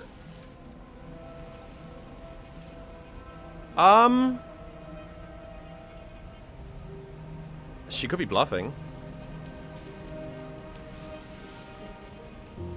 I genuinely, I'm into this one. I'm into it. I think if you rush for it, she might stab you. Yeah. She is... I don't know. Okay. Think about what we've been doing so far. Oh, you haven't seen this one? Wow. Ooh, MJ save. Good plan. Let's do a save. Okay. Think about what we've been doing up until this point. And understand that the way we've chosen to communicate with her is through actions instead of words. But we don't explain our intentions behind them. We just do things. And then when she shows realness, then we speak to her. And we are showing her what we are willing to accept and what we're not. Now, she is performing an action. She is matching us in what she thinks we are trying to do. But she's still not getting it because she's telling us why she's doing it. She's telling us that she's doing it so that we can both rot down here. And that's not what we are here for. And so once again, I'm not ready to be real with her anymore. Well, I'm not ready to be real with her yet. What I would do is rush for the blade, because of course, don't hurt yourself. But she is taking agency in this, and she's also explaining to us why she's doing it, which is not what I'm deciding to do. I am behaving in a real way. Once again, she is engaging in a manipulation. She could do it. She could still commit to it, but that would be her choice. I will not be... I want to watch this. I want to see what happens. I mean, I don't want to watch it, but I want to see what happens. Yeah. All right, here we go. You stand in place among the thorns, inert, merely watching as the princess swallows your only way out of this place. There you go. She actually did it. Oh, the loop is ending. The loop is ending. She's better at this game than we are. Good way to end a stream. But we're all losers now. Nobody wins. Nobody. She wins if she gets what she wants. And it looks like what she wanted was this. I'm not playing games. Blood trickles down the corner of her mouth, then flows from between her lips. She smiles. There. Isn't this just perfect? Whoa! It needed a vessel. It needed a vessel, and it took her because she swallowed the blade. That was it. That was it. That was it. You do not have an opportunity to respond. Something has taken her away, and it's left something else in her place. She's gone. Where did she go? Should we try and find her? And there's that mirror again. Why is it here? Why now? Wait. This is different. So has the mirror just been there every time she died? Maybe? I don't The know. mirror was where she died? Maybe the mirror is where I died. Well, it said that it... Maybe. It said that it took her and left the mirror in its place. Yeah. So who did it take the last time? This is very interesting. But in the basement. But I guess, like, right at the door makes sense. Okay. Weird. It's so much worse with headphones on. Oh yeah, for sure. I'm not gonna say anything. Again, before we know anything, we're just gonna... I'm begging you, don't do this. Now I'll ask. Why are you asking me not to? The mirror never scared you before. It's different now. It feels... I don't know. Final. Ooh. It's going to do something to us. I can feel it. Oh! If they think it's bad, I'm with them. Damn, all of our voices are reaching consensus about this? This is a big deal. This is a big deal. And we did it anyway. You approach the mirror. This doesn't feel right. It feels different. Final. It's going to do something to us. I can feel it. If they think it's bad, I'm with them. Was that supposed to loop? The voices feel small, distant as you approach. Gaze into your reflection. Give me the princess, baby! Tell me I'm the princess! Silence as you reach forward. They're gone, but the mirror remains. It's time for you to see what's in it. Oh! Oh! Oh, oh, oh, oh, oh, oh. I got an achievement called The Body. And it says, it's you. And this is 92% of players, so I think this is like one of the canon ways to end things. Okay. It's you.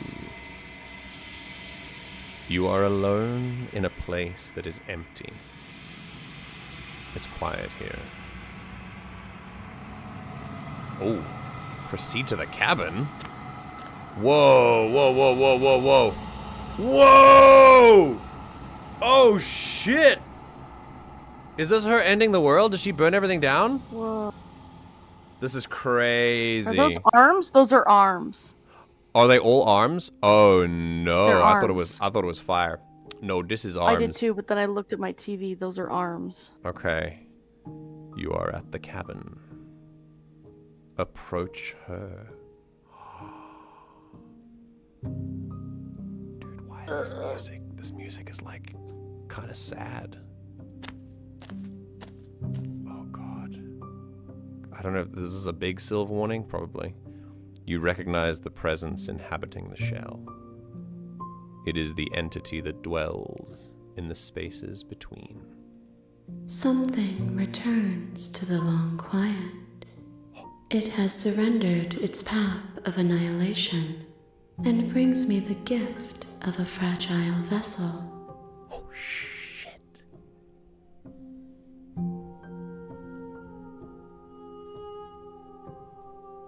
What the fuck?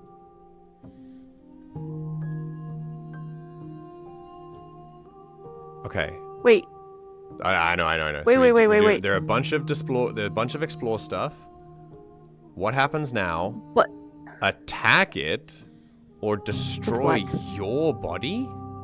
Huh? What? Okay, but the first one. Yeah. Oh! That didn't happen in this run through, MJ. That didn't happen. Yeah, that's in the last one. That happened. Okay.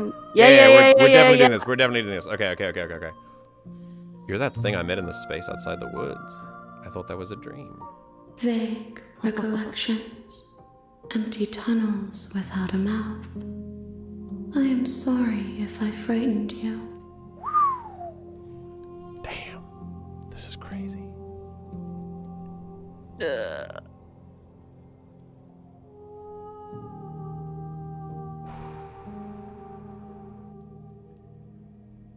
What are you?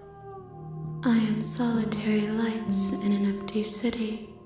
What are you? This is so good. The writing takes a step up, dude. Holy shit. Ah. Solitary lights in an empty city. And we've also seen this thing described as the spaces between. So this could be and like... something about tunnels. Yeah, tunnels as well. Oh my goodness. This sounds like a deity, like a god type, a Cthulhu type entity. I mentioned the game remembering but couldn't tell you why, that's why? Okay, if you did save reload stuff, it wouldn't count here, plus some other stuff? Okay, cool. Yeah, no, this is gorgeous. Okay.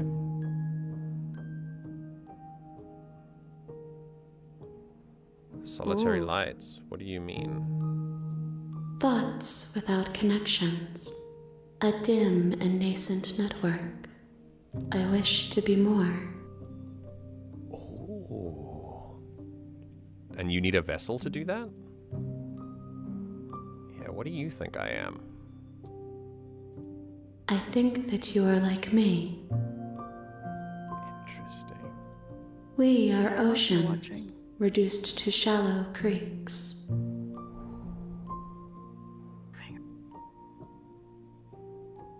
That's why this is a love story, I think. I think this is...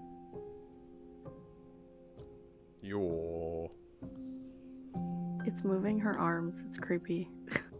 Yeah. Like when like there are arms behind her that like move her head when she moves. And her mouth. Yeah. Oh, that's crazy. I think that means the princess is dead and that this thing is inhabiting her vessel. That's crazy. Okay. The gift of a fragile vessel? Yes. Nerves and fibers to feel the worlds beyond. Perspectives to make my own. Okay. I'm building something. So this entity needs vessels to occupy, to learn, to grow, to become something. Maybe this entity seeks personhood. Maybe this entity seeks to be self-actualized. And in order to do so, it needs more vessels to occupy, to learn from. And each of our actions teach it something. Interesting. This one yearns for connection she feels she doesn't deserve. Even when shown compassion, she hid herself away. She will make for a cautious heart. I told you. This is, I believe this 100%. I knew that this was, in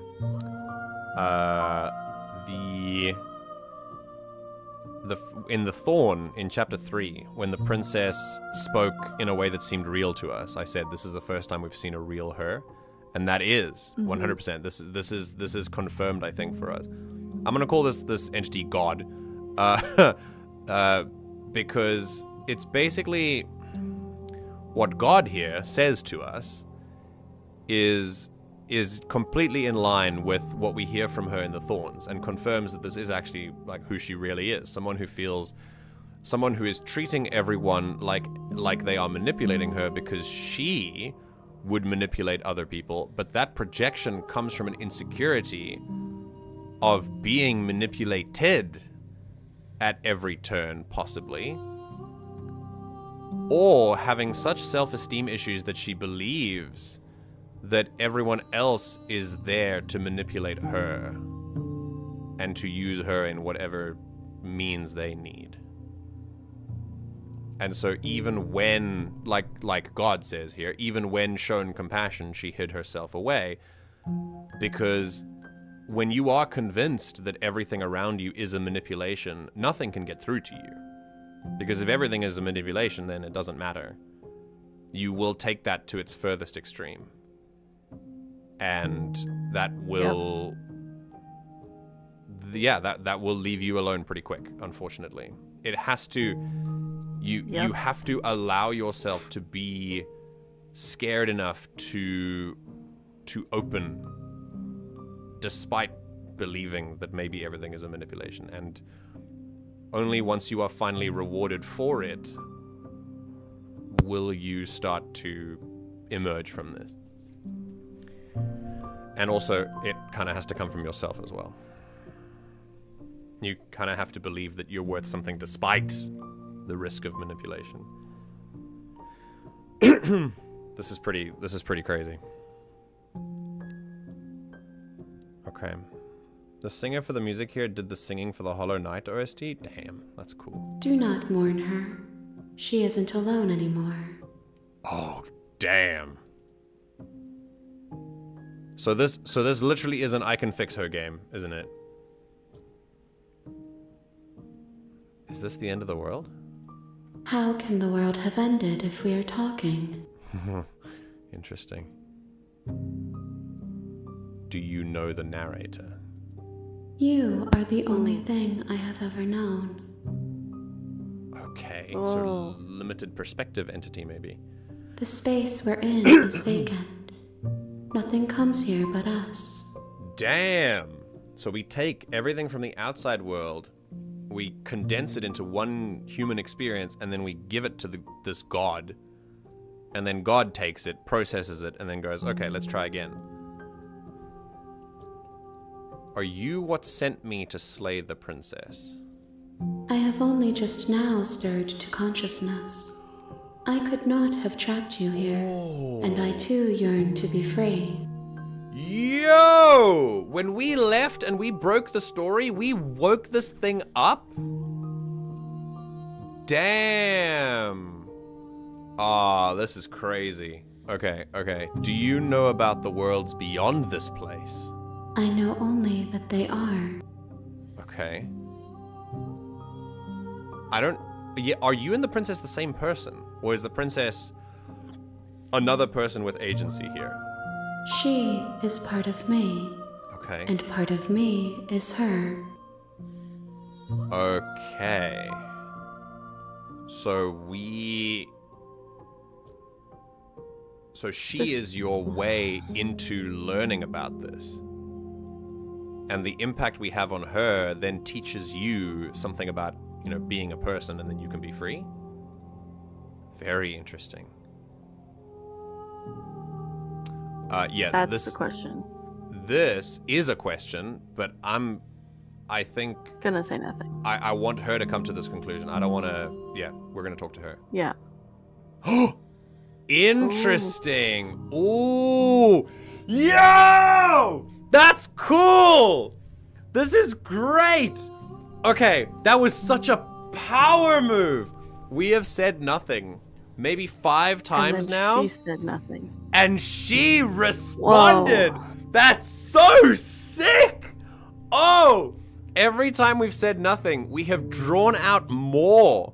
Because remember, when you talk to people, silence is a wonderful tool to getting people just talking about themselves. And you can learn so much about their insights and how... Yes, in real life, this works so well.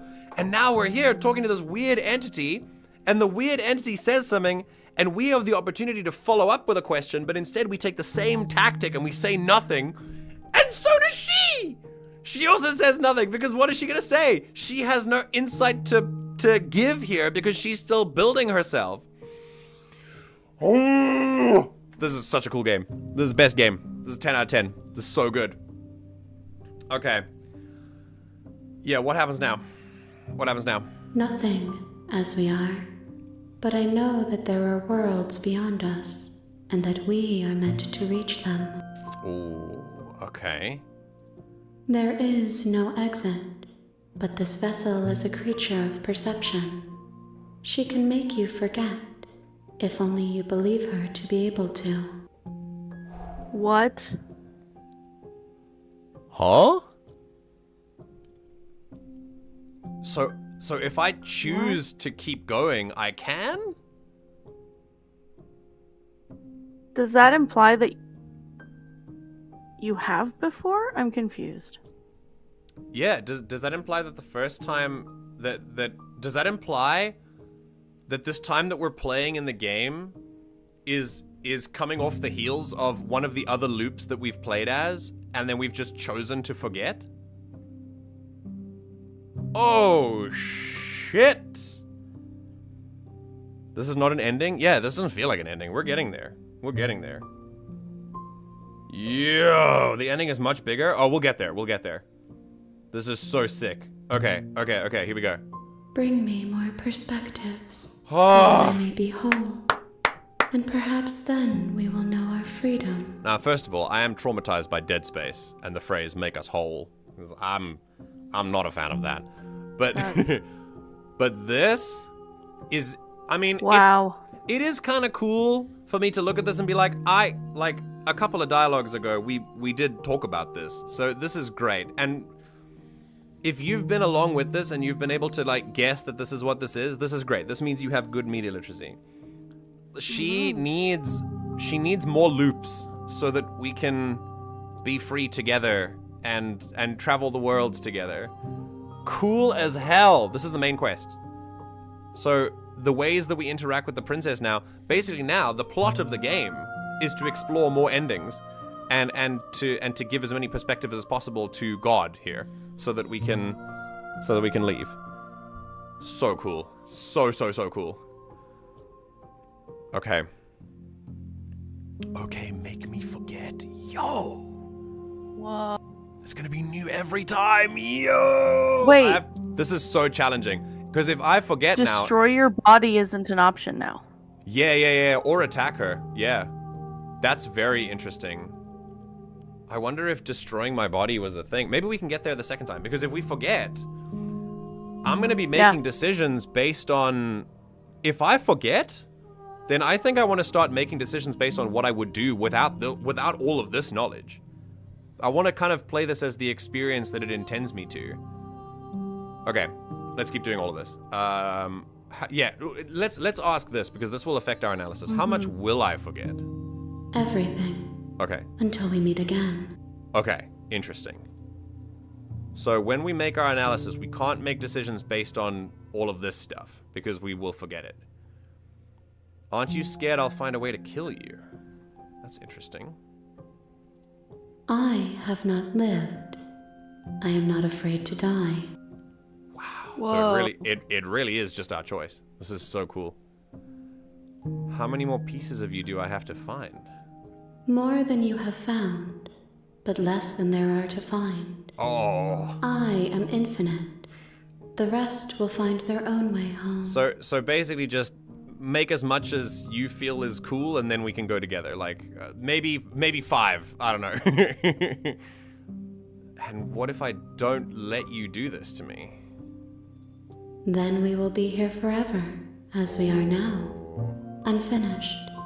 Dry. Hollow. Oh! You can just wait here. That's crazy. Okay. I was sent to slay the princess to stop her from betraying the world. If I help you, is that what you're going to do? You ask of things that cannot be done. To destroy is merely to reshape, to remold. First of all, the voice is like crackling in my ears. Very cool. How did she do this? By saying things reshape, to remold, like to accentuate the later plosive sounds, is to really get into your veins and just kind of dance in there. Very cool. Is the long quiet speaking in plural about themselves? Wait, is this the name of the thing? The long quiet? Yeah, it was capitalized earlier on, so that's. Oh, kind of sick. what I'm Okay, guessing. I'll call it the long quiet then. All right. Well, in either way, so the answer is yes. This is just another way of saying destroy. Like, yes, I mean, destroy is to reshape, to remold, but in the way that we know it is destroy. Like, everything will change. Which begs the question, does the narrator know that this is the intention? Or is the narrator only seeing this as destroy? To destroy is to reshape and to remold. You know, it's quite interesting. We're playing Mass Effect in the evening streams. This is one of the things the Reapers believe. As we've kind of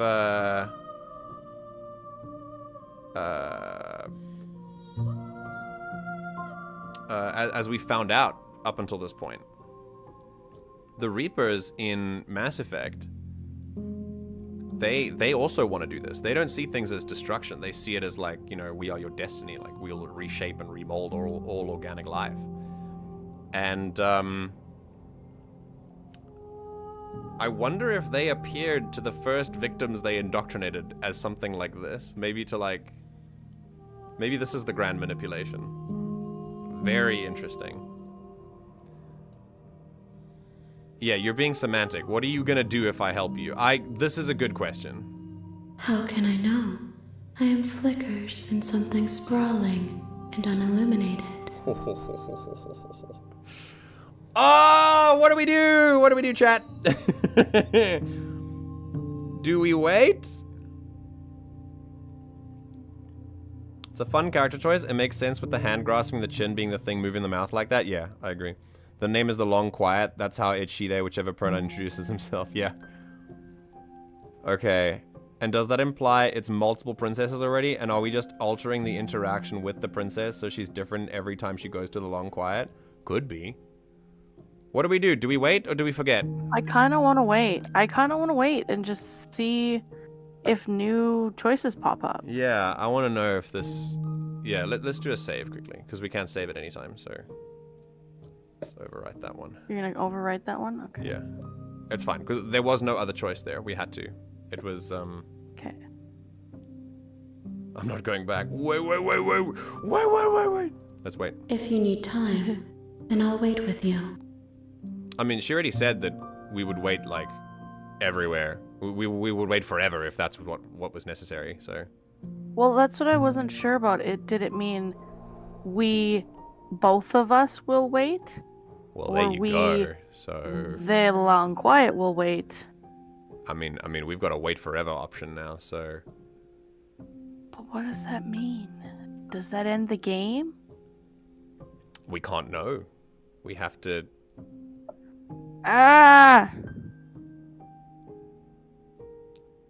Do we help make this creature whole? Or do we let it... Do we make the ultimate sacrifice on the chance that it's going to do something bad and we stay here?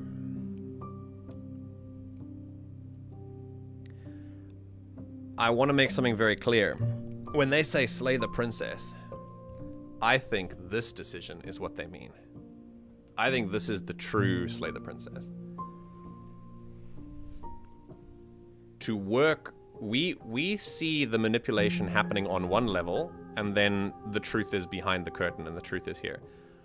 But if this is truly a game about manipulation, then we never truly know what is real. And so there is a chance. It's messing with me. There is a chance that this is also part of the grand... This is actually the grand manipulation, that it's a manipulation hiding behind the original one. To let our guard down, so that we become honest here, and then it gets what it wants. Remember, the narrator said, slay the princess, save the world. But slaying... The narrator then later talks about how stabbing and in the back is not literal. Symbolically, and he says this specifically, symbolically, the princess could stab us in the back in other ways.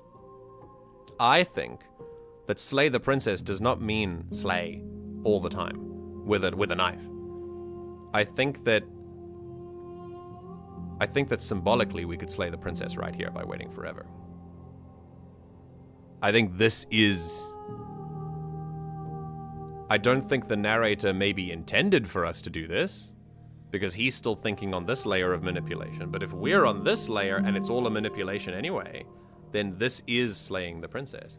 To keep her from being free, releasing this like eldritch Cthulhu horror thing on the world and reshaping it into whatever she wants it to be.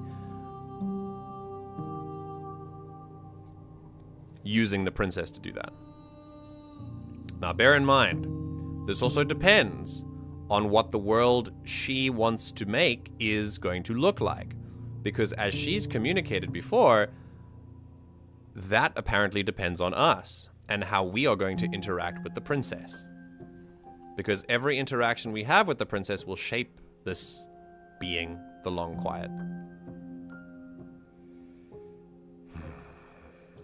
Okay. It really could be that, Taters. It could be that the princess is the Long Quiet the whole time, yeah. I think... yeah. Oh yeah, we could have stopped her from swallowing the knife. That's true. That's true. I wonder if that would have been different. It's okay. I don't plan on going back. I don't like to go back during these games. The choice you're referring to was for us to try and grab the knife. We wouldn't have known how that would have worked. Yeah, that's true. It might have worked out the same place. Yeah. Yeah. Yeah, Nivex, it's totally cool. I was never planning on going back there anyway. Because it was just in case something happened to the game, like maybe it crashed or something. Don't worry about this. It's all good. When we play, it's very organic and we follow a natural, like, linear progression of things. I don't want to like reload things to make sure that we got everything or whatever like that. That's not how we'll do it. I think it makes it better for you as well, because then you can play the game for yourself and get a completely different way of going about things, you know. Okay. So what's the choice? What do we do here? Do we do what this creature wants and maybe hope? I think the decision is this. We can do what the creature wants and maybe hope that we can provide enough good perspectives to get her to create a world that is good. Or we can keep the world exactly the way it is and slay the princess by waiting forever. Crazy. Crazy, crazy, crazy.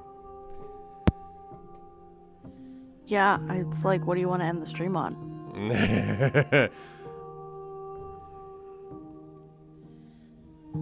Okay.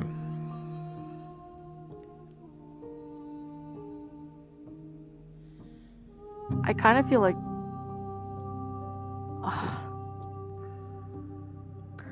I kind of feel like both options are going to take you back to chapter 1, and it's just going to change how chapter 1 happens. Reacts, yeah. That's what I think. Whether the princess will remember, or whether one of your voices will remember, like something, yeah. You know, versus maybe waiting forever is a hard reset on things, if you feel like you've made some mistakes. Yeah, that's what I was gonna say. Like, wait forever might just be like, you know nothing, they know nothing, it's just exactly what it would have been. Yeah. Okay. Yeah. Alright. I'm gonna take a stance here based on what I would do. I, in this situation, when it comes to cosmic eldritch horrors, like eldritch beings, Lovecraftian stuff like this, they operate on levels that we cannot possibly understand. When this entity talks about reshaping the world, in our perspective, that is ending the world. Like, she will end the world. I do believe that it will be destruction in some cases, and how she remakes it will be something different. This is essentially what we are doing, is making a pact with an eldritch being. This is a warlock's backstory. It's a brilliant backstory, but it is still... This is how warlocks are born. They make deals with people like this. This is a deal that we're doing. And I have always wanted to know what happens if at the end of the prequel, the warlock realizes what this is and decides not to mess with forces that they don't understand. And the story never happens. I have always been curious as to what would happen, because I feel like if I were in that moment, I think if I knew this was an eldritch being that wanted to reshape the world and needed me to do it, I would recognize the power I held in that moment, and I hope that at least part of me would be tempted to deny it of this chance.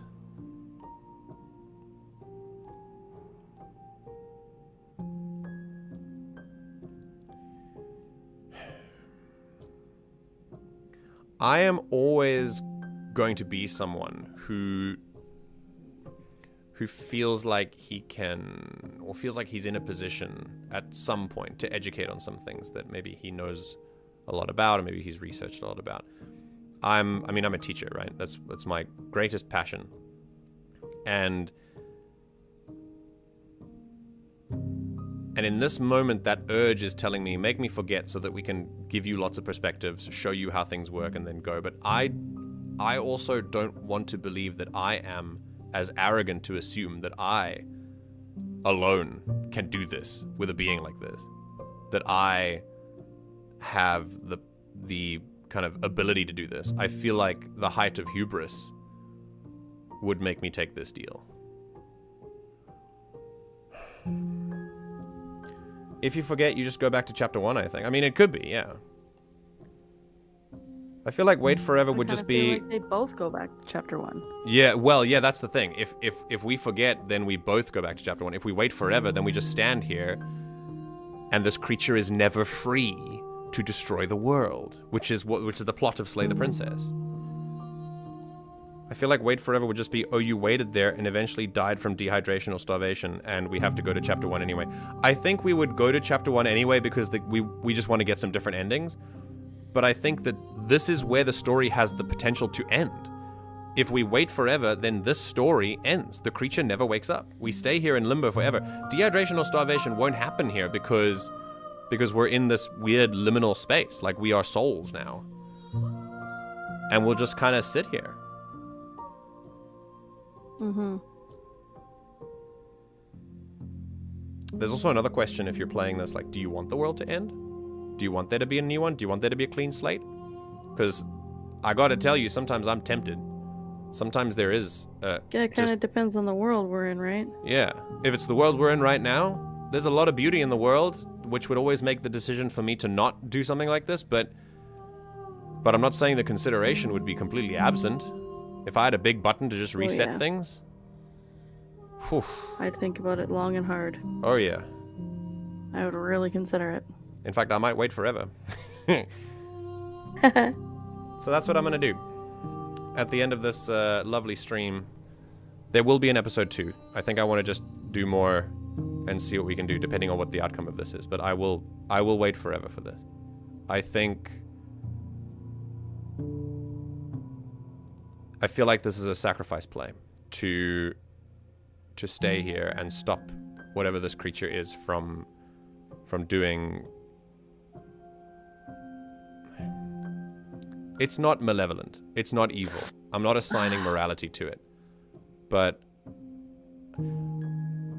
I feel like the world deserves more than a very conventionally, like, eldritch being exerting whatever will it wants to over people. I will say, though, the rest of the world might deserve a chance. Yeah. I think it's interesting that it's not just making the decision based on the one or possibly more bodies that it has, so to speak, the beings or whatever. Yeah. It wants more information before it does it. So it feels to me like it's not trying to just, like, wipe everything out and do whatever it wants. It feels like it's trying to do the right thing. It wants to learn. At least, like, from what we know, right? Like, it wants to, learn and have the most information it can before it does that. Can you ever have enough? Are we I gonna don't know just how be many it has so far. Yeah, are we just going to be stuck in this cycle forever? Is that not the same? Well, and it doesn't say. It says that it needs more than we've given it and less than there are. So I guess that does imply that there isn't enough. So like, it does imply there is a limit somewhere. What if the choice is up to us? Just by what it said. What if we do like 5 and then it's like, okay, I feel ready. Do you think I'm ready? And then we get to decide whether we release it or not. Because that would be awful. I would never feel ready for that. I would never be able to do that. Yeah. Then we would end up waiting forever. And we'd end up waiting forever anyway. So I think I'm just gonna skip past all of that and let's see if we can. It specifically said after an amount, the rest would find their way. That's true. That's true. But I also feel like I'm gonna have to make that choice as well. Again, that's based on unknown knowledge. It's true. That gives like kind of a hive mind feeling too. Yeah. Like bumblebees, for example. You get enough bees into a hive and the rest of the hive follows. Yeah. I don't know if I'm down to let one being just have their way with the world. Whatever that may be, yeah. I know that what we're doing is getting different perspectives into the being, but it still doesn't feel right for me to go through this loop like this, especially because we're just it's different two perspectives, people. but it's still different perspectives of you and the princess. You and the princess, yeah, exactly. So it's just one story. That's it. Out of how many trillions have occurred. Yeah, we are not products of every other human that has come before. Only the ones that we've interacted with. And I think it's quite a to redo this dance between me and the princess again and again and again and again until you feel ready to reshape the world is a little it's just incredibly limiting to me. Okay. I made my decision before we spend too long here. Sorry. We'll wait forever. No. I just meant you were ready to push the button and then I paused again. But yeah, no. It was a good point. Here we go. Wait forever. You are as I am now, and forever is a long time to remain undone. I am not you, but I know that I would return before forever was finished. That's a good point. Forever's a long What time. textures will you weave for yourself to occupy forever? Will you place the images of you and I into a box for safekeeping? Damn! If you close that box, will you become another you in another world? An imaginary pattern repeating itself until it can no longer bear the weight of its hand-drawn cage. Jesus. Guys, eternity is terrifying. Waiting forever is terrifying. Yeah. Holy shit. Yeah, it would just collapse on itself. This is hard writing. Yeah, this definitely goes You'll hard. always come back to the box, because you'll always want to know what it means to be you. I will be here waiting by your side until you're ready to return to mine.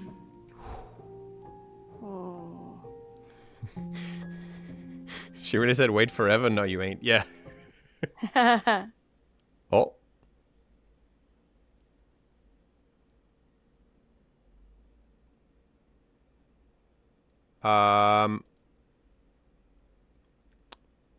What the heck?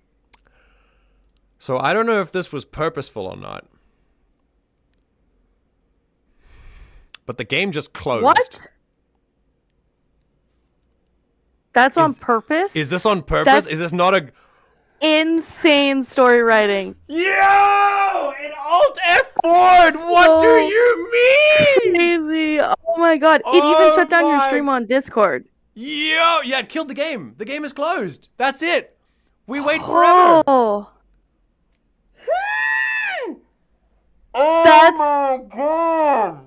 So impactful. Oh. So much more impactful than going back to the main menu or some shit. Oh my god. All right, well, the run is the run. Thanks, guys. That was great.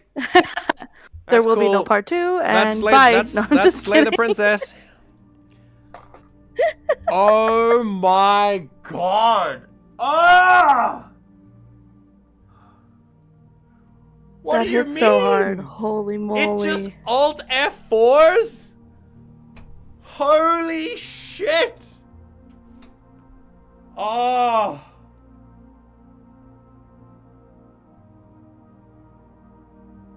That's wild. I have no words. I don't know what to say. I don't know what to say about this. What do I say? Ah.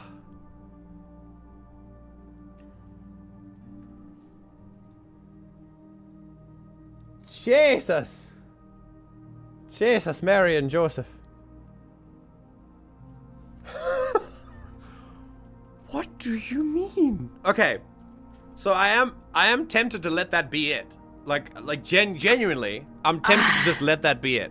Because I take this from a very interesting perspective. When I watched so we know that I watch a lot of Dr. Mick. If you haven't seen Dr. Mick before, you should. He's a doctor in human development and psychology. He's a therapist. He's amazing. He does amazing game breakdowns and analyses based on the human development aspect of it. Like he calls it game sessions with a therapist. I'm a big fan. You should go check him out. He essentially he played the Stanley Parable, which is a game about multiple endings. And he played one, got to the first ending, and then said, cool, that's it, I'm happy, bye. And he stopped. And everyone was like, what? What is happening? And he's like, yeah, I feel like that's enough. Like, my enjoyment of that is done. Like, I'm done. And he went back and forth on it. And he was like, okay, I think I want to go back and maybe do a part 2 because you've kind of convinced me. And then he sent a message on his Discord saying, actually, I've decided not to. Like, this is it. This will be it. And that's it. He did one run of the Stanley Parable, and that was it. And it was so cool. I admire someone who can do that so much, because there was such a flex. Yeah, there was a lot of peer pressure that made him like do something like that, but also his reasoning was, that's the enjoyment I got out of it. I feel like that's enough for me. That may not be enough for you, but then you go play it. And if I don't need multiple endings to be satisfied with the one that I got. And I think there's something really amazing in that. It's truly legendary behavior. Like, I was there for the live stream. I didn't even watch the VOD. I was there, like, active. It was so cool. Yeah, so for all intents and purposes, Ember, I know it's not the full ending. I know that there's more, like, there's a big ending at the end, but click continue instead of new game. Okay, let's try that. Yeah, let's try that. Let's see if the game is planned for this. Let's see if when I click continue, the person goes, okay, are you ready yet? Because right now, narratively, that's the end. That's the end of the story. Yep. We wait here forever. So I could go on, live my life, and come back as a 70-year-old man, and play the game again, and I click continue, and then there the being would be, the long quiet, saying, are you ready to continue? And I'd be like, yes, I am ready. And let's collect some vessels. And I'll play Slay the Princess again. But that's the beauty of it. I think that's being amazing. An old man warlock is beautiful. I need the story. I need the story. You need the lore. Yeah. I need this to be my next D&D character.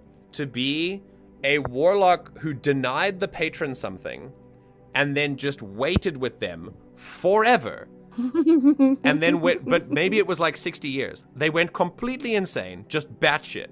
And then when they were like 80 years old, then they're like, okay, fine, screw it. This is so boring. I need to get out of here. And then the being's like, well, took you long enough. And then now you're back and you're level 1. So cool. I think that would be great. Honestly, I'm writing that down. I'm legit writing that down. That's a great idea. That's kind of the warlock that I'm playing right now. Oh, for real? Okay. Loosely. Sick. Yeah. I like that. Yeah, the story at the beginning of the campaign was that they had actually been much higher levels, so I used to try and cast spells that I no longer had.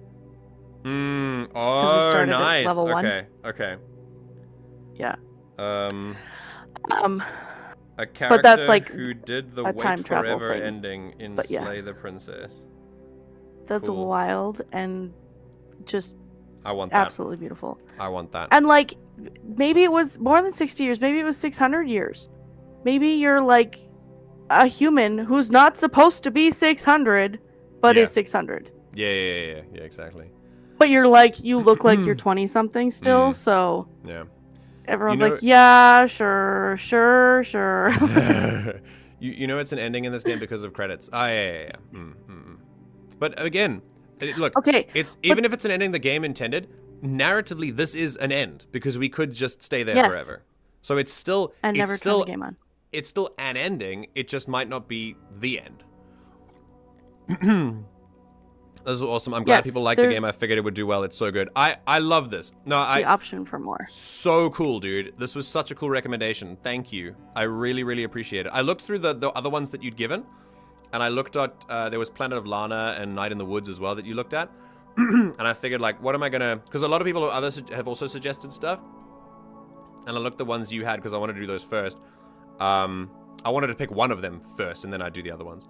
That other people had suggested, and when I looked at the 3 that were there, this was the one that like stuck out to me the most, based on how like bare bones the description was, and I thought, yeah, we should give this a shot, and I'm glad that I did. Oh boy! Can we just also note like absolutely impeccable game mechanics? Oh, absolutely. I think the main game mechanic being how varied the choices are in dialogue. I just mean force closing the game is such a flex. Oh yeah, force close like Alt F4ing like, after an ending is crazy. For sure. That's insane. Yeah. That's so cool. And then for it to just like pop back up and be like you never left, like that's I've never had a game do that before. Like being able to use the mechanic like that in such a way. And like that's incredible. Yeah, that's crazy. Yeah, that's crazy. Also, new people join the Discord. I feel like we have had a couple of joiners now. If anyone wants to be there, Lucky, Nivex, oh god, who else was here? Lots of people arrived. Anyone who's been new. Meme Queen. Yeah. Anyone who's been new here, feel free to join if you want to be part of the community. You get notifications as to when I'm live again. We can have more of the discussions. We still do other stuff as well. Right now, our main series is Mass Effect 3. We're busy finishing that, and in the mornings we do other stuff. In fact, I think next on Thursday I want to give the Forever Wait. I want to give the Waiting Forever a little bit more gravitas, so I think I might not pick this up on Thursday again.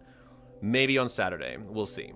I want to give it a little bit. I will say, also, the Discord has so much more than just the streaming schedule or just like the content that we're going to stream. Yeah. We talk about all our interests. So many other things. Yeah.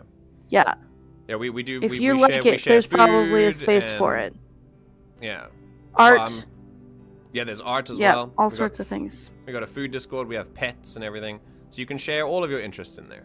Which is the point. The point of this community is for people who have many interests to be able to explore as many of them as they can.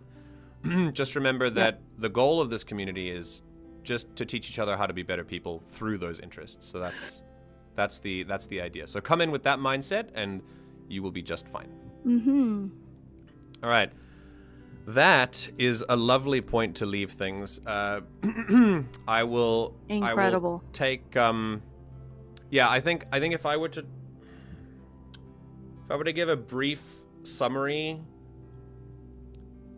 I love games that take one concept and do it really well, as opposed to diluting everything and having like a million different things just kind of okay. This thing is one project, one creative narrative, one drive, and it does it wonderfully.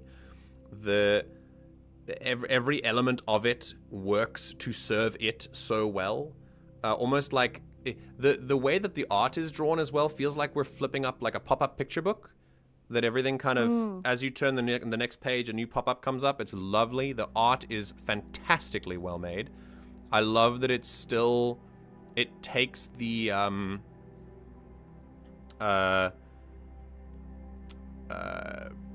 it takes the aesthetic and the atmosphere of what's going on, and it just encapsulates that.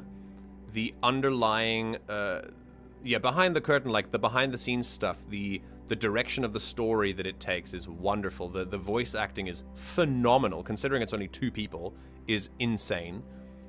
I feel like the writing is compelling. Decisions that we make sense. The dialogue choices feel like they're natural occurrences. There's one... With a game with so many dialogue choices, really a game like this can have infinite dialogue choices, which is always going to count against it. But like when we moved from chapter 2 to chapter 3, there was one moment where I wish that I could have just left without the knife and that I didn't have to like go back and grab the knife and intend to kill her again. I wish there was that third option again. But one dialogue option in a sea of others, like millions of others, it's hardly a gripe or a complaint. It's just an observation. So yeah, the way that the narrative progresses feels natural. The eldritchness of it all is very, very effective and scary. And yeah, no, just fantastic. The kind of the way that we feel unsettled throughout the whole thing is fantastic. The questioning of what is a manipulation and what is not, and whether everything is and whether everything isn't, is also fascinating to explore. I also love how real the dialogue feels and how natural everyone speaks, and how the writer of this game understands the role that each character plays and then switches up the style of speaking based on who's doing it. We know exactly who is speaking without even knowing the heading of who is speaking. We know that it's the voice of the cheated. We know that it's the voice of the hero. We know that it's the narrator based on not just the delivery of the voice actor, which is worth mentioning, but also the style of dialogue. The actual dialogue writing is wonderful. The princess and the different types of princesses that you see, that is wonderfully made as well. But then finally, the writing really evolves and shows you how good it is by seeming to understand how a godly, immortal figure, having just been born, would talk.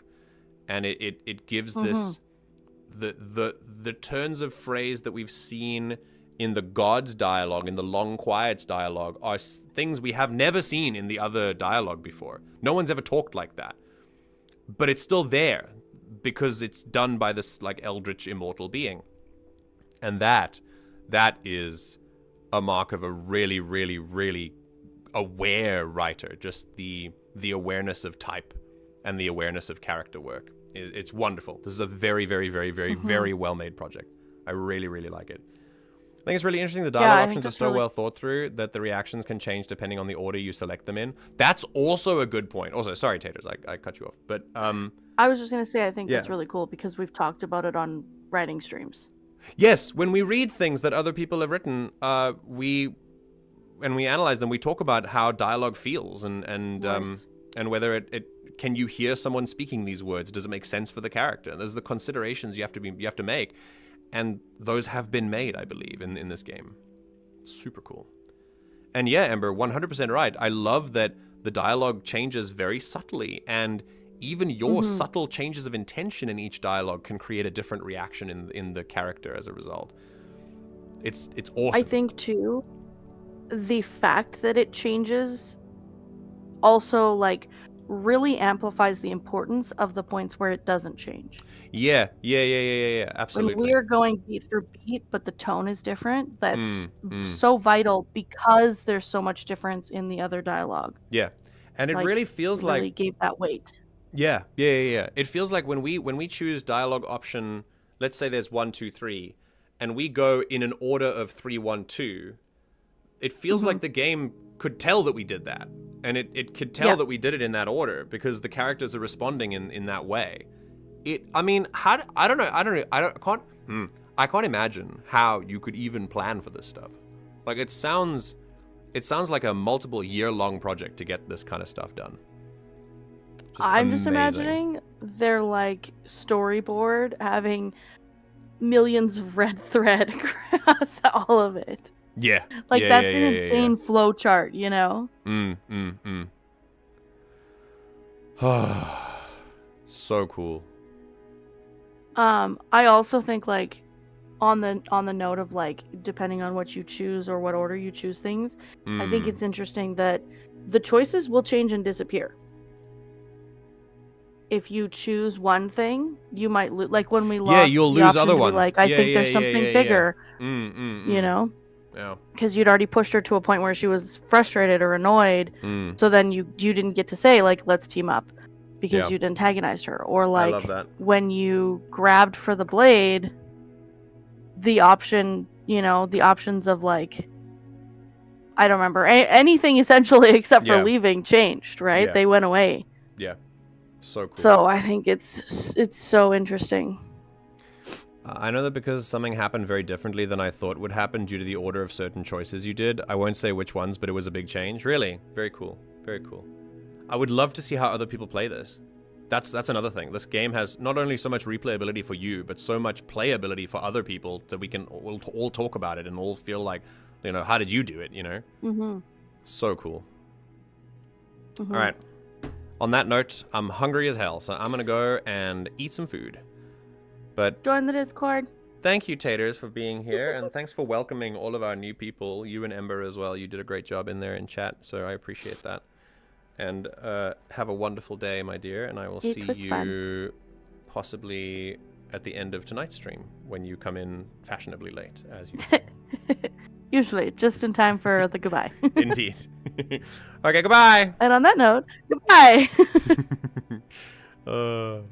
All right. Yeah, this was so much fun. Nivex, and Lucky, and everyone else who joined. It was lovely to have you here. Thanks for providing your insights. I really just had a great time.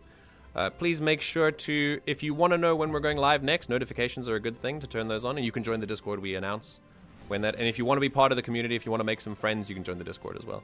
I love that you were here. Thanks for making me a part of your day. If you're watching on the VOD, or if you're watching live, if you were active in chat, if you're not active in chat, it doesn't matter how you engage with this content. I'm just glad that you were here and that we could experience this together. Thank you for making that possible for me. So I appreciate it dearly. Would you do me a big favor and go and get some water right now? Go and stay hydrated. Be kinder to yourself than you're currently being. And I will see you all in about 8 hours from now, where we do it all over again with Mass Effect 3. Take care.